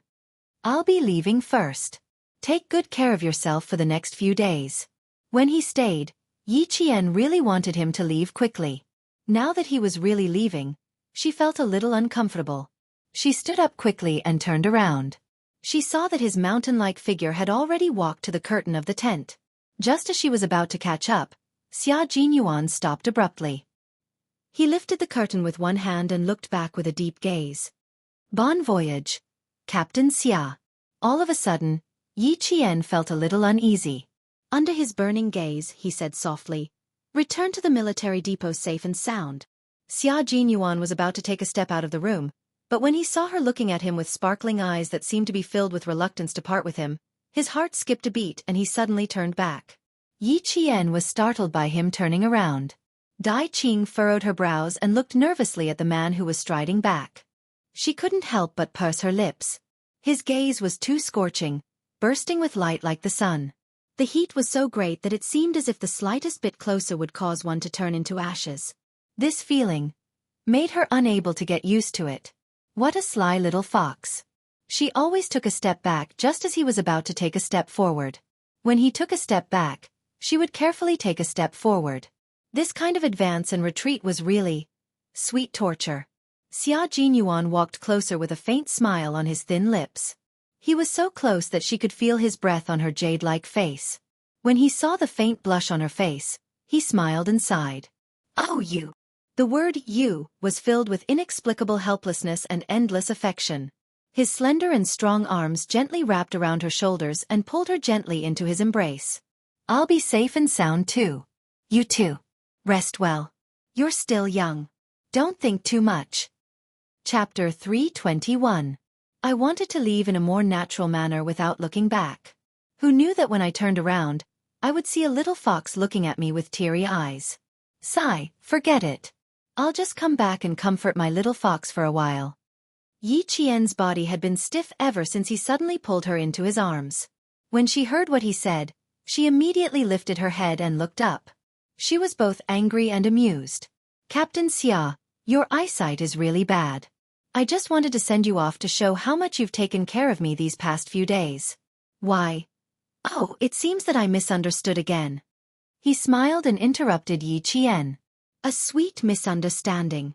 Little fox, if you really want to thank me, don't say anything in 3 seconds." His kiss fell softly along with his words, landing beside her forehead. His thin lips pressed against her skin, bringing a warmth that could make one's heart tremble. He paused for about 3 seconds before leaving. His voice was as clear as water as he smiled and said, "I'll come to pick you up soon. A kiss goodbye as a way of thanking me." Yi Qian's body became even stiffer. Even after he left, she was still stiff in the tent and didn't move for a long time. Her eyes were still wide open in shock. Obviously, she still hadn't come back to her senses. A kiss as a way of thanking him? What a twisted logic. She raised her hand and wiped her forehead. Yi Qian was once again defeated by Major Xia's shamelessness. A kiss as a way of thanking him. She didn't want to use this method of thanking him at all. Yi Qian's hand stopped on her forehead. After standing there for a while, she slowly walked out of the tent. She saw Xia Jinyuan walking far away with a few herdsmen. He wasn't wearing his combat uniform. He was still dressed in his gorgeous Tibetan clothing. When he walked with the herdsmen, he looked like a noble young master. He had an imposing appearance and his every movement was incomparably noble. She didn't see the expression on Xia Jinyuan's face when he left. His elegant and handsome face always had a faint smile like the moon. When he was chatting with the herdsman, the smile in his eyes never disappeared. His gentle and elegant expression made his features even more exquisite and handsome. His mind was filled with the image of Yi Qian's confused expression after he kissed him. Yi Qian's wet eyes were wide open, and he looked so adorable that he wanted to kiss him a few more times. Unfortunately, he could only give her a little taste. If he kissed her again, it wouldn't scare her silly. Instead, it would make her angry. This time, Xia Jinyuan was much faster than when he came. After riding out of the no-man's land, he immediately contacted the members of the Snowfield Brigade. Soon, he got into the jeep sent by the military station and rushed back to the base. On the 7th day, Yi Qian did not see him. He only saw a jeep from the military depot. The driver was a motorized soldier with 8 years of driving experience in the Tibetan region. He was a motorized soldier sent by the military station, and was also the soldier that Xia Jinyuan had arranged to pick up Little Fox. Why didn't he come? Yi Qian didn't ask. If he couldn't come, he must be out on another mission. When he returned to Fujian town, there were still 3 days before the start of school. This time, he didn't go back to Yi Qian's base. The wound on his waist didn't need gauze anymore. After the military doctor from the base examined him, he smiled and said, "Captain Xia's skills are good. The stitches are done well. There will be a scar, but it's not a big problem. You don't have to worry about taking a bath. It won't affect the start of school." When Uncle Jen heard this, a smile appeared on his face. "That's good. Thank you for coming here." Chapter 322. Yi Qian hadn't returned yet, but the military doctor from the platoon had already arrived. It was as if he knew that Yi Qian would return today and had been waiting at home for a long time. When the military doctor mentioned Captain Xia, Yi Qian knew that he had specially arranged for this to happen. He wasn't there, but his presence was everywhere. "You're welcome. This is what we should do." The military doctor tidied up the simple medical kit and reminded him with a smile. Yi Qian, don't come to the platoon for the next few days. The male soldiers in the platoon don't know how to hold back. Also, you still have a few days before school starts. Rest well at home. He looked at her and started joking again. You've been missing for a month. The regiment commander and the political commissar have been nagging about why you haven't come to the platoon. Is it because you guys secretly roasted pheasant last time? They criticized you so harshly that you didn't dare to come over. As for me, even if I stayed in the infirmary, I was still nagged about it. The regiment commander kept nagging about me, and I really didn't dare to go. The first time I was caught secretly roasting pheasant, I was already traumatized. Yi Qian put down his t-shirt and smiled.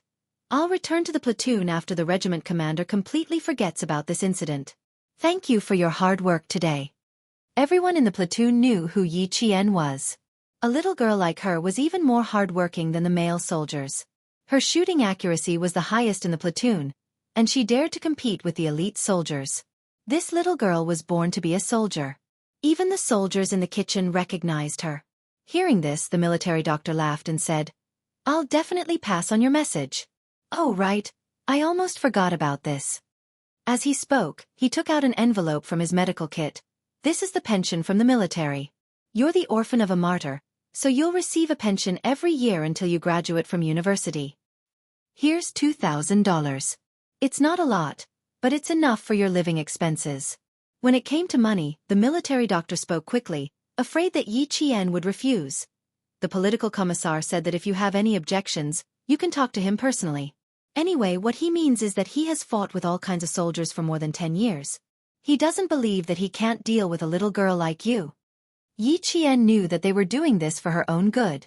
She took the envelope and smiled. Okay, I got it. I won't let the army down. What she needed was not gratitude, but hard work. Only hard work would not disappoint her. We can all see that you are a good kid. Do your best. When the military doctor saw that she accepted it so graciously, he was even happier in his heart. The army had fought for it for her, so naturally, they hoped that she would accept it. If she rejected it, the army would probably not fight for her in the future. The little lass had always been able to differentiate clearly. It was no wonder that the commander thought highly of her. Yi Qian really needed the money. Her high school tuition and miscellaneous fees were waived, and the school gave her 100 renminbi a month for her living expenses. However, she still needed to pay for her study materials, especially since she needed to finish her high school studies within a year and a half. She needed countless materials and test papers. Don't feel burdened. This is the army's affirmation of you and their training for you. After the military doctor left, Uncle Jen looked kindly at Yi Qian, whose eyes were slightly red. Good kid. Don't treat this money as a burden. Treat it as motivation. Work hard and walk steadily step by step. This is what the commander and the political commissar expect of you. Back then, the army gave a pension to Yi Xiaofan. More than 10 years have passed. No matter how much money there is, Sun Dongqing will calculate it until there's not a cent left. Moreover, she might even say that she's been paying for it. That's why I haven't mentioned it. You don't have to think about it either. Just know what you're doing. Chapter 323. Yi Qian nodded. I'll listen to you. These aren't things I should care about. They're not worth my time. Don't worry. I know what I need. After a slight pause, she smiled. Actually, Sun Dongqing didn't take much of the money. Most of it was given to my aunt's family by my grandpa and grandma. A few years ago, when they came back, I only mentioned the money. My aunt cried, threw a tantrum, and threatened to hang herself. She said that my niece was forcing her to her death. These things. I won't hide it from Grandpa General. I'll remember them. I won't get involved with my dad's relatives. Now that I've moved out, I don't want to have anything to do with them. Uncle Jen remembered what happened a few years ago. Yi Zhixiang, the woman from the Yi family who took away all of his sister-in-law's pension and didn't come back for a few years, sneaked back to the village on New Year's Eve. He didn't know what happened. She beat Yi Qian up and left him outside. If the village chief, Zhang Food, didn't pick up Yi Qian on the way home from drinking, the girl in front of him would have been dead. That year, he was in the army for Chinese New Year. When he came back, it was already the 4th day of Chinese New Year.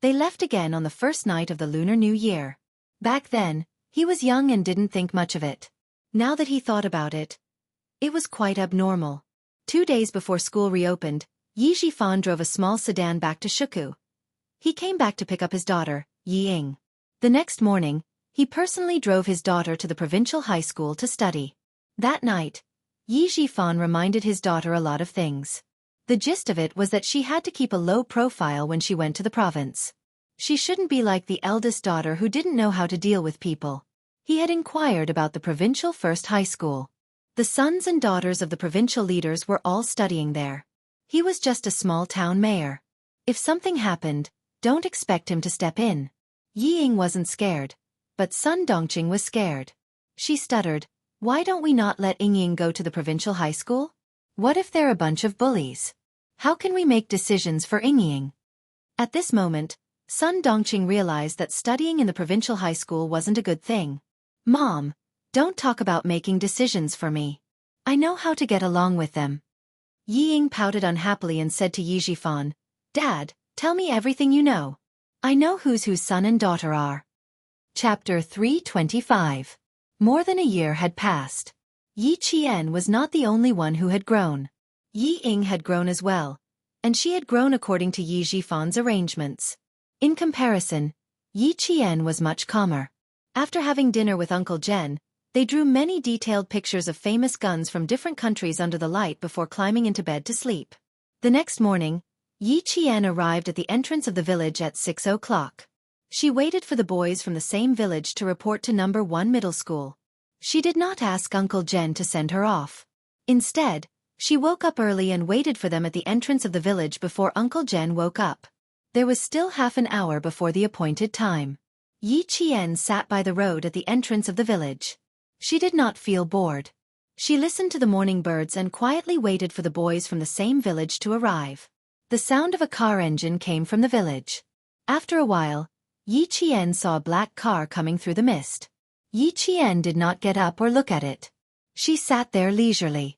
In the car, Sun Dongqing sat in the passenger seat and sighed. "This car is so nice. When Ying is on vacation, we'll drive this car to pick her up. It's comfortable and we don't have to squeeze into the train. Zhifan, remember this.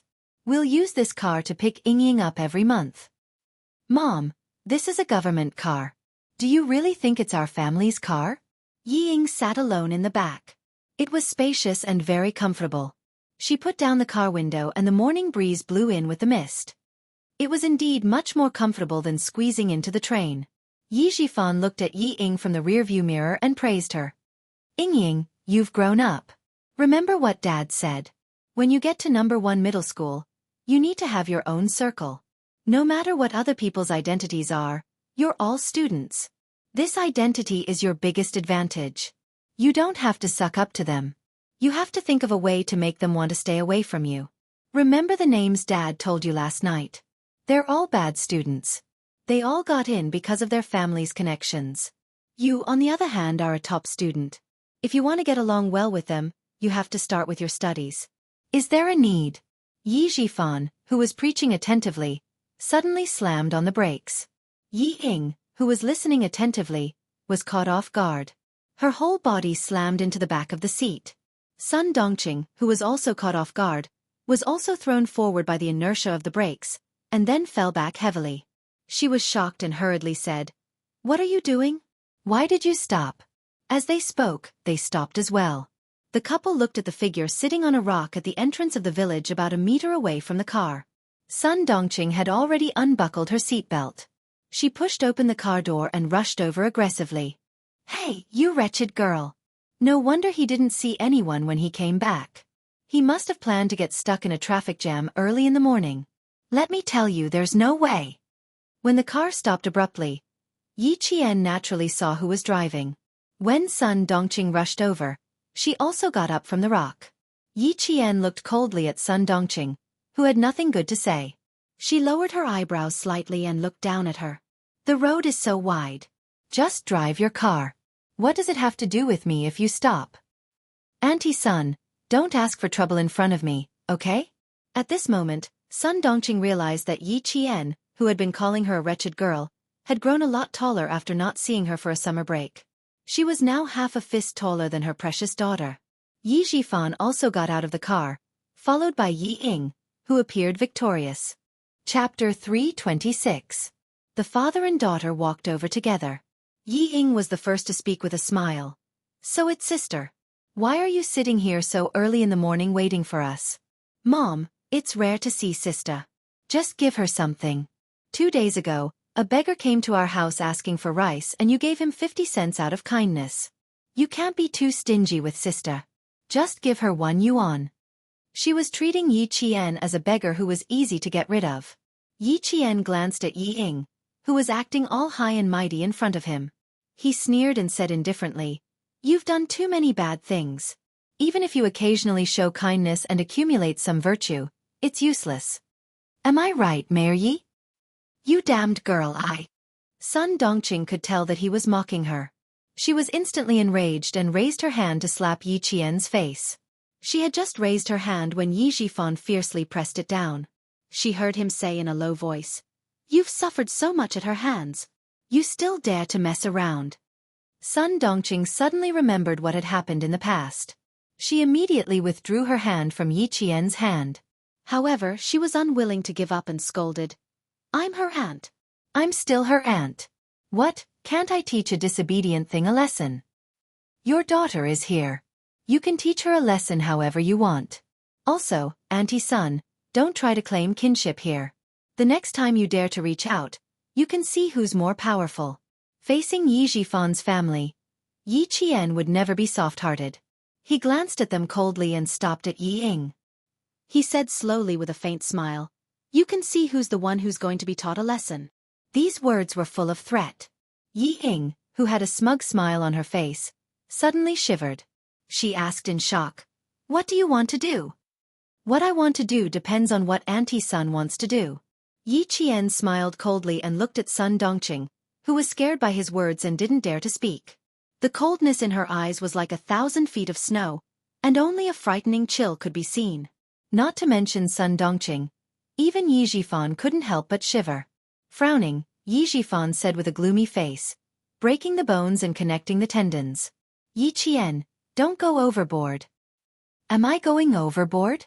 Mayor Yi, since you've received benefits from me, you'd better behave yourself. The reason why I don't want to settle accounts with you is not because I'm afraid of you, but, Mayor Yi, you're so smart, so you should know what I mean." Her words made Yi Zhifan's heart skip a beat. He suddenly remembered that his niece had a monstrous memory. He had originally wanted to suppress her with a few words, but now he gave up. When Yi Ying heard that her parents had been forced into silence by Yi Qian's words, she gritted her teeth and said scornfully, "What are you so proud of? Just you wait, Yi Qian. I will make you inferior to me for the rest of your life. Let's wait and see." Yi Qian raised his eyebrows, and a smile appeared on his face. He had an indescribable wildness. "I'll wait for you for the rest of my life."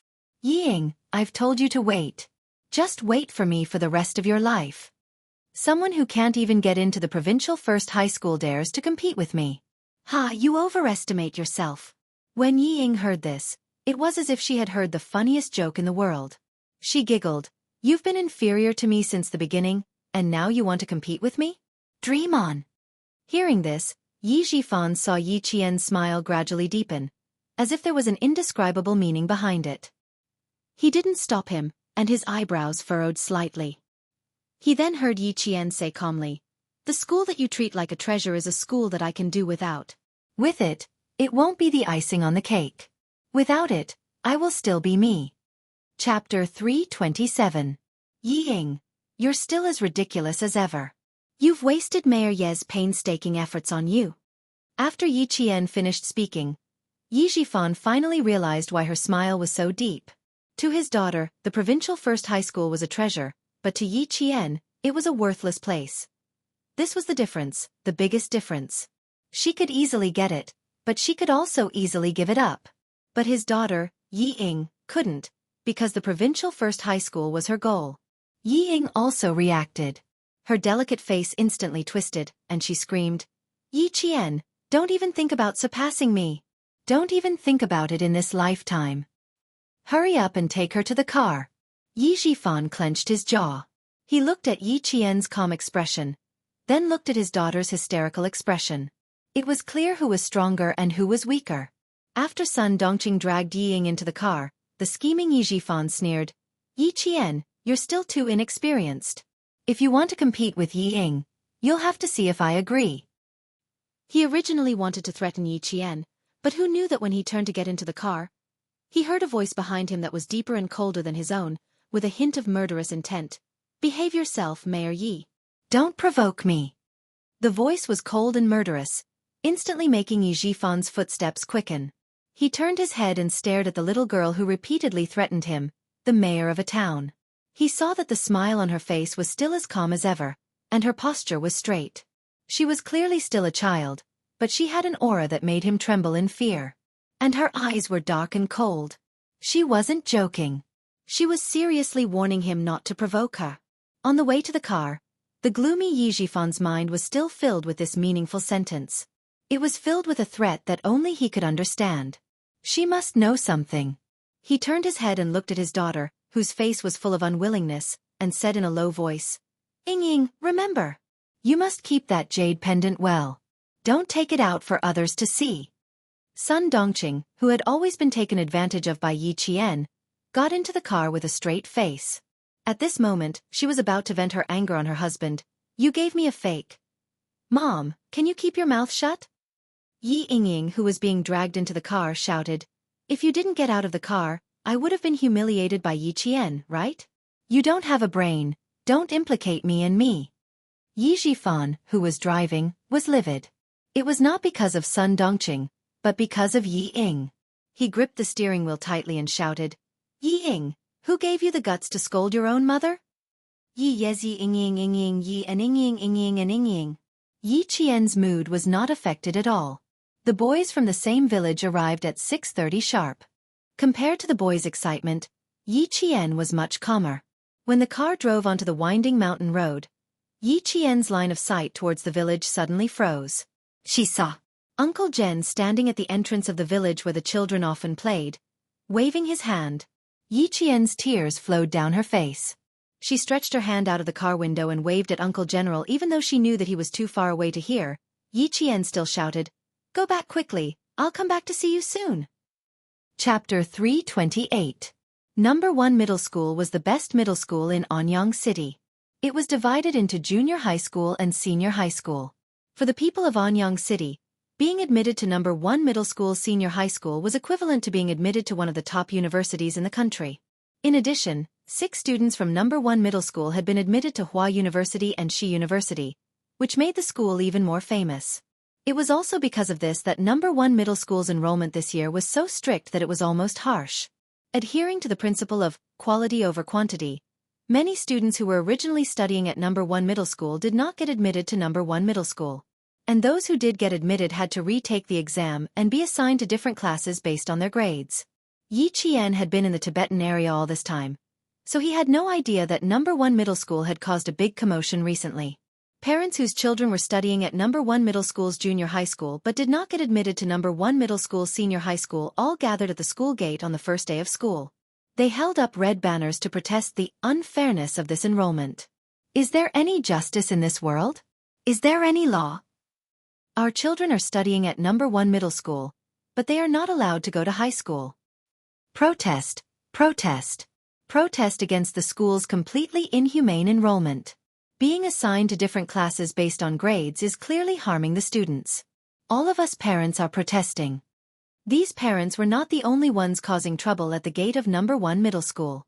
Some people who wanted to stir up trouble also joined in. Someone threw an egg at the school sign of number 1 middle school, and then the whole school gate became even more chaotic. As long as someone had something in their hands, they threw it at the school to show the unfair treatment of their children. Before Yi Qian and the boys from the same village could enter the school gate, the bus that was supposed to stop at number 1 middle school was stopped by the police. A policeman wearing a light green 95 police uniform walked up and glanced at Yi Qian. "Student, your parents didn't send you to school?" The boys from the same village had never dealt with the police before, but they had grown up in a village with an army, so they had some guts. Hearing this, he walked over and shielded Yi Qian behind him. He was a little scared, but he maintained his composure. His voice was a little tense as he replied, "No, both of us came here by ourselves. We didn't have any parents accompanying us. We are students from the town. We don't have an adult to send us off." When Yi Qian saw this, he gently patted the boy's tense shoulders and said with a smile, "Did something happen at school?" "I think," she pointed outside the bus. "These students didn't go to school. They're all standing outside. Something must have happened at school. What could possibly happen at school?" In 1996, other than the return of Hong Kong, there didn't seem to be any major events that happened.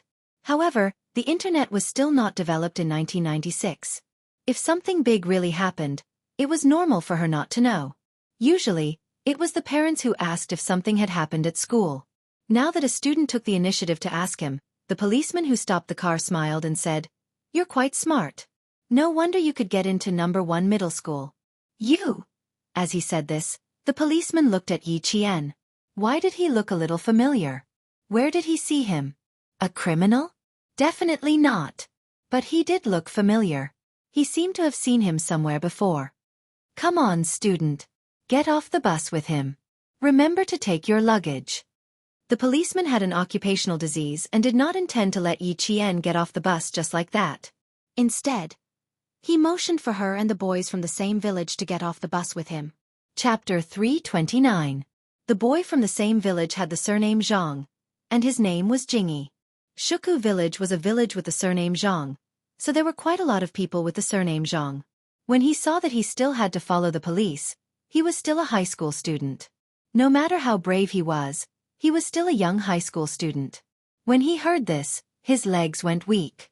Why do I have to get off the bus with you?" He was stuttering a little. When Yi Qian saw this, he turned around and smiled at him. "You're still a student. Nothing bad has happened. What are you afraid of? Something must have happened at the school. They're here to protect the students and their parents. Girls are more meticulous than boys. Your classmate is right. Hurry up and get off the bus. Don't waste the bus driver's time." When the police heard this, they turned around and smiled. "It has nothing to do with you students. Get off the bus." It has nothing to do with the students? Could it be the school and their parents? Yi Qian's gaze froze for a moment. Encountering such a situation at the beginning of school was indeed not something to be happy about. After getting off the bus, Yi Qian and Zhang Jingyi went straight to a convenience store on the road. The store was supposed to be a grocery store, but the police had temporarily recruited them to be on duty. There was also a group of students and parents outside the convenience store. The police walked quickly through the crowd and entered the convenience store. They lowered their heads and said a few words to their colleagues on duty. When they came out again, they waved at Yi Qian, who had not yet entered. Come. The sun is bright outside. Come here and enjoy the fan. Also, the two of you, pass the admission notice to Teacher Fu. Let him help you with the registration procedures." It turned out that the school could not handle the normal admission procedures. In order not to delay the start of school, the registration could only be done by 2 police officers and a school teacher outside. This was one of the registration points. There were 2 more registration points outside. The parents were causing trouble at the school entrance, but the school's normal admission procedures were still carried out. It was not much of an impact. Yi Qian took out the notice from his bag and handed it over. The policeman took the notice and opened it to take a look. His gaze immediately fell on the name, Yi Qian. He then looked up and passed the notice back to Teacher Fu. "You don't have any students with the same name, right? Yi Qian, this girl is here to report." Although they were communicating in a low voice, Yi Qian had undergone hellish training after all. For someone like Yi Qian, who was close to the level of a world-class sniper, even the slightest movement could not escape her eyes and ears. Not to mention, the teacher and the police were talking right under his nose. How could he not hear them clearly? "I'm Yi Qian, Teacher Fu. Is there a problem?" The indifferent Yi Qian smiled and asked politely, "I'm reporting according to the date on the notice. I've already prepared all the other materials for the report." She did not want to ask too much, but she remembered Yi Xiaofan's harsh words early in the morning. "Yi Qian, you're still too inexperienced. If you want to compete with Yi Ying, You'll have to see if I agree or not. These words clearly showed that he did not want her to have an easy time at number 1 middle school. Now that she asked one more question if she could find out something, she might as well not go to number 1 middle school. Teacher Fu looked at Yi Qian. Her expression was slightly dark and unclear. She stood up with the authority of a teacher and said, "Go and sit on the side. I'll call the school management." The change in her expression was only a matter of a few breaths, but it made Yi Qian's eyes darken instantly.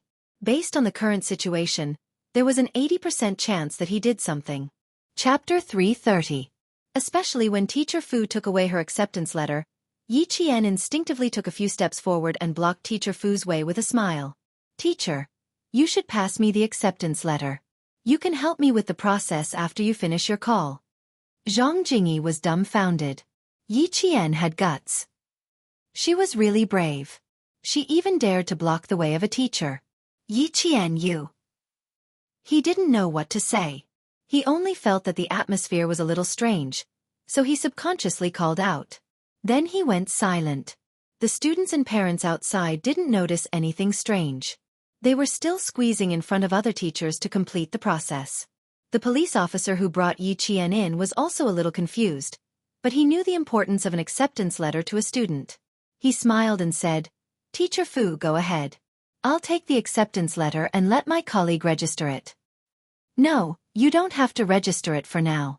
Wait for me to call back." Teacher Fu probably didn't expect a student to dare to block a teacher. After the initial shock, she panicked a little when a police officer joined in. She stuffed the acceptance letter into Yi Qian's hands and hurriedly said, "Wait here." Holding the crumpled acceptance letter in her hand, Yi Qian sighed softly in her heart. It seemed like there were some things that she couldn't decide. Yi Zhifan's ability had once again exceeded her expectations. He was actually able to extend his hand into the city.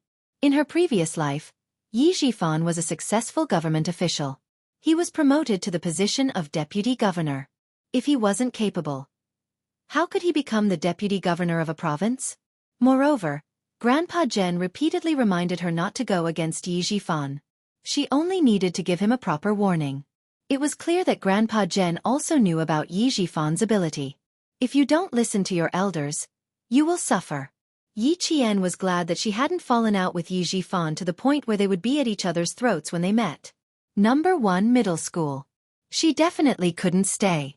"Zhang Jingyi, you go ahead and register first.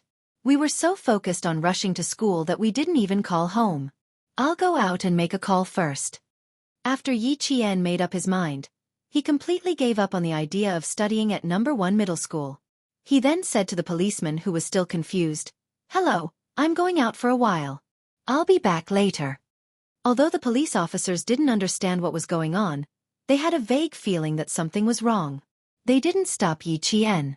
After he left, they asked their colleague who was in charge of registration, "What happened?" "I'm not sure."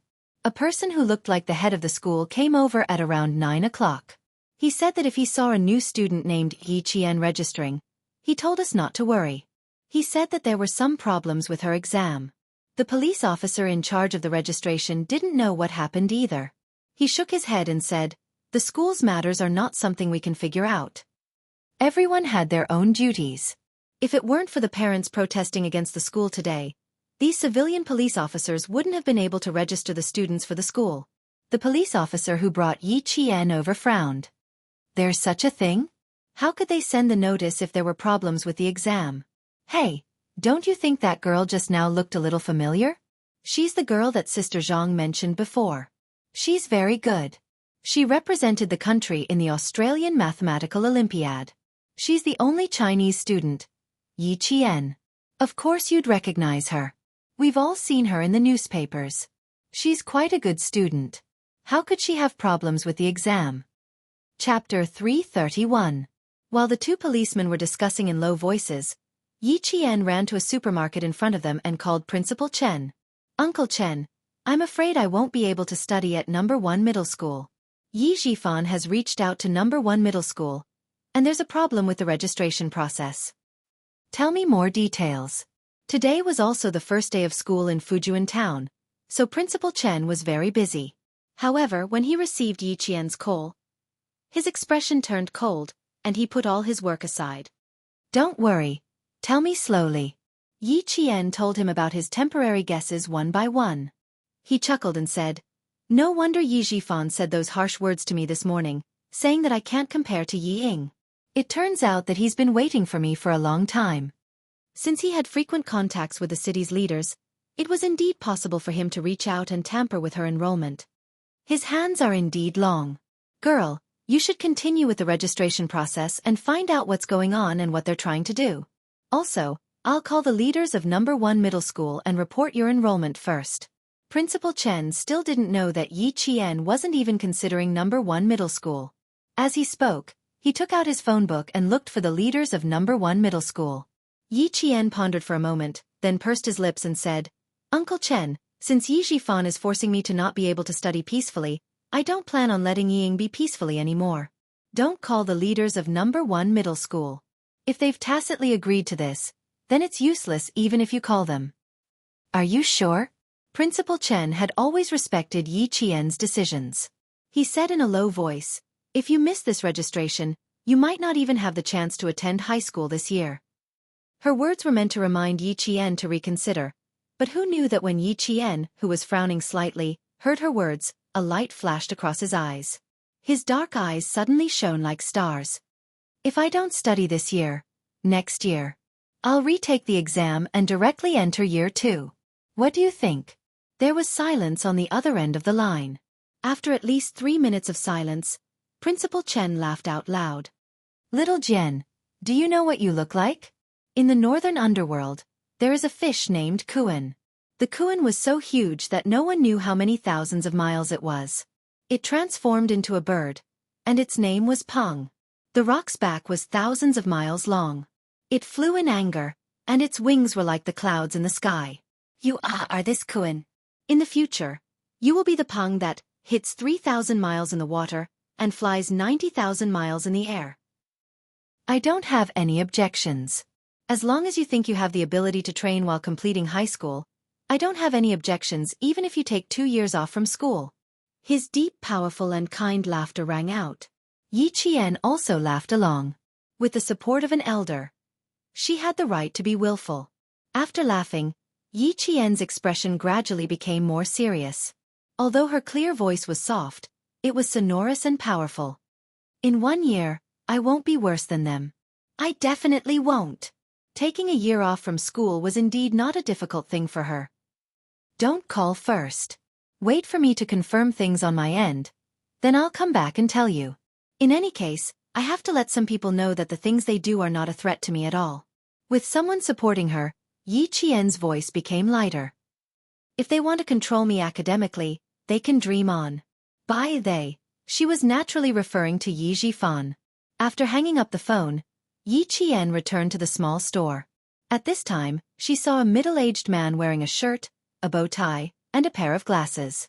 He looked like a school leader standing under the shade of a tree and looking around. Chapter 332. After Yi Jian glanced at him, a faint sneer appeared at the corner of her mouth. This was the vice principal of No. 1 Middle School. She had seen him in the photo before and recognized him at first glance. Even the vice principal was here. Her application was quite interesting. Yi Qian was not in a hurry, so she did not push her way in. Instead, she waited in line for the parents and students in front of her to register first. What was the hurry? Zhang Jingyi, who had finished the registration, came out and saw Yi Qian still in line. He was sweating profusely as he pulled her out. Yi Qian, why are you still waiting in line? Hurry up and go. I saw the vice principal. He's waiting for you. Then he said enviously, You're still the best. It's good that your grades are good. Even the vice principal is here. Don't be envious. My instincts tell me that my application today is not going to go well. Yi Qian handed her luggage to Zhang Jingyi. Help me look after this. Go rest under the tree. I'll be out soon. It was better not to let him know about her relationship with the school. It was not a good thing anyway. Why should she ruin his impression of the school? Zhang Jingyi thought she was joking. He took her luggage and said, Okay, I'll wait for you outside. The application is quick. All you have to do is hand in your acceptance letter, your photo, and fill in the application form. It'll take a few minutes. It might take a few minutes for others, but not for Yi Qian. After she sat down, Teacher Fu immediately stood up and asked the vice principal, who was also sweating profusely, to sit down. She even gestured for Yi Qian to take out her acceptance letter. Take out your acceptance letter. The vice principal will speak to you personally. For the vice principal to speak to you personally, it meant that you should feel honored. In front of the school teachers, Yi Jian had always been a well-behaved student. Hearing this, she took the notice without hesitation and maintained the courtesy of a student to a teacher. She first greeted the teacher and then said, "Principal, if you have anything to say, you can tell me directly. I came alone without my parents." It's like this. The vice principal cleared his throat and looked at Yi Qian sternly. After we sent out your acceptance letter, the school received a call reporting that you helped someone cheat in the exam. Student Yi Qian, your actions have already seriously violated the code of conduct that a student should have.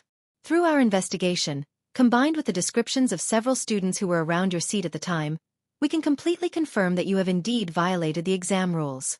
However, due to your excellent grades and the fact that you have won a gold medal in the World Mathematical Olympiad, our school has decided to make an exception and admit you. However, the vice principal's voice was as serious as that of a judge in a courtroom. His one word could decide Yi Qian's life and death. He paused intentionally, but when he saw that the student sitting opposite him had no change in expression and even had a slight smile on his face, the vice principal's intentional pause became somewhat awkward. What were students most afraid of hearing? The number one thing was cheating in exams. That was even more frightening than skipping class. Therefore, when he said this, Yi Qian should have been afraid and should have been quite anxious. After all, this had to do with whether or not he could enter high school. However, Yi Qian did not panic and even smiled. This was not something the vice principal could accept. Chapter 333. What? Do you think I'm joking? The vice principal tapped his clenched fist on the table. His expression was solemn as he rebuked. This is not a joke. If it weren't for your good grades, the school would have taken back this admission letter. And your grades would be nullified. Yi Qian was unmoved, but the parents lining up behind him were shocked. What was going on? Good grades. How could they be nullified? Copied. Discussions broke out as they looked at Yi Qian inquisitively. Some people began to point at him and even stopped the registration process. But this was not the result the vice principal wanted. He didn't want to scare the other students or parents. He wanted to scare Yi Qian. This is not a joke, Yi Qian. We know that your grades are good, but your actions have discounted them. After discussion with the school, we have decided to be lenient with you. Yi Qian raised his eyebrows slightly. She didn't say a word and looked much calmer than the vice principal. At the very least, in the eyes of the police officers who were helping with the registration process, this girl had a faint smile on her face. She was even calmer than a leader. The vice principal felt his back drenched in sweat after hearing her raise her eyebrows. He wanted to drink some water to moisten his throat, but his hands grabbed empty air. This was not his office. Naturally, there was no cup of water on his desk. Yi Qian, who hadn't said much the entire time, chuckled softly when he saw this. Finally, he showed mercy and said, "So, what's the result?" As if a noble had opened his mouth, the vice principal let out a sigh of relief and immediately said, "The result is that you will still be accepted by our school, but you will only be an auditing student. The preferential treatment that the school gave you will also be nullified." So this was the result of the punishment. It did sound very lenient. The expressions of the police officers changed slightly. This sounded like preferential treatment, but in reality, it was too unfair. The status of an auditing student would make the student unable to raise his head in front of his classmates.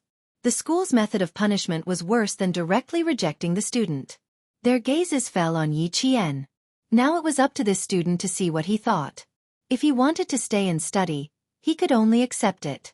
After the vice principal finished speaking, a confident smile appeared on his face. For a student, he had no choice but to accept such a method. Not only would the school not lose an outstanding student, but it would also give the leaders an explanation. It was the best of both worlds. When the parents and students who were listening in from behind heard this, their faces immediately showed expressions of disdain. It was disdain for Yi Qian. His ancestors must have done a lot of good deeds to be able to become an auditing student at number 1 middle school with his good grades. Countless people outside wanted to enter number 1 middle school, but they couldn't. Everyone had calculated everything well, but they had overlooked Yi Qian. Would she accept it? Oh, so that's how to deal with it. Yi Qian smiled slightly and stood up. Then he lowered his eyes and looked down at the vice principal like a high and mighty god. He said slowly, "The way to deal with it sounds pretty good. At least I can still study at number 1 middle school." The vice principal thought that she had agreed.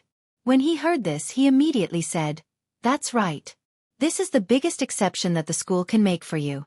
You have to cherish this rare learning opportunity. In the future." Chapter 334. Before he could finish his sentence, he saw that the notice that was supposed to be on the table was already in Yi Jian's hand. With a tearing sound, the notice that represented a student was allowed to enter the school was directly torn into 2 halves by Yi Jian. "What should I do? Do you think this method is helping me?" "Unfortunately. I'm sorry, Vice Principal. I'm not interested anymore." Amidst the gasps behind her, Yi Jian smiled brightly. Her dark eyes were filled with disdain. She used her actions to reject this so-called generosity. "I'm not interested in number 1 middle school. I can even reject the capital's experimental number 1 middle school and the provincial number 1 middle school, let alone a small number 1 middle school. Don't be angry. I'm a talent. Isn't it a little arrogant? I've always been humble. Today, I'm being arrogant. It feels pretty good." The notice wasn't just torn in half. Under the vice principal's wide eyes and everyone else's incredulous gaze, Yi Qian tore the notice to the point that it couldn't even be pieced back together. With a light wave of her hand, the notice turned into a paper butterfly. With a blow from the fan, it scattered everywhere. She giggled and said, "I'm not coming to school anymore. As for the books, I'm not going to study anymore." Don't be surprised. I'm definitely not an impulsive person. Don't be angry. Although I'm a student, I've always made my own decisions. Don't glare at me. If the school can frame a student like this, I really don't want to study anymore. After the notice was torn and blown by the fan, the parents and students were dumbfounded. This was too much. Why was this child so impulsive? "Aya, you're too impulsive. Everything was fine. Where are your parents? Quick, get them here. You've already been admitted. If the school wants to talk to you, you should get your parents here. How can you tear the notice yourself?" "Vice Principal, shouldn't you discuss this with the students' parents? How can you tell a child directly?" Once the notice was torn, the parents' reactions weren't normal. Thinking of their own children, the parents were worried. If something happened to their children and the school didn't look for the parents, then wouldn't it be a mess? The vice principal didn't know that Yi Qian had such a trick up her sleeve. No one expected this. At this moment, it wasn't the school forcing Yi Qian, but Yi Qian forcing the school.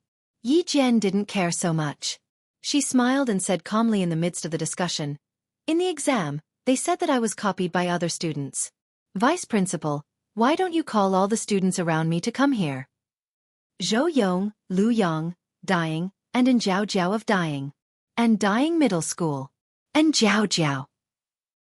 And Jiao Jiao was taking a math exam at 11:13 in the morning. She did hint at me to copy her answers, but the invigilator soon found out and warned me at 11:15. That teacher is Mr. Song from Chengtang Middle School. Other than that, no other students have asked me. Because we've checked their answers before, it's a piece of cake for them to get into number 1 middle school. If I'm not wrong, they'll definitely come to school today. Why don't we confront them? She was truly amazing. She remembered everything so clearly. She could even remember the time and names of the people. No matter how one looked at it, she seemed to have come prepared. Chapter 335. The vice principal, who had finally stopped sweating, was now sweating profusely. Seeing that Yi Qian still dared to force him, he slammed his palm on the table and shouted, "How dare you? Do you still want to study?" "Yes, of course I do." In the face of the angry vice principal, Yi Jian's smile was still so indifferent. When she answered, "Yes," the vice principal snorted and pointed at the torn letter. He said angrily, "You want to do it? You still know how to think? Look at what you've done. I do want to study, but even if I do, I definitely won't study at your school. Yi Qian was not in a hurry. She spoke slowly and with a smile on her face she replied slowly, "So I really don't plan to study. I'm really sorry to trouble you to come here personally. I don't need the school to make things so difficult for me. I won't study, and I won't enter the school. Everyone will be happy." After saying that, Yi Qian winked playfully at the vice principal. She turned around and left the vice principal's line of sight in a path that automatically opened up for her. This outcome was really something that no one could have expected. By the time the vice principal, whose face had turned the color of pig liver, chased after her, Yi Qian had already disappeared. As for the people behind him, he received the adoration of Yi Qian from the students. What a character! She tore the notice and didn't want to study in high school. How could she be so cool? So unique. If it were them, no one would dare. No one would dare. It's that girl who won the gold medal in Australia. Oh my God, so awesome. So awesome. No wonder with her results, only she has the right to choose the school. If I were that good, I could also say something so unique like, I won't study. But I didn't. I tried so hard to get into number 1 middle school. She even rejected the provincial number 1 middle school and the capital's number 1 middle school. The vice principal, who had not left yet, almost vomited blood when he heard this. A student tore the notice and even said she didn't want to study in front of him. This. How was he going to explain it when he got back? Principal, this is a little troublesome. Yi Qian directly tore up our school's acceptance letter and directly said in front of the students and parents that she didn't want to study. Standing under the scorching sun, the sweaty vice principal immediately called the principal, who was in a discussion with the city leaders. This matter is completely out of our school's expectations. What do you think we should do?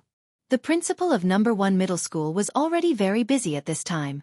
When he heard this, his head hurt even more. Why doesn't this child listen to the teacher? So what if she became an auditing student? She could enjoy all the educational resources that the school should have. I'm still in a meeting here. When I'm done, I'll come and persuade her personally. Tell her first that the school has its own difficulties. We can only try our best to fight for her. The principal of number 1 middle school was also helpless. Of course, he wanted to keep a good student, but the higher-ups had secretly given the order. No matter how unwilling he was, he could only do this. The main point was, he was the one who got the auditing student. The vice principal's expression became even uglier. She left. When I chased after her, she was already gone. Yi Qian, who had made up her mind to leave, of course would not let the vice principal find her. She found Zhang Jingyi and said to him in a carefree manner, I'm sorry. I can't stay with you in number 1 middle school for the 3rd year of high school. I'm going to take a break from school. Study hard. Zhang Jingyi. I have faith in you. All the best. Chapter 336. The boy from the same village, Zhang Jingyi, who was standing outside, did not know what had happened. He saw Yi Jian carrying her luggage as if she was stepping on hot wheels and directly jumping onto a bus that was going somewhere. Goodbye. She was not afraid of not studying. She was afraid that she would be in trouble if the vice principal caught up with her if she did not walk faster. Yi Jifan, oh Yi Jifan, I will grant you your wish this year. She did not want to study in high school for 3 years. Yi Qian had never wanted to be too far away from Principal Chen and Uncle General. She had enough excuses to take a year off from school. That night, she happily returned to Fujian town. She did not know that she had once again become the biggest news in the city. She tore up the notice in front of so many classmates and announced that she was not going to study anymore. She had to have the right to be arrogant.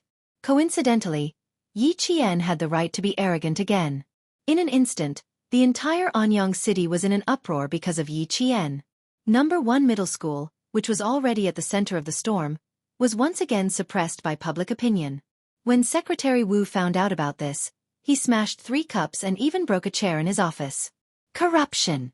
Corruption. Bureaucrats. Bureaucrats. Incurable. Incurable. All their efforts were in vain. It was a huge setback to the education system in the city. It was no wonder that Secretary Wu was angry. Principal Chen took Secretary Wu's call and said, Secretary Wu, I was worried that the child would be ruined if she went to school. I am relieved that she did not. This girl is smart. If she does not go to school this year, then so be it. It will be the same next year. There was an arrogant Yi Qian. She had to have a family behind her to support her. Secretary Wu had nothing else to say. He sighed and said, "It was my fault. I almost caused Yi Qian to fail." There was no mistake. At least, Yi Qian was happy to take a leave of absence, so it was not considered a mistake.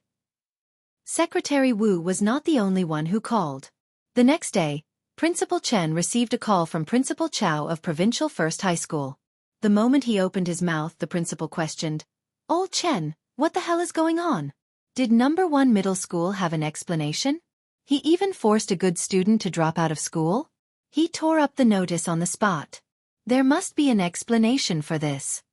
Their Provincial First High School had gritted their teeth and swallowed their blood to let go of a good seedling. Who would have thought that? The school that had accepted her didn't cherish her and actually forced her to drop out. Get Yi Qian to report to the Provincial First High School in the next 2 days. Our school's doors will be open to her unconditionally. Principal Chao had seen Yi Qian's abilities with his own eyes. He had even personally sent her to Beijing before going overseas to participate in the competition. He had 100% confidence in Yi Qian's character. He firmly believed that Yi Qian was worth waiting for. When Principal Chen heard this, his eyes were full of smiles. He said in a clear voice, "Old Chao, I'll stop here. Thank you very much. As for where this child will study next year, we haven't decided yet. To tell you the truth, this summer, Yi Qian went through all the high school textbooks. I also gave her a test. A typical key university won't be a problem for her. So, it's not a big deal for her to take a leave of absence for a year. I'll thank you on behalf of that child." After listening for a while, Principal Chao asked tentatively, "So Yi Qian wanted to take a leave of her own accord?" "You guessed right. I just found out that this child doesn't want to study for 3 years in high school. She thinks it's a waste of her time.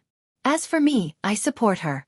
Principal Chen did not hide anything and chatted with Principal Chao with a smile on his face.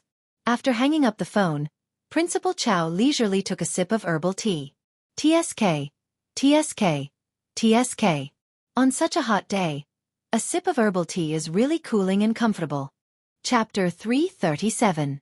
There was a call from the provincial government, followed by a call from Dean Li in Beijing. Like Principal Chao, they hoped that Yi Qian could report to their school within the next 2 days. The examinee's file had to be entered into the education system as soon as possible. Once the time limit was over, it could not be submitted again. Principal Chen's answer was still, "Let Yi Qian take a year off from school. If there was anything else, they could talk about it next year." Who was the happiest about this? Naturally, it was Yi Xiaofan's family. Yi Xiaofan, who was still handling the admission procedures at the provincial first school, received the call. He suppressed his happiness as he bought daily necessities for Yi Ying. Instead, he said sadly, this child. Hey. I just wanted her to admit her mistake. Who knew that she would be so rebellious and disrespectful to the teachers? She even dared to tear up the notice. This matter has nothing to do with you. I will definitely apologize to you when I get back. It's really... Hey, I didn't think that she would be so presumptuous. He sighed and apologized, as if he was really heartbroken. After the call ended, Yi Xiaofan laughed heartily as he paid the bill. This little girl dared to compete with him. This time she will remember. Yi Ying still could not believe it. Dad, are you sure she really tore up the notice? Really? Of course, why would I lie to you?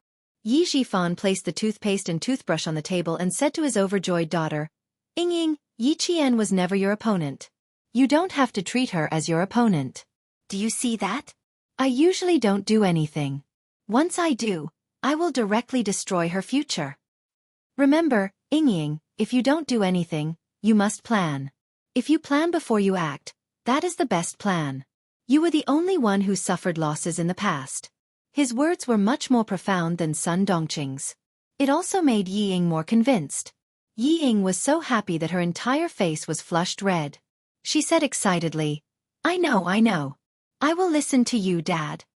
Yi Qian, what right do you have to fight with me? Ha ha ha, what right do you have? I am now studying at the provincial first school, and you can only quit school. Ha ha ha, you want me to wait? Fine, I'll wait. I'm waiting to see you make a fool of yourself. I'm waiting to see you live a life worse than a pig or a dog. His smile was not only sinister, but also ferocious. It was as if she could already see Yi Qian's miserable days in the future. She would be the king, and Yi Qian would be her slave. Work hard. Ing. Dad can help you now, but you have to rely on yourself in the future. Yi Qian is no longer a threat. She didn't even study in high school. No matter how good she is, she can only live at the bottom of society. Yi Xiaofan constantly reminded Yi Ying that she needed to use her own means to get the life she wanted. Don't always think about Yi Qian. You need to become someone that she can never match up to. When she thought about how Yi Qian would never be as good as herself, Yi Ying felt that the haze from before was swept away. She hugged Yi Xiaofan's arm and said coquettishly, "Dad, I know. Don't worry. I used to throw tantrums because of Yi Qian, but I won't anymore. She was already inferior to me, and she will still be inferior to me in the future. I will work hard for you. I definitely will." Sun Dongqing, who was hanging the clothes outside, didn't know about this. When she found out that they had returned to Fujian town, Yi Xiaofan told her. She knew, and not long after, the villagers of Shuku village found out. They all felt sorry for Yi Qian. He was such a good child, and he had a bright future, but he ruined himself. Chapter 338. 2 months after school started, the news of Yi Qian's suspension from school still hadn't died down. Yi Xiaofan, who had always been cautious, asked around for 2 months and confirmed that Yi Qian's name was not in any of the high schools in the city, nor Yi Qian's name in any of the high schools in the province. He was still worried and used his connections to check Yi Qian's household register.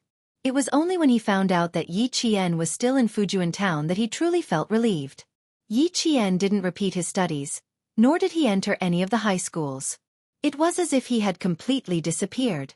In October, the principal Chen of Fujian town resigned due to health reasons, and the position of the high school principal was handed over to another veteran who could continue to guard the underground oil depot. In October of the same year, Uncle Zhen, who had lived in Shuku village for more than 20 years, said that he was going to look for his relatives in Sichuan province. He left Shuku village with the village chief, Zhang Difu. Yi Qian, Uncle Zhen, and Principal Chen's figures faded out of Shuku village and Fujian town. Even the people in the army didn't know where the 3 generations had gone. They only knew that they had gone to wherever the hardships were. Heavy snow was already falling. In one night, the entire Anyang city became a world of silver and white. Winter of 1996 had arrived. Anyang city of the southern province welcomed its first snow of the winter. Children were happily having snowball fights in the snow. The children's laughter added the most vibrant colors to the entire city. Drivers, cyclists, and pedestrians were all very careful for fear of accidents. Only a jeep suddenly appeared at the intersection. It sped up again, stirring up waves of snow, and disappeared around the bend in the road in the blink of an eye. The driver's deep black eyes contained a faint smile. His elegant and handsome face contained a smile like the spring breeze in March. He steadily drove the car to the entrance of number 1 middle school. "Hello, I'm looking for Yi Qian from grade 1 class." A tall man in a military coat casually rested his arm on the windowsill of the guard post. He took off his gloves, revealing a pair of slender hands that were as long as a pianist's. He picked up the ballpoint pen used for registration and wrote down his name stroke by stroke. He smiled at the guard at the door. Yi Jian, grade 1, class 1. The guard at the gate was a security guard in his 30s. When he heard this, he glanced at the young man in a military coat. When his gaze landed on the man's military cap, his eyes flickered slightly. Xia Jinyuan put down the ballpoint pen. He could see something strange from the other party's expression. There was a hint of seriousness in his soft voice. "What's wrong? What happened to her?"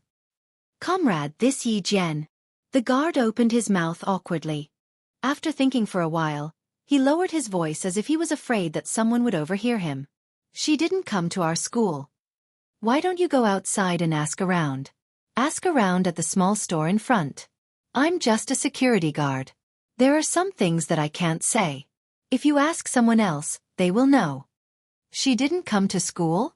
Xia Jinyuan clenched his fists. He said, "Thank you." Then he strode away. He started the car and stopped in front of a roadside convenience store in the blink of an eye. He stopped the car and bought a pack of chewing gum. He fiddled with it without eating it. Looking at the shop owner, who was sitting by the fire, bored, Xia Jinyuan pointed at the stove and smiled. "Brother, let's go to your store to warm up. I'm waiting for someone." In his military uniform, he took off his military cap and naturally placed it flat in the palm of his hand. He then fastened it to his waist. His actions were indescribably dignified and masculine. Seeing this, the shop owner laughed loudly. "Whatever. Do you want some hot tea? I'll make you a cup." His action, dressed in military uniform, won the shop owner's favor. Chapter 339. There's no need to trouble yourself. I'm just waiting for someone. Class is about to end. Xia Jinyuan sat down. Even his sitting posture was a habit of the army. His hat was gently placed on his knees to maintain his military posture. He was always cautious that he was a soldier and would never spoil his military image outside. More importantly, this was also a characteristic of physics. When one's hands were placed on his knees, it formed the most stable triangle. When one stood up, it was easy to immediately exert force to stand up. Xia Jinyuan's plan was to leave immediately after asking about Yi Qian. The shop owner warmly poured tea and came over. When he sat down and saw Xia Jinyuan's appearance, he subconsciously straightened his back and started to chat with him. Number 1 middle school is really good. This year, 6 students from Tsinghua University and Western University took the college entrance examination. Now that it's famous, all the students outside are squeezing their heads to get in. Everyone wants to go to number 1 middle school and enter the top universities. The shop owner was bored guarding the shop alone, so when a soldier came to chat with him, he warmly introduced number 1 middle school while drinking hot tea. Xia Jinyuan wanted to know what exactly happened to Yi Qian here, so naturally, he deliberately guided the shop owner around number 1 middle school. Hearing this, the shop owner smiled and said, "Not everyone wants to study at number 1 middle school. I just went to the school to look for someone and heard 2 parents delivering clothes to a student outside. They heard a student named Yi Qian. She seems to be Yi Qian. This little girl was a celebrity in Anyang City some time ago." Since they were talking about other people's affairs, the shop owner described the scene that happened that day in detail. "It's a pity for the little girl. It's really a pity. I even specially looked up last year's People's Daily. She was really the little girl who won the gold medal in the mathematical Olympiad. She was stingy with the school and left as soon as she tore the notice. Say, why are children nowadays so temperamental? It wasn't easy for her to get into the school. Since the school didn't cancel her results, they still admitted her. So what if she's an auditing student? As long as she's studying at number 1 middle school, it's fine. Tore the notice? Didn't cancel her results? Auditing student?" Xia Jinyuan, who had grasped the main point, asked in detail what had happened. After listening to him, his handsome face turned cold. His little fox was being treated so unfairly. How could someone as prideful as her be broken by a basin of groundless dirty water? It was even more impossible for him to be a mere auditing student. After drinking the tea, Xia Jinyuan was clear about the ins and outs of the matter. After he left the snack bar, he took out a black and white mobile phone that had been popular in Beijing recently and was worth more than 10,000 yuan. He dialed a set of numbers. "Help me investigate someone. Yi Qian, she just turned 16. Find out which school she's studying at in Nan Province. I'll give you a call in 10 minutes. After the phone call, Xia Jinyuan, who had not slept for several consecutive nights, closed his eyes and rested. He did not panic, for he knew very well that it was impossible for his little fox to drop out of school. If she wanted to be admitted to a military academy, she had to be studying at a high school. Regardless of high school or junior high school, as long as she was in school and her student ID was there, he would be able to find her. In less than 10 minutes, the phone rang. The person on the other end said something, and Xia Jinyuan, who had a calm expression just now, suddenly opened his eyes. His voice was as cold as the snow outside. "Have you checked all the schools in the province?" Chapter 340. The person on the other end of the phone was a woman with a gentle voice. She was dressed in an expensive suit. She was wearing a suit and a pair of black heels that were at least 8 centimeters high. She leaned against the desk and said calmly, "I did. Her student ID hasn't been changed and her file is still in the province. In other words, she's suspended from school. She didn't attend high school or repeat her 3rd year of junior high school. She's suspended from school to retain her student status." Suspended from school to retain her student status. After hearing this, Xia Jinyuan's tense nerves were all relaxed at once. Uncle Chen leaving Fujian High School, Uncle Jen leaving the village, and Little Fox suspending from school.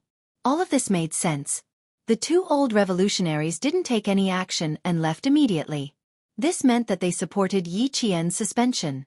Now that they left Fujian town together, it looked like 3 generations of people had agreed to go on a trip together.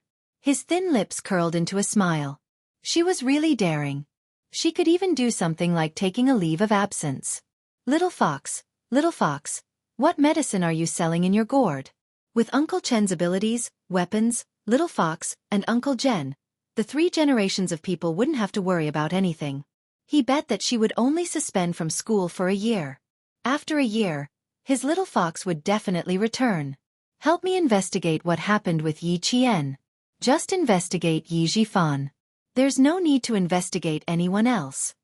He didn't believe that Little Fox's admission to school was simply because she cheated on the exam. Someone must have done something. There wasn't a second suspect. Yi Xiaofan was the only one. The woman on the phone obviously had a good relationship with Xia Jinyuan. She laughed when she heard this. "Young Master Xia, you seem to care a lot about this young lady. Aren't you going to chat with me?" "Miss Xia, as a career woman, you're not suitable to talk about this. Old Master Xia is still waiting for you to bring back a brother-in-law." Xia Jinyuan finished speaking lazily. As he started the car, the woman said coldly, "Goodbye." He tossed the phone onto the passenger seat, and the car dashed into the heavy snow. This time, the speed of the car was much slower than before. It did not exceed 30 kilometers per hour and steadily drove out of I-City. Xia Jinyuan already knew the reason for what he wanted to investigate even before the car left I-City. "You want to ruin Little Fox's future? Mayor Yi, oh Mayor Yi, the military already has Little Fox's file. Do you think you can destroy it just because you want to? She's a little fox that the country wants to nurture. What ability do you have to destroy her?" But what was the little fox going to do? Did he need to make a move? Xia Jinyuan, who had been driving the car out of City, could not make up his mind. It would be convenient for him to make a move, but he could not figure out what Little Fox was thinking, so he had to be more cautious. It was better to wait until he got in touch with Little Fox. It would be easier for him to make a move once he knew how she was doing. After driving for a few hundred meters, the car stopped by the roadside. Without turning off the engine, he picked up the phone again and dialed a group of numbers. This group of numbers was to find out where the 3rd generation was. "Brother, check on the 2 elders and the girl. I'll give you their ages and names later." "Photos?" "Yes, but I have to wait until I have a computer." As his clear and lazy voice rang out, a man's joyful laughter could be heard from the other end of the line. Chapter 341. The man said something that made Xia Jinyuan raise his eyebrows. "You're full of nonsense, aren't you? Goodbye then." No, I'm scared of you. I was just talking too much. Send it to me and I'll check it immediately." The man on the other end of the phone panicked. Who would dare to reject Mr. Xia? He was a ruthless character. He looked gentle, but when he was ruthless, he had single-handedly destroyed a hooligan's nest, and the hooligans had to thank him for it. Xia Jinyuan chuckled and looked outside. "Thank you, brother. It's not convenient for me to show my face now. I'll thank you when I get back to Beijing." "All right, with Mr. Xiao's words, I'll go through fire and water for you." The man on the other end of the phone agreed without hesitation. His tone was familiar, and it was obvious that he was close to Xia Jinyuan. With Mr. Xiao's ability, it was easy for him to find out where Yi Qian and the others were. Even though the internet was not developed in 1996, and there was no real name system for buying tickets, it only took half a day to find them. At 4 o'clock in the afternoon, the snow in Anyang City was getting heavier and heavier. The snow was so heavy that the pedestrians could not see the road clearly. Xia Jinyuan, who had already received news, knew that although it was snowing heavily in the southern province, The place where his little fox was located was scorching hot. 3 generations had gone so far away. The training arranged by the world-class sniper was indeed hellish training. After leaving the highlands and arriving at the desert, he admired the little fox's perseverance. It was unrealistic to go to the desert with only a week's leave. Xia Jinyuan returned to Beijing for 2 days of leave and invited the friends who had helped him out for dinner. On the 5th day of leave, he returned to the Snowfield Brigade. Damn. You came back early. You should have given me the extra leave. When Han Zheng saw him appear at the base with his luggage, he said bitterly, I feel like I haven't rested enough and I have to report back. Hey, how did you come back early? Seeing Xia Jinyuan's expressionless face, Han Zheng took a closer look and frowned. That's not right. You didn't look for your little fox? Fuck. Little fox is ignoring you? You guys broke up? Ha ha ha, did they really break up? From puzzlement to schadenfreude, it only took a few seconds. When have I ever dated an underage girl? If there's no pursuit, how can there be a breakup? Xia Jinyuan, who had been ignoring him, finally glanced at him and sneered. Do you think I'm like you? When you return to Beijing, 3 girlfriends will break up with you.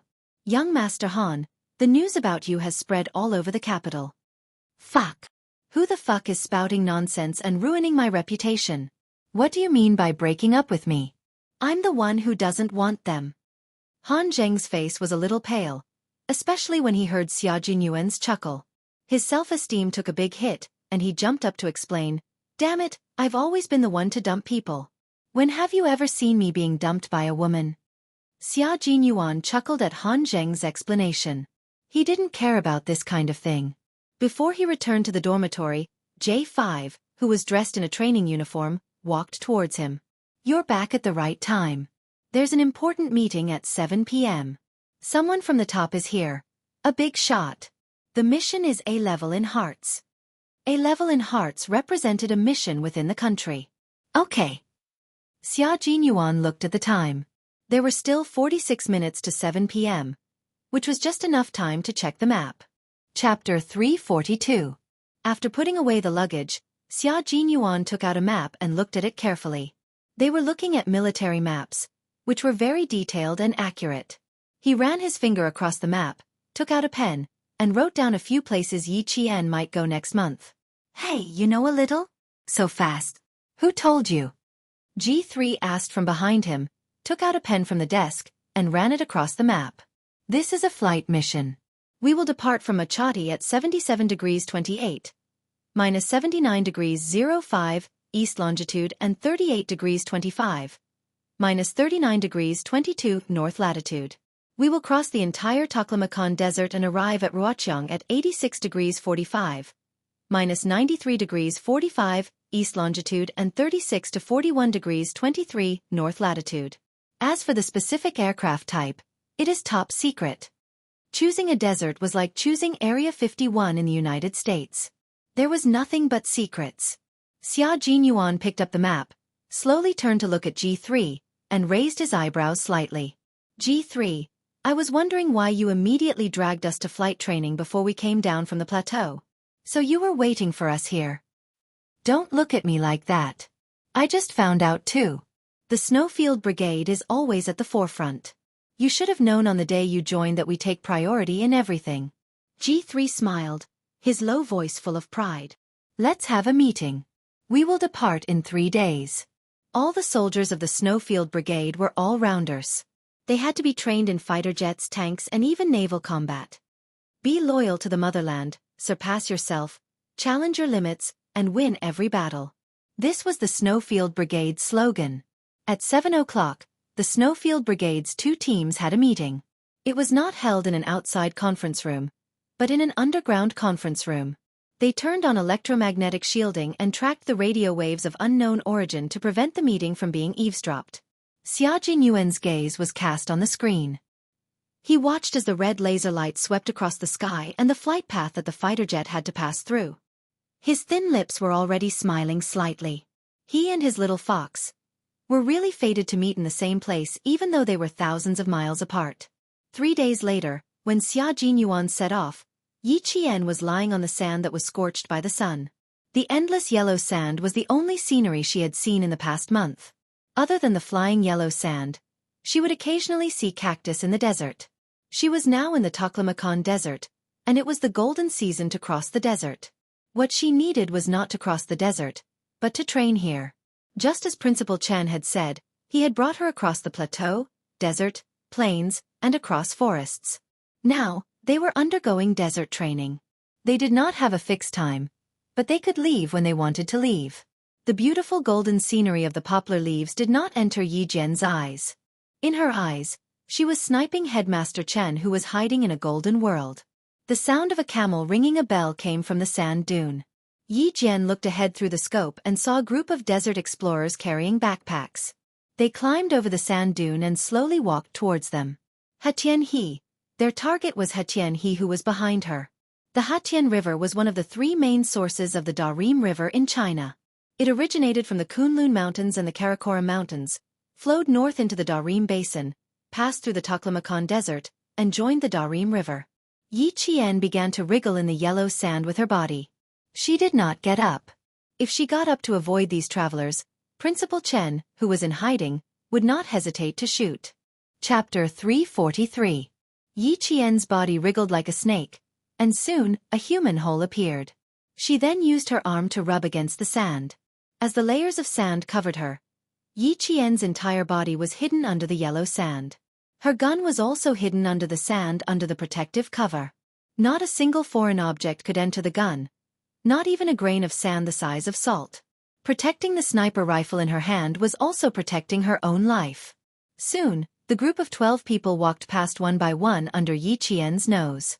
Her anti-dust glasses were stained with sand from the traveler's footsteps. She even smelled the smell of the camels. It was a little unpleasant, with the smell of urine. After passing through 2 more sand dunes, we'll reach the Hatian River. My dear, walk faster. God, I see a huyang tree. Quick look. A huyang tree.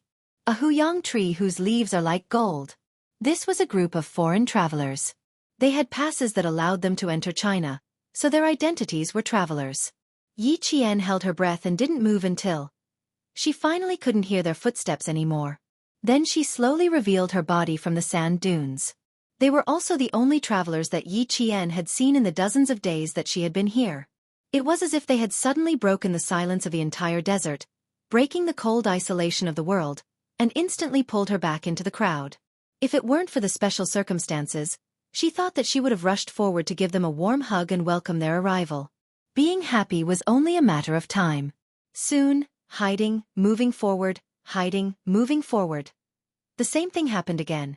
Yi Qian, who had already learned how to remain calm and collected in the cold, stayed parallel to the sand so that she wouldn't be exposed to the sniper's range. Learn to search in the cold. Learn to calm your heart in the midst of the bustle. You need to be above your emotions and allow yourself to fully adapt to the environment. This was the true meaning that Yi Qian had learned in this desolate desert. The footprints left behind by the travelers on the yellow sand were blown away by the wind. Yi Qian, who had been there just a moment ago, also disappeared in the wind. The little girl escaped? Not long after, Principal Chen's figure appeared. He stood where Yi Qian had been hiding and laughed. Not bad at escaping. With something hard pressed against his back, Yi Qian said with a smile, I didn't run away. I just changed my position. Uncle Chen, you've lost this time. This sniping training lasted 46 hours. At this time, she and Principal Chen were covered in yellow sand. If they used their hands to scrape their faces, they could scrape off a layer of sand. His lips had not drunk any water for 46 hours and had been supported by the cactus juice. Not only were his lips bleeding, but they were also covered in white scabs. It was cactus juice stain. Not bad.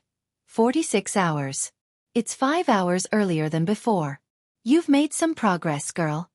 Uncle Jen handed the military water bottle to Yi Qian and took the sniper rifle from her. I'll take care of the gun. You guys rest. The old man in his 70s resolutely accompanied Yi Qian and Principal Chen on this arduous training journey. Beside their feet was the Hatian River. Yi Qian lowered his head and used his hands to wash off a layer of yellow sand. His small face was red from the sun.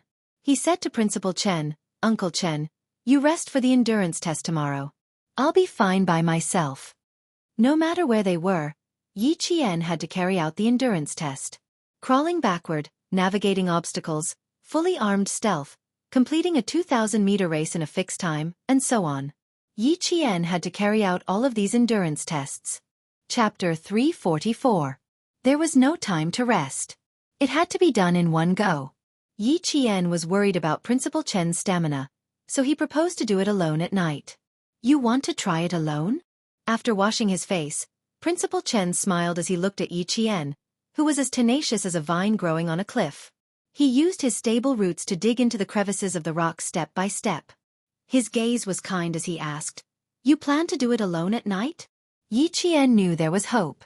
He winked playfully and smiled optimistically. "I can't always have you by my side. I need to learn how to face the darkness alone. I'll bring the compass with me. I won't get lost." "Okay, then Uncle Tongzhen and I will wait for you here." Her courage and perseverance made Principal Chen feel that no matter how hard and tiring it was worth it. Here, Principal Chen not only trained Yi Qian to be a world-class sniper, but he also trained him to be a Special Forces soldier who could join the Special Forces directly after graduating from military school. Now, he was training Yi Qian to snipe on the ground. When it was over, he would bring Yi Qian to the jungle for training next spring. Night fell. The night view in the desert was even more pure than in Tibet. Yellow sand stretched under his feet, but the sky was filled with twinkling stars. Yi Qian used his binoculars to look at the Milky Way. The sky was so vast and magnificent that he felt like he was just a drop in the ocean. The sky was like a mirror. Among the twinkling stars, he could even see shooting stars whizzing past, leaving behind the most beautiful scenery. With only a few minutes to admire the beautiful night sky, Yi Qian dove into the desert and began his endurance test. Stars twinkled in the sky. Yi Qian, who was admiring the night view, didn't know that Xia Jinyuan was sitting in the co-pilot seat, ready to go. Under the command of Xia Jinyuan, the jet rose into the night sky at an angle of 60 degrees, then flew parallel to the finish line. Under the command of the control tower, he and his 4 comrades from the Snowfield Brigade, as well as 5 pilots, flew the 5 newest fighter jets and began a series of maneuvers and drills. Simulating the dropping of a bomb, rushing up at an angle of elevation, and rapidly descending at an angle of elevation. These were all things that they had to use their lives to practice and complete. When Yi Qian, who was lying prone in the desert, heard the rumbling of the fighter jets, he couldn't help but pick up his binoculars and look up at the sky. In her eyes, she saw several airplanes flying over her head at an extremely fast speed. In Xia Jinyuan's eyes, he knew that he was in the desert, and he didn't know where he had met his little fox. The difference was that he was in the sky while she was on the ground. At the same time, at the same place, they would definitely meet. As for her, she would hear the sound of fighter jets. No matter which one it was, his figure would always fly past her, pass through the Hatian River and complete the defensive roller. His voice couldn't reach Yi Qian's ears, but it was clearly transmitted to the control tower. The test flight of a fighter jet was full of unpredictable dangers, but he still maintained a calm and unruffled composure. Yi Qian didn't come back that night, and Principal Chen and Uncle Zhen didn't sleep the whole night. They sat there until the sun rose. In the ground line, Yi Qian appeared with the sun, with his back against the rising sun, walking over the sand from afar. She saw 2 black dots standing in the distance. They were her closest family, the elders she respected the most in her life. What she didn't know was that someone had met her at a certain moment last night. After staying in the desert for 4 months, in February of the following year, the 3 generations of people arrived at the vast forest in the southern part of the Xi province. This was a place full of legends and dangers. Yi Qian began his 4-year training program, which was originally in the middle of the 3rd year. Chapter 345. On the day that Yi Qian arrived in the western province, a farm vehicle drove 70 yards through the narrow roads of Magadi County. With a loud screech, it stopped at the entrance of an old bus station. The car door was slammed shut. Xia Jinyuan, who was covered in yellow dust, strode into the bus station that didn't even have a door. It was hard to tell the original color of his clothes. "Shit, wait for me." Han Zheng, who got out of the car a step later, choked on the yellow dust that came out of the car. He coughed and jumped out of the car to chase after Xia Jinyuan. "Who are you going to ask? How are you going to find them? We don't even have a photo." The fighter jet test lasted for nearly 2 months. Every night when the plane stopped working, Xia Jinyuan could be seen standing on high ground, looking in the direction of the Hatian River. There, after a radar scan, 3 red dots appeared on the radar display, which meant that there were people in the desert. The military sent people to investigate in secret just in case. The results were shocking. But after that, the military didn't send anyone else. Obviously, they knew that the 3 people who stayed in the desert for a long time were not criminals who were spying on the military. Xia Jinyuan knew who the 3 people were. As for Han Zheng, he only found out 5 hours ago. Xia Jinyuan, who strode to the bus station staff to ask questions, didn't hear what Han Zheng said behind him. He looked tired and was asking about Yi Qian's whereabouts. According to the radar display, Yi Qian, Uncle Chen, and Uncle Zhen returned to Magadi County from the Hatian River 15 days ago. Based on the travel time, it would take about 10 days. According to his calculations, the 3 generations should rest for about a week after returning to the county. But he was wrong. The travelers who left the Hatian River would rest for a week in Magadi County to recover their energy before leaving. However, Yi Qian and the others only rested for a day before leaving. Xia Jinyuan had just finished a few months of fighter jet test missions. Last night, he began to inquire about the whereabouts of the 3 generations. Soon, he found out that they were at the bus station. In fact, when he was driving over, Xia Jinyuan knew that there was a 99% chance that Yi Qian had left McGathy County. There was also a 1% chance that there was a problem with the maintenance of the bus that came in and it needed to be parked for a few more days. As soon as Xia Jinyuan asked, the staff immediately knew who he was inquiring about. He smiled and said, "We've seen the young man and the 2 elders you mentioned. They left 4 days ago." The little girl was fair and clean. She stood out among the group of tanned tourists. One of the ladies even asked the little girl what she used to smear it on her face. In fact, Xia Jinyuan already knew the answer, but he still wanted to ask again. Outside, Han Zheng found out from another staff member that Yi Qian had already left 4 days ago. He secretly clicked his tongue. Are these 2 fated or not? Our motherland is vast, but they actually bumped into each other in the desert. If they were fated, it didn't seem like it. It wasn't easy for them to have the chance to meet each other. But they missed it. The new year had just passed, and the small county still had a lingering New Year's atmosphere. Occasionally, the sound of firecrackers could be heard. Xia Jinyuan bought 2 bottles of mineral water that were 3 times the price outside. He stood alone at the place where Yi Qian had stood before, drinking the water and sighing helplessly. Little fox, you're really fast. You make me happy and sigh. Next time I see you, I have to ask for some interest. Chapter 346. What are you mumbling about? Let's hear it. Han Zheng, who was holding 2 bottles of mineral water in his hands, walked over. Seeing his tall and straight back, his childhood friend exuded the aura of a soldier no matter where he went, he teased. Your little fox can become a celebrity wherever she goes. I can grab any staff member and they'll know her. She left 4 days ago and only rested for 1 day. She was lucky to meet the tour bus and left the next day. TSK. Mr. Xia, it's hard for you to catch your little fox. Xia Jinyuan tightened the cap of the half-empty bottle of mineral water. He glanced at his childhood friend who was teasing him and said with a smile, Do you think my little fox is like those brainless women with big breasts? She had a plan to enter the desert and leave the desert. Luck. She never believes in luck. She only believes in herself and the truth. The truth was that they met the tour bus on the way back from the Hatian River. It was completely planned before they entered the desert and left just in time. Damn. There are benefits to having big boobs. I don't have to worry about them. Han Zheng was not convinced and snorted. I'll spend some money to get them. Unlike you running around everywhere. How tiring. He did not have the patience to chase them like this. Xia Jinyuan laughed even more coldly. Your pursuit is not worthy of praise. You spent money to find women, but in the end, they are all unreliable. What are you after? It's hard for me, but I'm willing to do it.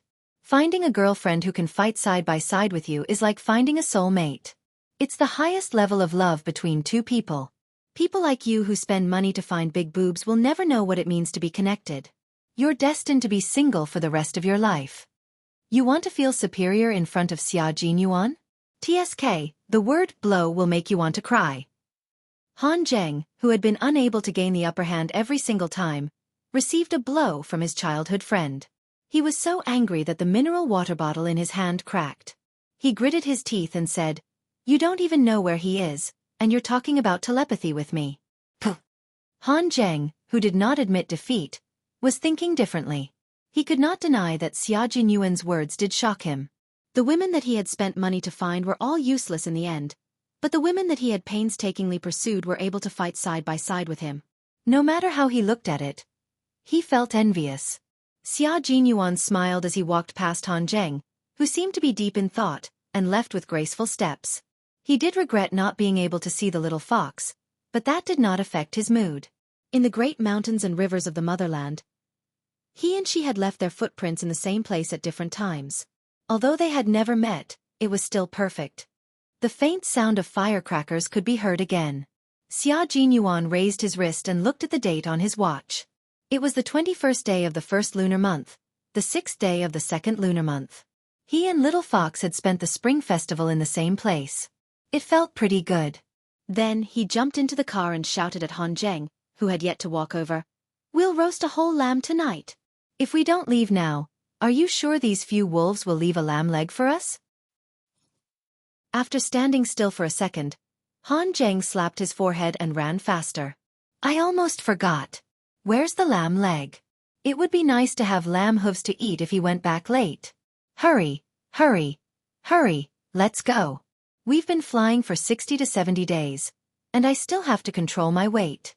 If I don't eat meat soon, my waist won't have any strength." Han Zheng jumped into the car and closed the door. He raised his eyebrows and smiled proudly. "If a man has no strength in his waist, ha ha ha, young Master Xia, what do you think will happen?" Chapter 347. You've always had weak kidneys and lost your youthful vigor at an early age. You should know better than me the consequences of a weak waist. As for me, first young Master Han, don't be jealous. Xia Jinyuan stepped on the gas pedal. Even the yellow dust on his body couldn't hide the elegance between his eyebrows as he laughed. He was very experienced in insulting his childhood friend. Han Zheng's disgruntled "pooh" could be heard from the car. The wheels rolled up yellow dust as they left the bus station. At that time, the hundreds of thousands of creatures in the western province were waiting to awaken. After Yi Qian and the others arrived in the western province, they followed the plan and settled Uncle Zhen down before starting the training. It's now the 3rd year of the plan. Girl, there are benefits to taking a break from school. Principal Chen, who was holding a military map in his hand, looked kindly at the energetic girl. The 4-year plan has been brought forward by a total of 14 months. It's completely beyond our expectations. The 4-year plan started in April 1995. The first year was in April 1996, and the second year was in April 1997. It was now February 1997, and they were in the middle of the 1998 plan. The benefits of taking a break from school were obvious. In less than 2 years, she was already in the 3rd year of the plan. Faced with Principal Chen's sigh, Yi Qian smiled and said, "I still have to thank No. 1 middle school. Otherwise, how could Grandpa Zhen and you agree to let me take a break from school?"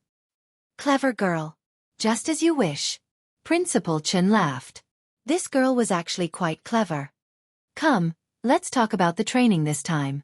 Entering the mountains wasn't done aimlessly. There was a strict route, and the coordinates and latitude could be matched on the military map. Where to enter, where to pass, and which exit to exit from were all strictly planned. Her peers were still sitting in the classroom and comparing their knowledge with the textbooks, but Yi Qian had already walked a long way in life. This was a distance that countless people could only dream of. It was a journey that countless people would never be able to reach in their lifetime. Yi Qian's life had already begun. Her life was destined to be extraordinary. On the military map, Principal Chen, who was holding a twig in his hand, had a serious expression on his face. He repeated the route again. "This is the starting point, and this is the end. 3 months later, we will meet up with Uncle Zhen at the end. Las, the western province's 100,000 forests. You don't need me to tell you how dangerous it is. We have to come out in 3 months.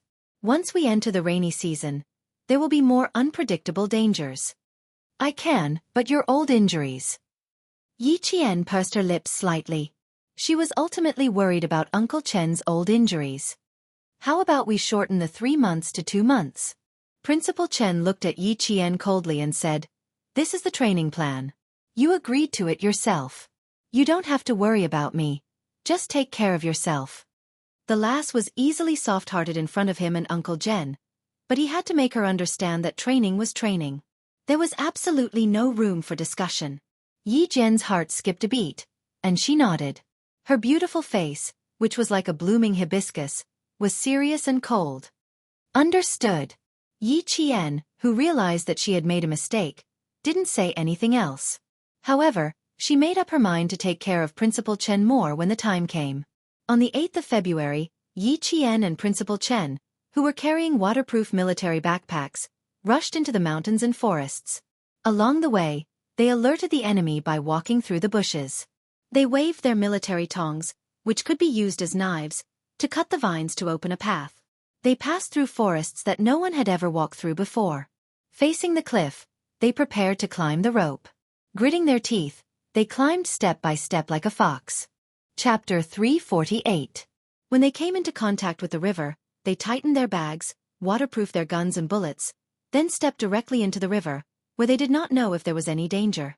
When they came out of the river, the sky was dark. They found a depression and rested, soaking wet. There was no fire or hot water here, and the only food they could eat was not cooked. From mushrooms to wild fruits, even raw meat could fill their stomachs. Yi Qian never complained about the hardships, nor did she shrink back. She was like a young girl chasing after the sun, running all the way to where there was light. Along the way she trained. She did not know how many mountains and cliffs she had climbed. Finally, she successfully completed more than 10 field training courses. Although it was a daunting experience, it was Yi Qian's first time entering the forest. There were a few times when she really had a close brush with death. If it were not for Principal Chen's rich experience, Yi Qian knew that she would not have been able to walk out safely. But it was only in the first half of the month that accidents occurred. Soon, she adapted to the environment in the forest. Like a cheetah, she roamed the forest vigorously. At the beginning of May, the two of them walked out of the vast mountains. It was not an exaggeration to say that they were savages. Don't the two of you have a set of clothes that are a little more presentable? The climate in Beihai was pleasant, and Uncle Jen was not any less spirited than before. He looked at the two of them who were dressed in rags, and did not look well. He sighed. This must be an old beggar bringing a young beggar out to beg for rice. If it were not for the fact that the two of you are clean, I'm afraid that no bus would bring you back. Yi Qian put down her backpack. Her eyes became clearer, and she giggled. You guessed right. When we first left the mountains, Uncle Chen and I were waiting for the village bus. When we got on, everyone on the bus thought that we were beggars. Uncle Jen rented a house in a vacation village near the North Sea.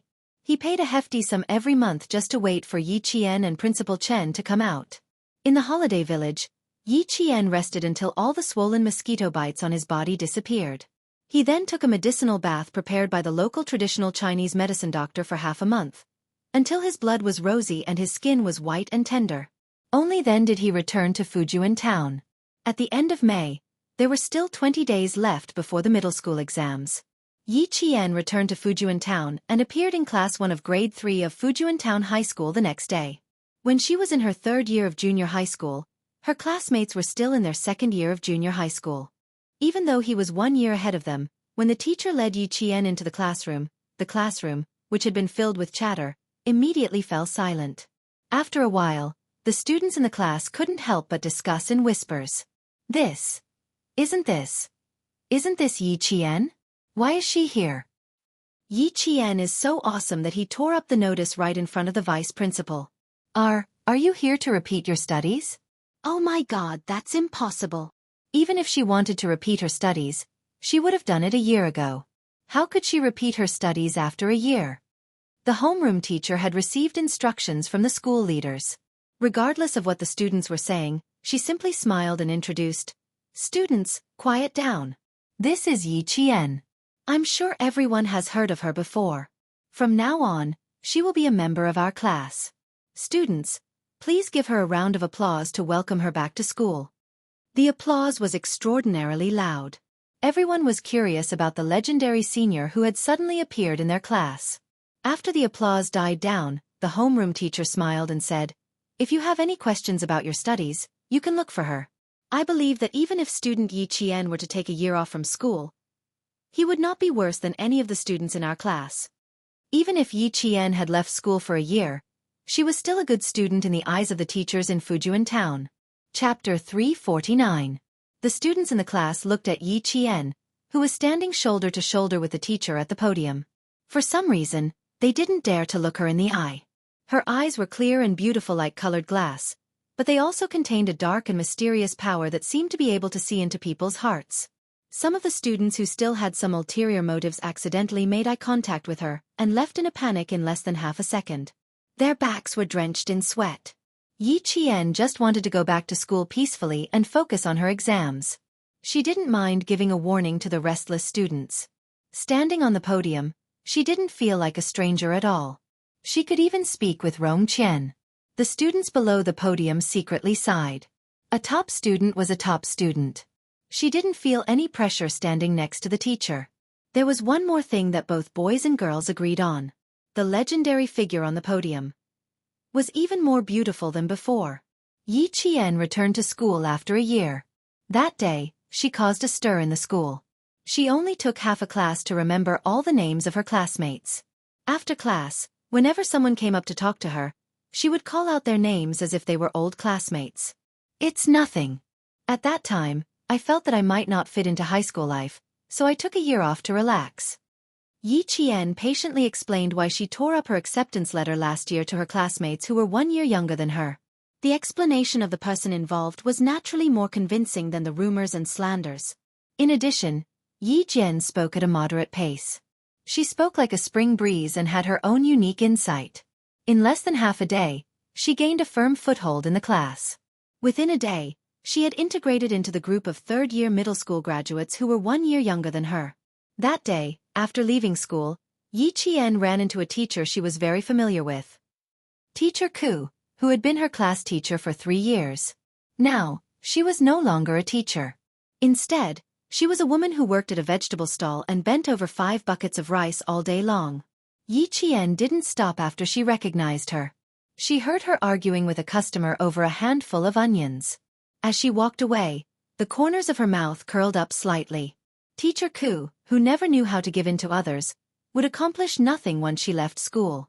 There was no need to go over to show off. Teacher Ku was no longer worthy of her attention.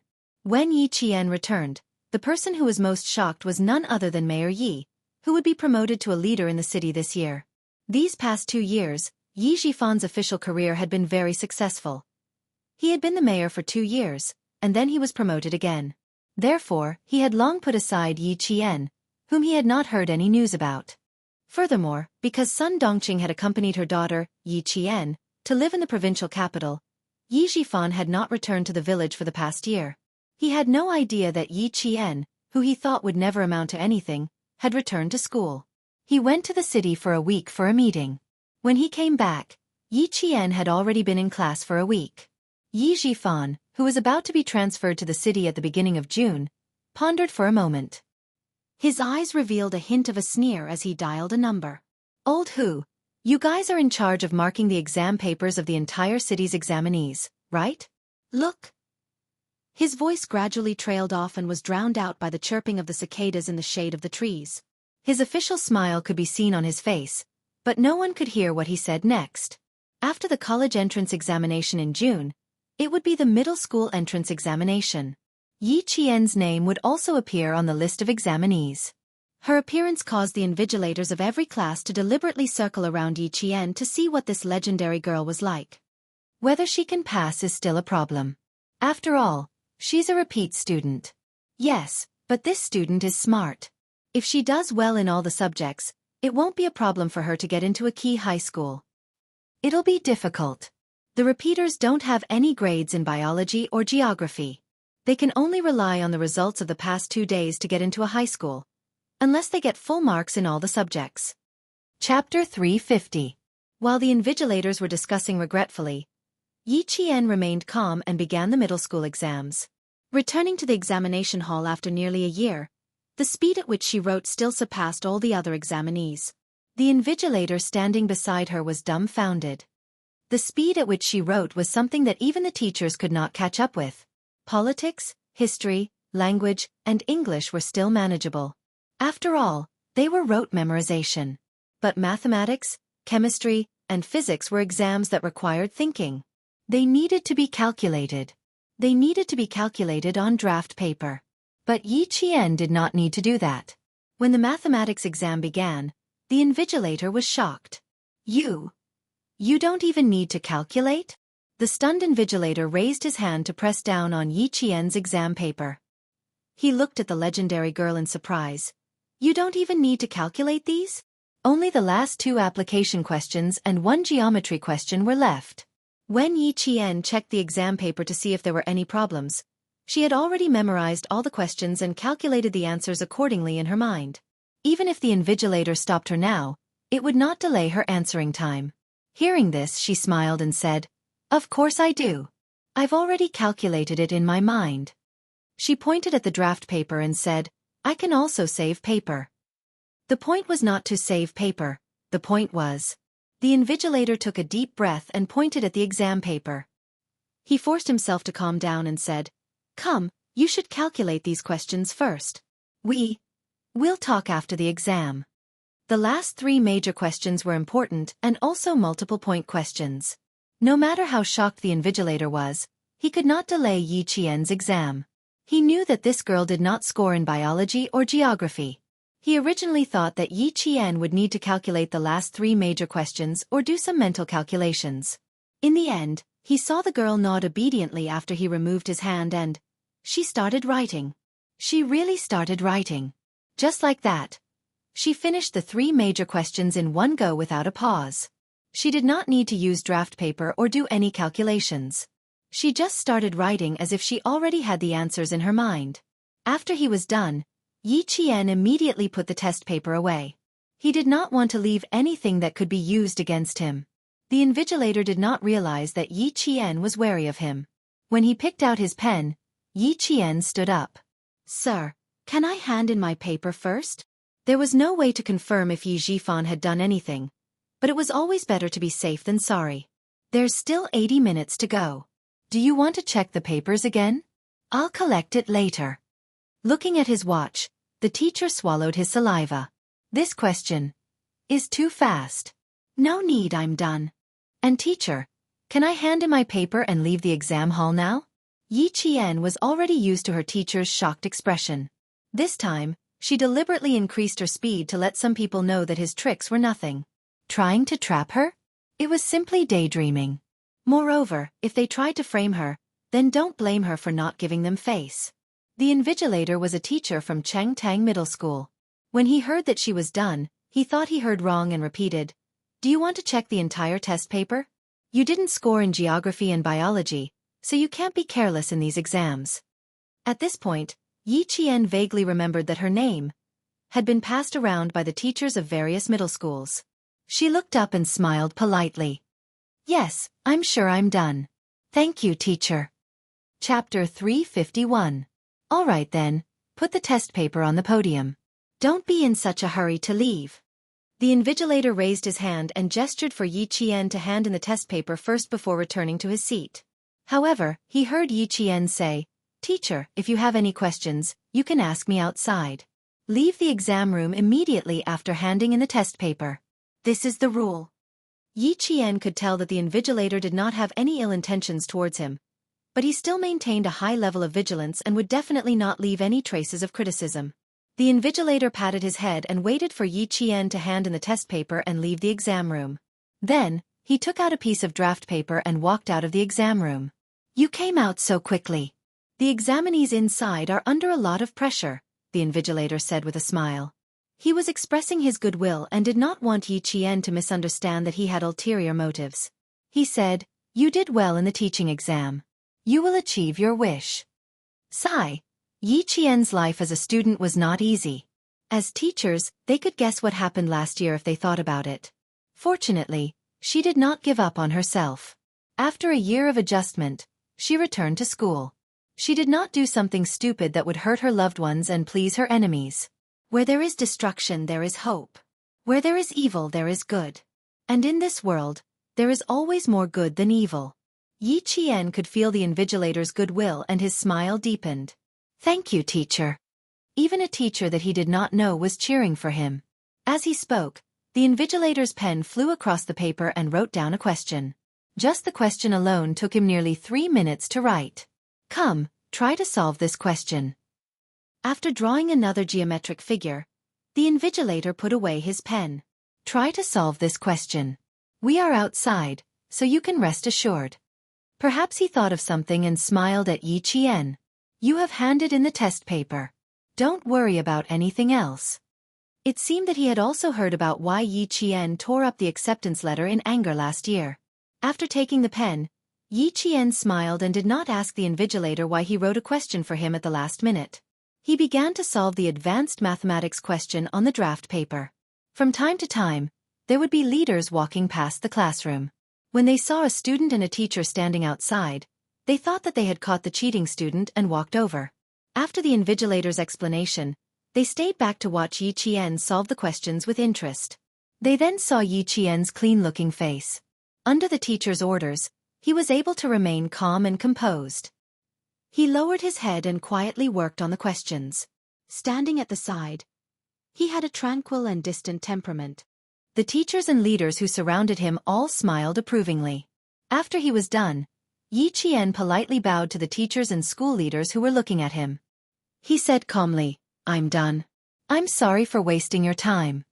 Not only were her grades excellent, but her etiquette and manners were impeccable. What was even more surprising was that even at such a young age, when she was the center of attention, she was still calm and composed. Her every movement had a calm and steady aura, as if even if Mount Tai collapsed in front of her, she would not bat an eyelid. There was no doubt that such a student was a good student in the eyes of the teachers. The invigilator took the question that she had only spent 20 minutes to solve and said to another invigilator, Last year, No. 1 middle school made things difficult for Yi Qian. They even asked her to tear up the acceptance letter. Did the leaders of No. 1 middle school lose their minds? A student like this should be worshipped like a bodhisattva. How dare they make things difficult for others?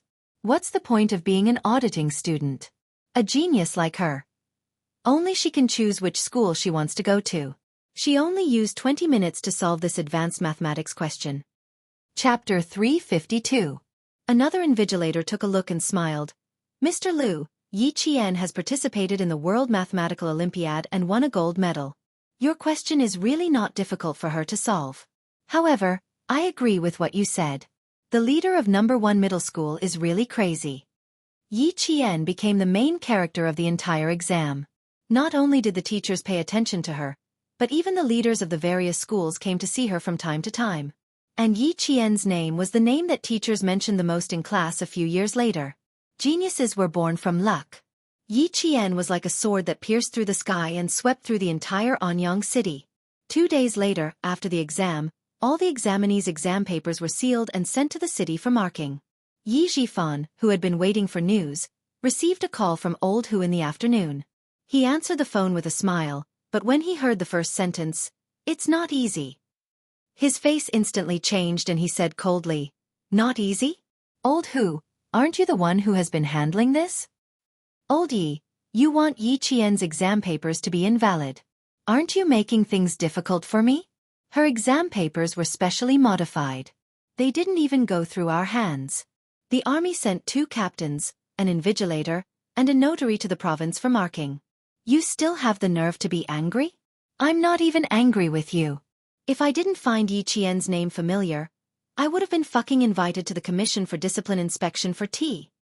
These words were like a clap of thunder. Yi Xiaofan jumped out of his office chair. What? The army escorted the exam papers to the province for marking. What's going on? Old Hu, don't be angry. Quickly tell me clearly. Clearly? I also want to know what's going on. Last year, this examinee was admitted to No. 1 middle school. In the end, this examinee tore up the notice and was suspended for a year. Old Yi, we have been friends for many years. Let's not talk about last year's incident. But this year's incident, I'll pretend that you didn't call me. As for me, I'll pretend that I didn't know. Let's just pretend that nothing happened. Also, let me give you a piece of advice. Don't make any more moves. Be careful not to get into trouble. If it weren't for the fact that they had known each other for so many years, he wouldn't have reminded him. Xiaofan did not know when the other party had hung up. He did not know how long he had been listening to the beeping sound.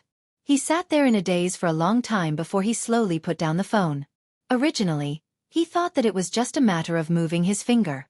But now, it seemed that it was not something he could do. If even the military were to step in, then who exactly was it that was protecting Yi Qian? Who was it? Was it someone he couldn't afford to offend? Was it someone he couldn't afford to offend? Yi Xiaofan thought about a lot of things. There were many things that he did not understand, but there was one thing that he understood. Yi Qian's future was not something that he could cut off or interfere with. So other than old Uncle Jen who helped Yi Qian behind the scenes, who else could it be?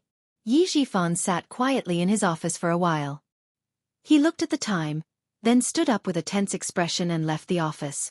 Yi Qian did not know that her exam papers had been sent to the provincial capital before she left school.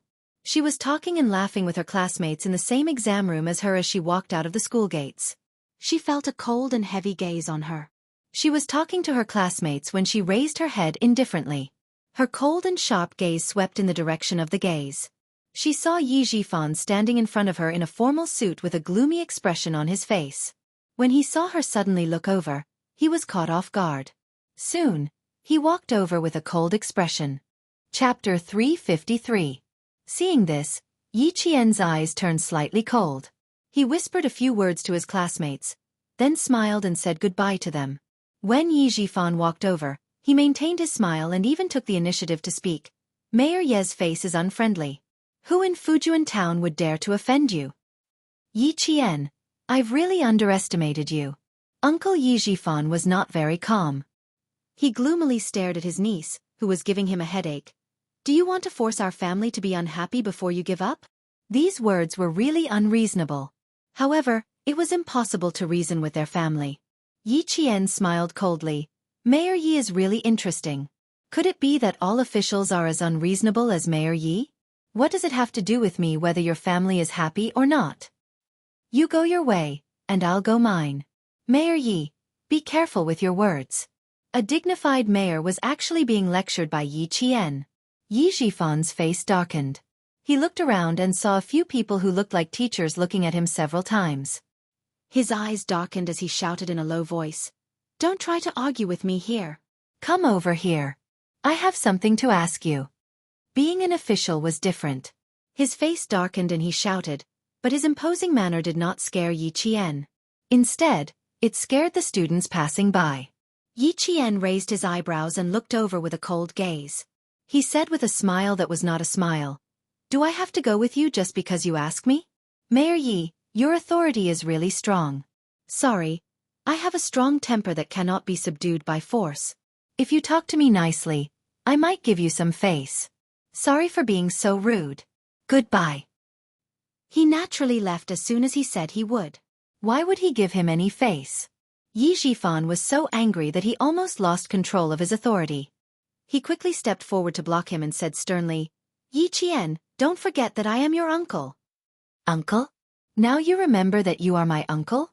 When you destroyed my future last year, didn't you have a lot of fun destroying it?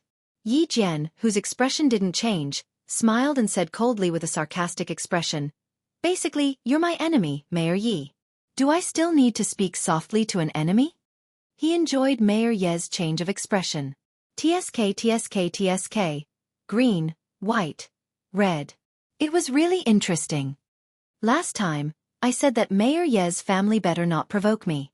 Unfortunately, you didn't listen. You had to kick me out of number 1 middle school, thinking that you destroyed my future. But look, can you destroy my future? Even if I take a year off, I can still take the high school entrance exam. Yi Qian's eyes were very dark and cold. She was staring at the scorching sun. Yi Xiaofan suddenly felt a chill run down his spine. He stared at his niece who really did not put him in her eyes. Yi Xiaofan sneered softly and said in a deep voice, Take the high school entrance exam? Yi Qian, you think too highly of yourself. You don't deserve to be compared to Ying. She is in the province's #1 middle school. What about you?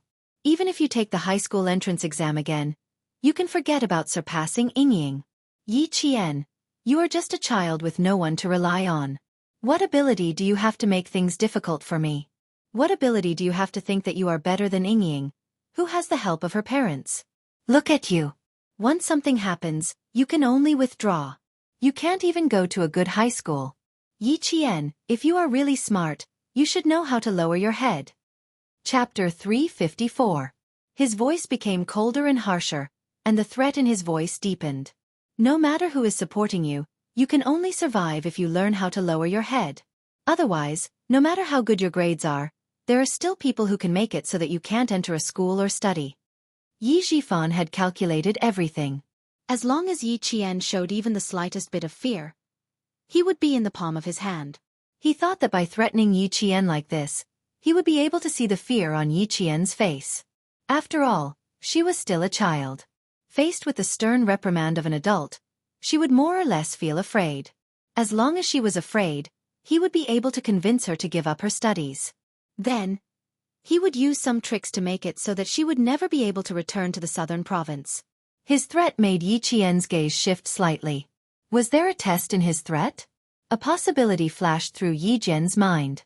After hearing what he said, Yi Jian's chilly laughter was like the clear spring in the mountain stream, so cool that there was a hint of coldness in it. You want me to not be able to enter a school and not be able to study? Mayor Yi is very capable. Then, let's just wait and see. Wait and see? You don't know the immensity of heaven and earth. I want to see how many marks you can get. You want to compare yourself to Ying? Who do you think you are? At this time, Yi Xiaofan, who was already at a disadvantage, was completely under Yi Qian's control.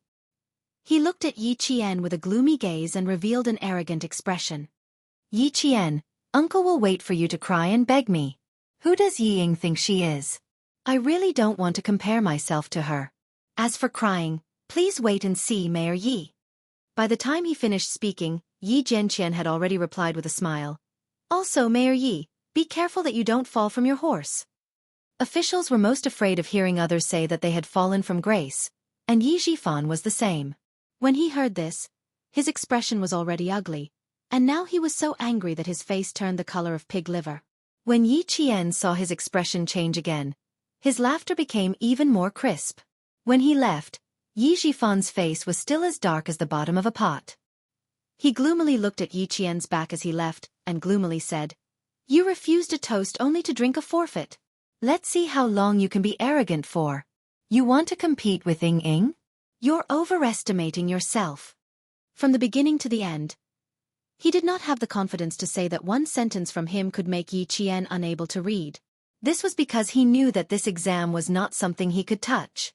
Yi Xiaofan knew very well that someone from the army came and hired a notary to send the exam papers to the provincial government for marking.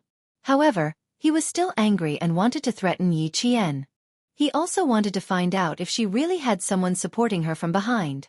This test made him so angry that he almost vomited blood, but he did not get anything out of her. Unfortunately, not only did Yi Qian not take his words to heart, but she also saw through his intention to test if she had someone supporting her. After seeing through his intentions, Yi Qian saw Mayor Yi as a paper tiger who only had a ferocious appearance. After holding back his anger for a while, Yi Xiaofan got back into the car. That night, he called his daughter, Yi Ying. He did not hide the fact that Yi Qian was coming back for the middle school exams from Yi Ying. It was good to let her be mentally prepared. Yi Ying, who was studying at home and preparing for her exams, laughed as if she had heard a joke. "Dad, so what if she's taking the middle school exams? She'll still be screwed if she gets into a third-rate high school. My teacher said that as long as her grades are in the top 30 of the grade, I'll be in the best class in the liberal arts and science classes. Moreover, a first-rate teacher will be the head teacher." A year had passed, and Yi Ying was more composed than before. When she heard that Yi Qian was coming back to school, she laughed disdainfully. "I still have 2 years to graduate from high school. She still has 3 years. Just you wait. I'll definitely crush her under my feet." Chapter 355. Her confidence made Yi Xiaofan laugh out loud, and the haze in his eyes disappeared. Ying is indeed my daughter. Yi Xiaofan. You have ambition. Alright, I'm just letting you know. Since you don't take it to heart, I won't hold you back from your studies. Yes, and Dad, I won't be going back to the city during the summer break. I'll attend a few cram schools. If there's any news about Yi Qian, give me a call. Later, if she really gets into high school, as her sister, I'll definitely call back to congratulate her. Yi Ying's tone was full of contempt. She was sure that Yi Qian would not amount to anything. Even if she got into high school, it would only be a third-rate school. The father and daughter were able to get along well. Sun Dongqing, who had heard the gist of the conversation, also laughed scornfully. After Yi Ying hung up the phone, the mother and daughter continued to make fun of Yi Qian for a while before they stopped. Yi Qian did not care what the family thought. She returned to Shuku village that day without any psychological burden. She only stayed at home for one night. Before dawn, she went through the long tunnel behind her house and returned to the army that she had not been to for almost 11 months. The military camp was made of iron, and the soldiers were flowing like water. Yi Qian saw many unfamiliar faces as soon as she entered the army. They were the new recruits from last winter. There were also many familiar faces that she could not find anymore. They had retired and returned to their hometown. Little Jian, you've been hiding for almost a year. That's not very kind of you. The political commissar greeted Yi Qian as if she was his child. He patted her on the shoulder. Not bad, you've grown taller. You're no longer the little girl from before. In a year, Yi Qian's height had shot up to 165 centimeters. She was indeed considered a tall girl among the students. After returning to the familiar army, Yi Qian's smile relaxed. She smiled and said, "Of course I have to grow taller. If I don't grow taller, I'll really be short. If I can't reach the height requirement for female soldiers, then I won't even have a place to cry." You're still such a naughty girl. The political commissar was still the same as before. His smile had the dignity of a soldier, but also the concern. Let's go. Let's go to the field and practice 2 laps. Let's see if you've improved. After saying that, he led Yi Qian to the field. After taking a few steps, he looked at Yi Qian and sized him up. Let's go to the Internal Affairs Department to get a set of training clothes. I was wondering why he didn't look right. If he didn't wear his military uniform or training uniform when he came to the army, he would be an anomaly. We can't be outcasts. Thinking about Uncle Jen's request on the phone, the political commissar smiled and said, "Change your clothes and go to the field. Recently, there are a few troublemakers in the army. Come and teach them a lesson. Let's see if they still have the face to be troublemakers." Troublesome soldiers meant that they might be a little outstanding, but they didn't put the class leader in their eyes, and they would often speak ill of her. Before Yi Jian came, a few troublesome soldiers from the international metropolis crushed 2 green flies and threw them into the class leader's mung bean soup to relieve the heat. The poor class leader had diarrhea for an entire night and had even taken a few bottles of intravenous drips. These troublemakers needed to be taught a lesson. After putting on the summer training uniform, the 165 centimeters tall Yi Qian walked out. The political commissar couldn't help but clap his hands. This Yi Qian was no longer the little girl who just entered the army 2 years ago. She was valiant and formidable looking, as straight as a spear. Her military uniform gave off a proud and unyielding aura. When she stood there and gave a standard military salute, the political commissar saw her cold and inviolable military might.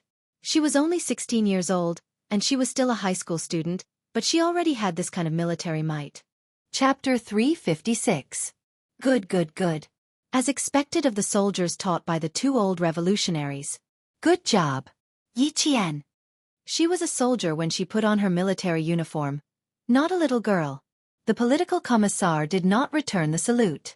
After all, Yi Qian had not yet joined the army. He walked in front of her and personally straightened her clothes and smoothed out the wrinkles on her shoulders.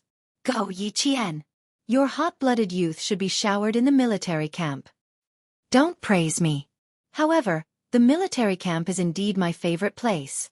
Yi Qian tugged at the corner of her clothes and looked at the political commissar with her dark eyes that reflected the sky blue of the military camp.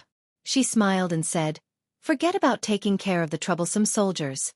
I just want to compete with them and see what kind of ability they have to be troublesome soldiers." Then you can't go easy on them.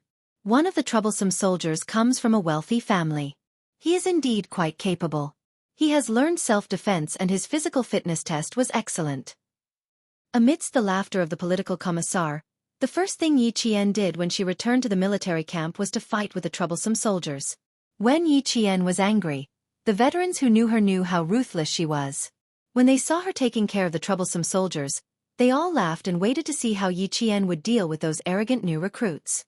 Yi Jian was the first person who had been in university for 2 years. Because he was too rebellious, his family had used their connections to send him to become a soldier. Yi Jian did not use force first. She stood in front of the bodyguard who had a look of disdain on his face and said with a smile, "Oh, so you're from an international metropolis. You speak English. Okay, let's recite each other's familiar English. First of all, I just graduated from junior high school. Don't feel pressured." Reciting was Yi Qian's strength. The moment she took action, she was able to compete with this soldier who had a sense of superiority. The next day, she challenged this troublesome soldier who thought he was great because he had been in university to a math, physics and chemistry competition. The sun was still above her head, and her hand was holding a pen. It was noon, but Yi Qian did not move. Her opponent, on the other hand, got a heat stroke because he was nervous. From then on, he never dared to say things like, "I'm good at English, I went to college, you are all country bumpkins." Taking care of another recruit who knew some martial arts was even easier. Dueling was Yi Qian's favorite pastime. It didn't take a few hours. It only took a little more than 10 minutes. Only when the other party's face was bruised and swollen did he stop calmly. "Recruit. Remember this. The class leader that you threw flies at has participated in 2 large-scale military exercises, participated in flood relief, and saved several civilians from rolling rocks. What about you? Other than your punching skills, what other inspiring things have you done?" Yi Qian was a girl, and she was also a student. Her actions not only served to intimidate them, but also made these troublemakers feel ashamed. They felt ashamed of their own arrogance and complacency. In just a few days, Yi Qian had finished the task given to him by the political commissar. Without the accompaniment of Uncle Zhen and Principal Chen, Yi Qian used her own abilities to gain a firm foothold among the recruits. She quickly gained their trust. How to convince the masses and how to get along with the male recruits was not something that the elders could teach her. She could only rely on herself to figure it out. She had already become brothers with the recruits. The political commissar saw this and called Uncle Zhen, who was left in the village. Uncle Zhen had left the village for more than half a year. The first thing he did when he returned was to chat with the villagers who came to visit him. He did not care about how Yi Qian was doing in the army. Now that he received a call from the political commissar, he was truly relieved. Chapter 357. That's good, that's good. As long as she can make friends with the new recruits and make them believe in her, I can rest assured. Uncle Zhen had always remembered Xia Jinyuan's words, "Yi Qian is not good at integrating into the team and will have a hard time in the army in the future." Therefore, when Yi Qian went to the army, he immediately called the political commissar. This was why Yi Qian had to deal with the troublemakers as soon as he entered the army. Principal Chen was also very busy when he came back. By the time he finished his work and contacted Yi Qian, it was already early August. It just so happened that Yi Qian called on the day of the results. She was still in the army and answered the call from the sentry box. "You did well, girl. You got what you wanted."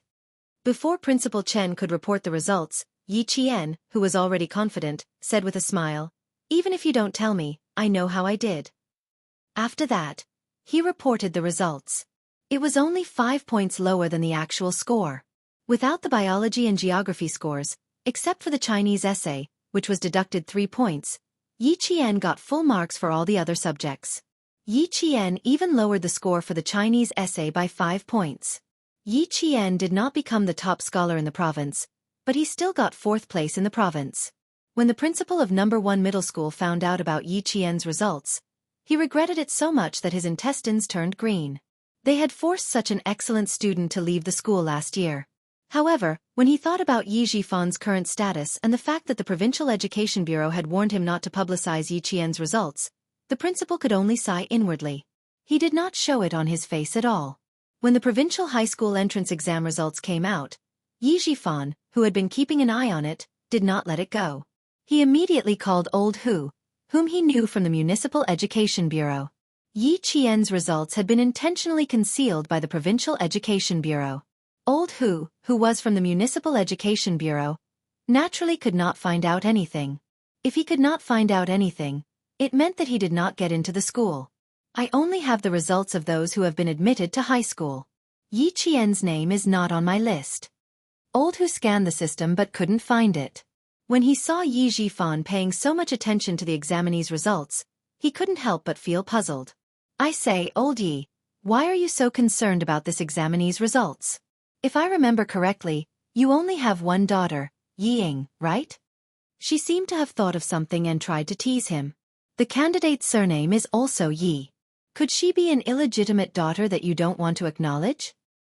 You are indeed a scholar. You have a rich imagination. He's a distant relative of mine. His parents have some conflicts with my family. I'm just asking. Knowing that Yi Qian didn't get into high school, Yi Xiaofan was overjoyed. He didn't want Old Hu to probe any further. He happily said, "Let's have dinner together tonight. Don't you want to follow Secretary Wu's path? Deputy Tsang has a dinner appointment with Secretary Wu. If you're free, come along." This sentence was to Old Hu's liking. He didn't care about other people's business. He smiled and said, "Thank you," before hanging up.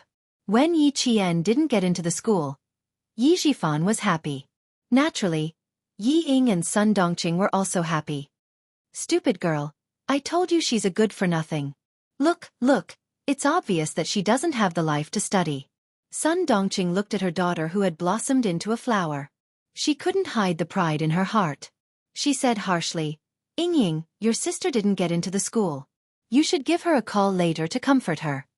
Yi Ying, who was full of arrogance, raised her chin slightly. Her voice was thin and sharp as she laughed. "Mom, you're right. I'll call the village chief's house tonight and ask her to answer the phone." Chapter 358. The arrogant Yi Ying lifted her chin slightly and laughed in a thin and sharp voice. "Mom, you're right. I'll call the village chief's house tonight and get her to answer the phone." She snorted with a look of disdain and said with a vicious look, "She thinks she can compete with me? She's just an orphan. I can bully her however I want." Yi Qian had to answer Yi Ying's call so that she could show off her superiority. However, Yi Qian was not around, so she could only hold back her pride and ridicule. On the third day after the results were released, Yi Qian did not even know her ranking in the province for the middle school exams. At this moment, Jessen gave her a fierce bear hug and punched her in the back. Yi Qian felt a little uneasy when she was blocked by her classmates who had graduated from middle school and had not contacted her for almost a year. Especially when she saw the unfriendliness on their faces, she was prepared to apologize. "Jessen, your greeting gift is too warm. My back is going to bruise from your punches." "Damn. It's already a good thing that I didn't cut ties with you. So what if you received a few punches from me? Do you have any objections? Do you know how long you've been missing? It's been almost a year. Damn. We've been asking around, but no one has seen you." Jessen's eyes reddened as she spoke. "We were all worried about you. Where have you been for the past year?" Zhang Na squeezed over from the side. "I haven't hugged you yet. We'll start the scolding session after I hug you." As she spoke, she glared at Yi Qian and opened her arms to hug her. "Yi Qian, just wait to be scolded by us old classmates." She hugged Yi Qian tightly and heard her slightly choked voice. Zhang Bin, who had entered the province's #1 middle school because of his specialty, stood at the back like a pillar. He looked at the girls hugging each other and laughed. "Yi Qian, why don't we hug too?" "Damn. Get lost. Trying to take advantage of me." Jessen kicked him in return. "Learn from Zhou Liao. He's a gentleman. It's more polite to stand aside." Zhou Liao pushed up his glasses out of habit. After thinking for a while, he slowly smiled and said, "I'm not a gentleman. I'm waiting for the girl to finish hugging me before I do it myself." 1 year of high school had changed the shy Zhou Liao of the past. "Jane, let's ignore them. Now, Zhang Bin is the boy who makes the girls in school scream. He plays basketball and is handsome." Just like before, Jessen put her arm around Yi Qian's shoulder and looked at Zhang Bin provocatively. "So what if he's handsome? You still can't hug Yi Qian." Just like when they were in junior high school, the two of them started arguing after a few words. Looking at them, Yi Qian knew that his friendship with them hadn't changed because of time. He smiled as he watched the two of them quarrel again. After exchanging a glance with Zhang Na, they both smiled knowingly.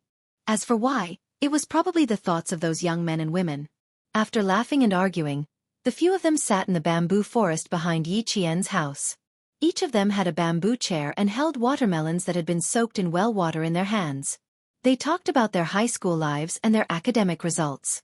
After chatting for a while, Yi Jian found out that the four of them had taken part in the competition together, and all of them had chosen to enroll in the city's #1 middle school. Zhang Na and Zhou Liao had always been top scorers in their classes, so getting into the city's #1 middle school was a given. Zhang Bin was admitted to the province's #1 middle school as a student with a specialty. Chapter 359. And Justin was good at her subjects and applied for #1 middle school. In the end, it was her geologist father who stepped in and spent money to get her into #1 middle school in the province. It was indeed a joyous occasion that two of her former classmates had entered #1 middle school in the province. How did you do this time? Don't tell me you got into #1 middle school. The few of them were concerned about where Yi Qian would be going to school this year. Zhou Liao, who was more mature, asked, "We didn't come here for any other reason. We just wanted to know where you will be studying so that we can keep in touch."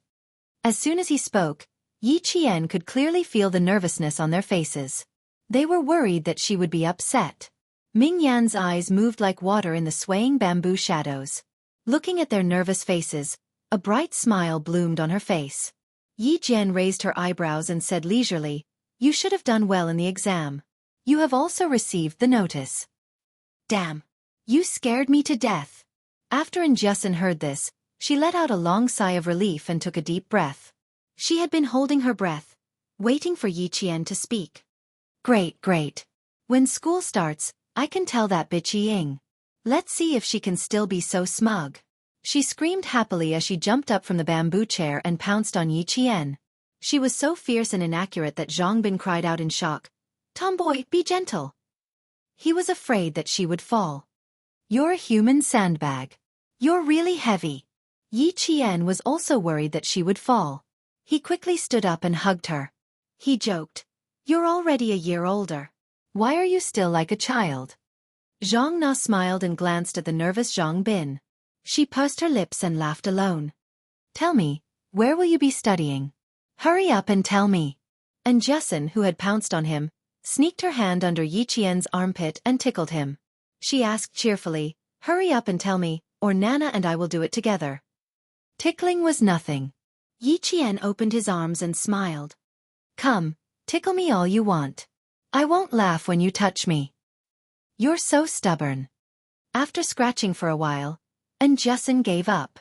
She curled her lips and said, "If you're not afraid of this, what else are you afraid of?" She wanted to ask more, but Zhang Bin pulled her back and secretly gave her a look. Although he majored in sports, he had a father who was a policeman. Zhang Bin's temperament was also extremely meticulous, and he knew when to stop. "Don't ask any more. Why don't you use your brain if you don't have results in geography and biology?" After Yi Qian started chatting with Zhou Liao, Zhang Bin secretly reminded Justin, "Can't you see that we're not asking anymore? You, stop talking so much." Zhou Liao noticed that Zhang Bin was obviously warning the tomboy. He smiled and said to Yi Qian, "I don't know how Ying found out that she spent money to buy a school. Whenever she sees her, she will definitely mock her. You also know that tomboys can't tolerate it." Yi Ying said that she couldn't tolerate it. Once she said it, they started arguing. In the end, both sides suffered. After all, they weren't from the same school, so Zhou Liao's knowledge was limited. He only knew bits and pieces about Zhang Bin and other students who entered the provincial first high school. Yi Ying's name. He hadn't heard it for almost 2 months. When he heard it again, Yi Qian's eyes turned cold. He smiled and said, "Don't worry, Yi Ying won't dare to say such things again." Chapter 360. You. Zhou Liao's eyes lit up. He looked at his classmate, who had always been indifferent, in surprise. Then he let out a long "oh" and smiled sincerely. "Yi Qian, you always surprise people. It may be a surprise to you, but it must be a shock to some people." She raised her eyebrows slightly. Her casual and indifferent temperament changed instantly. There was a frosty air about her. Thank you for your concern. Let's keep in touch. Zhou Liao pushed his glasses and reached out his hand. We can't go to the same high school, but I hope we can go to the same university and continue our friendship. I hope so too. Yi Qian reached out to shake his hand and smiled. Continue our friendship. This was a promise. Regardless of whether it would be in the future or not, at least he was her classmate, her friend, and she sincerely hoped they could continue their friendship in university. On the other side, Anjusin raised her voice and said cheerfully, I'll give Ying a call when I get back. Ha ha ha, I want to anger her to death. Classmate N, I don't want there to be a situation where I can't study. So, please keep this a secret for me. It won't be too late for you to tell me after I finish the admission procedures.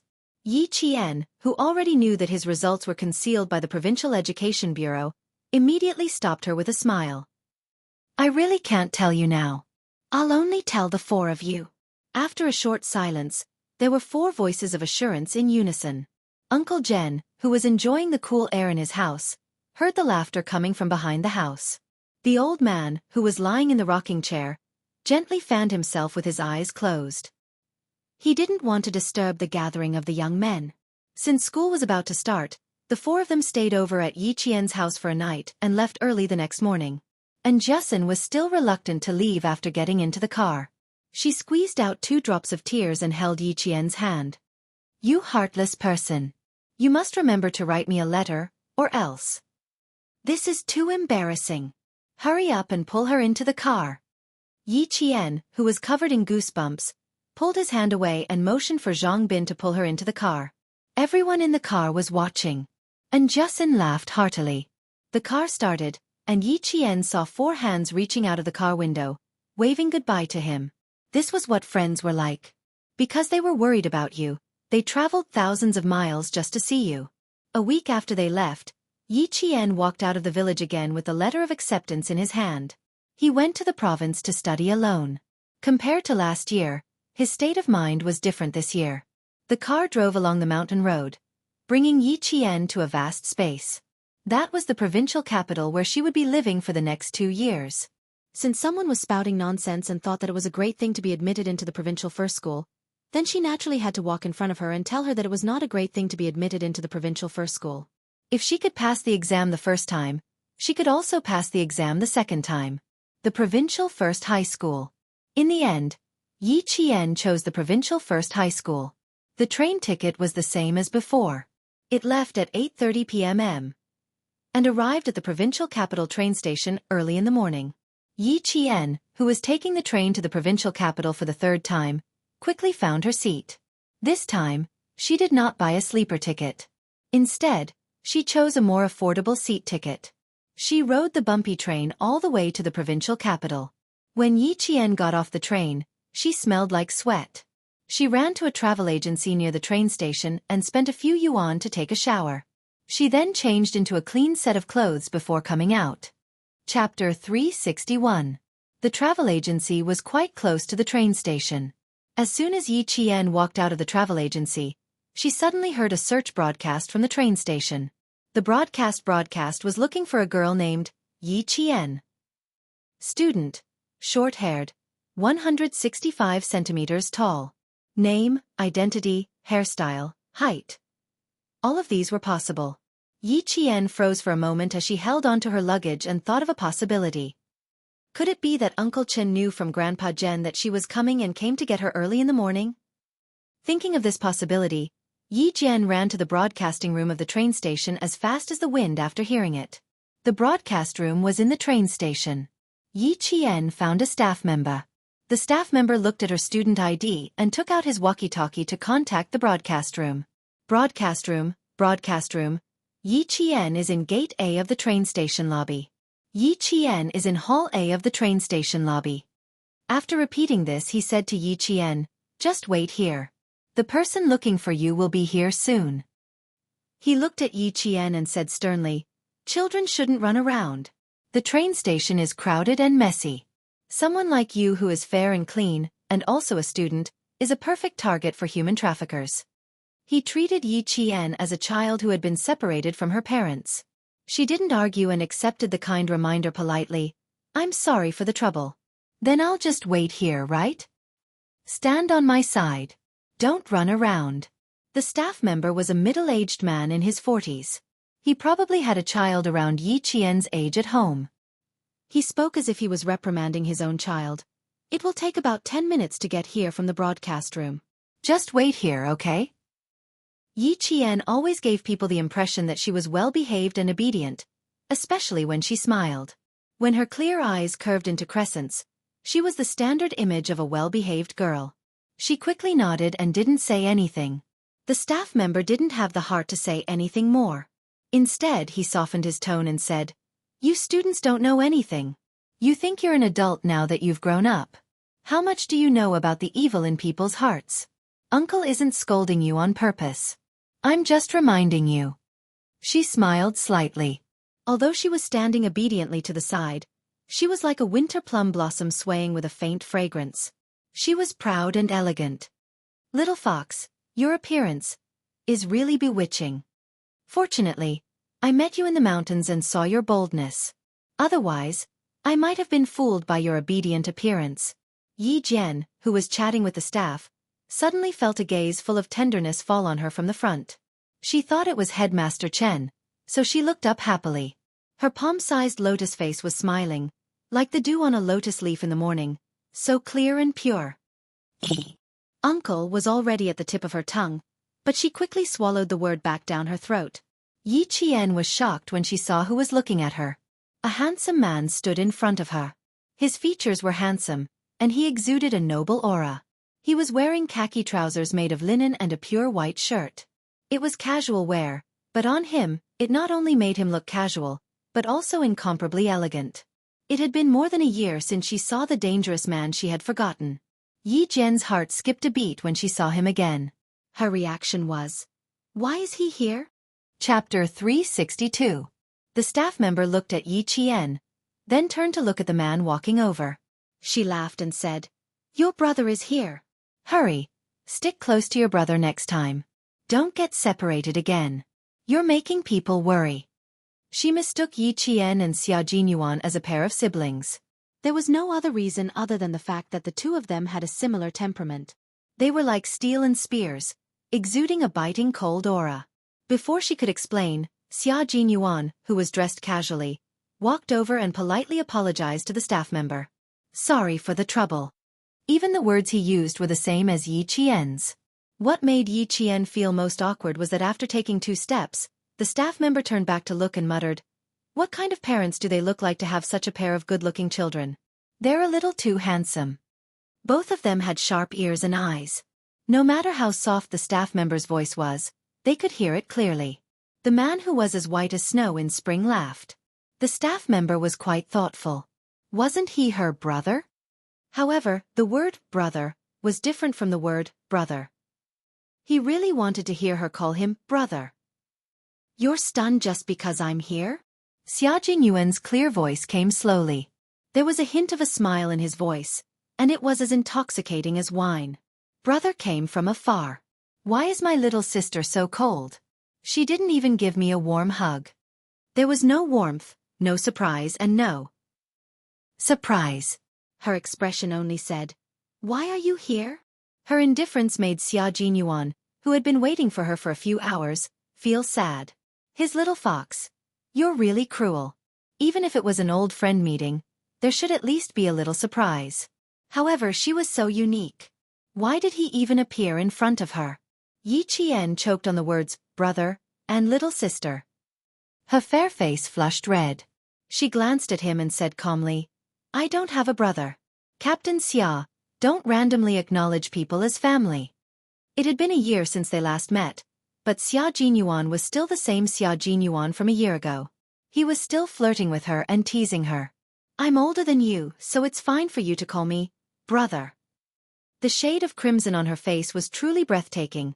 Not a bit more, not a bit less. Her natural beauty was perfect with light makeup and heavy makeup. The smile on Xia Jinyuan's face deepened. He hadn't seen her for more than a year, and the little fox had grown up again. The familiar Xia Jinyuan was back. Yi Qian was alarmed. He discreetly put some distance between them and said calmly, "I'm not used to calling other people big brother. Also, why are you here? Did Uncle Chen come with you?" When she spoke, she calmed herself down. Because of the man in front of her, Yi Qian felt that time had treated him too well.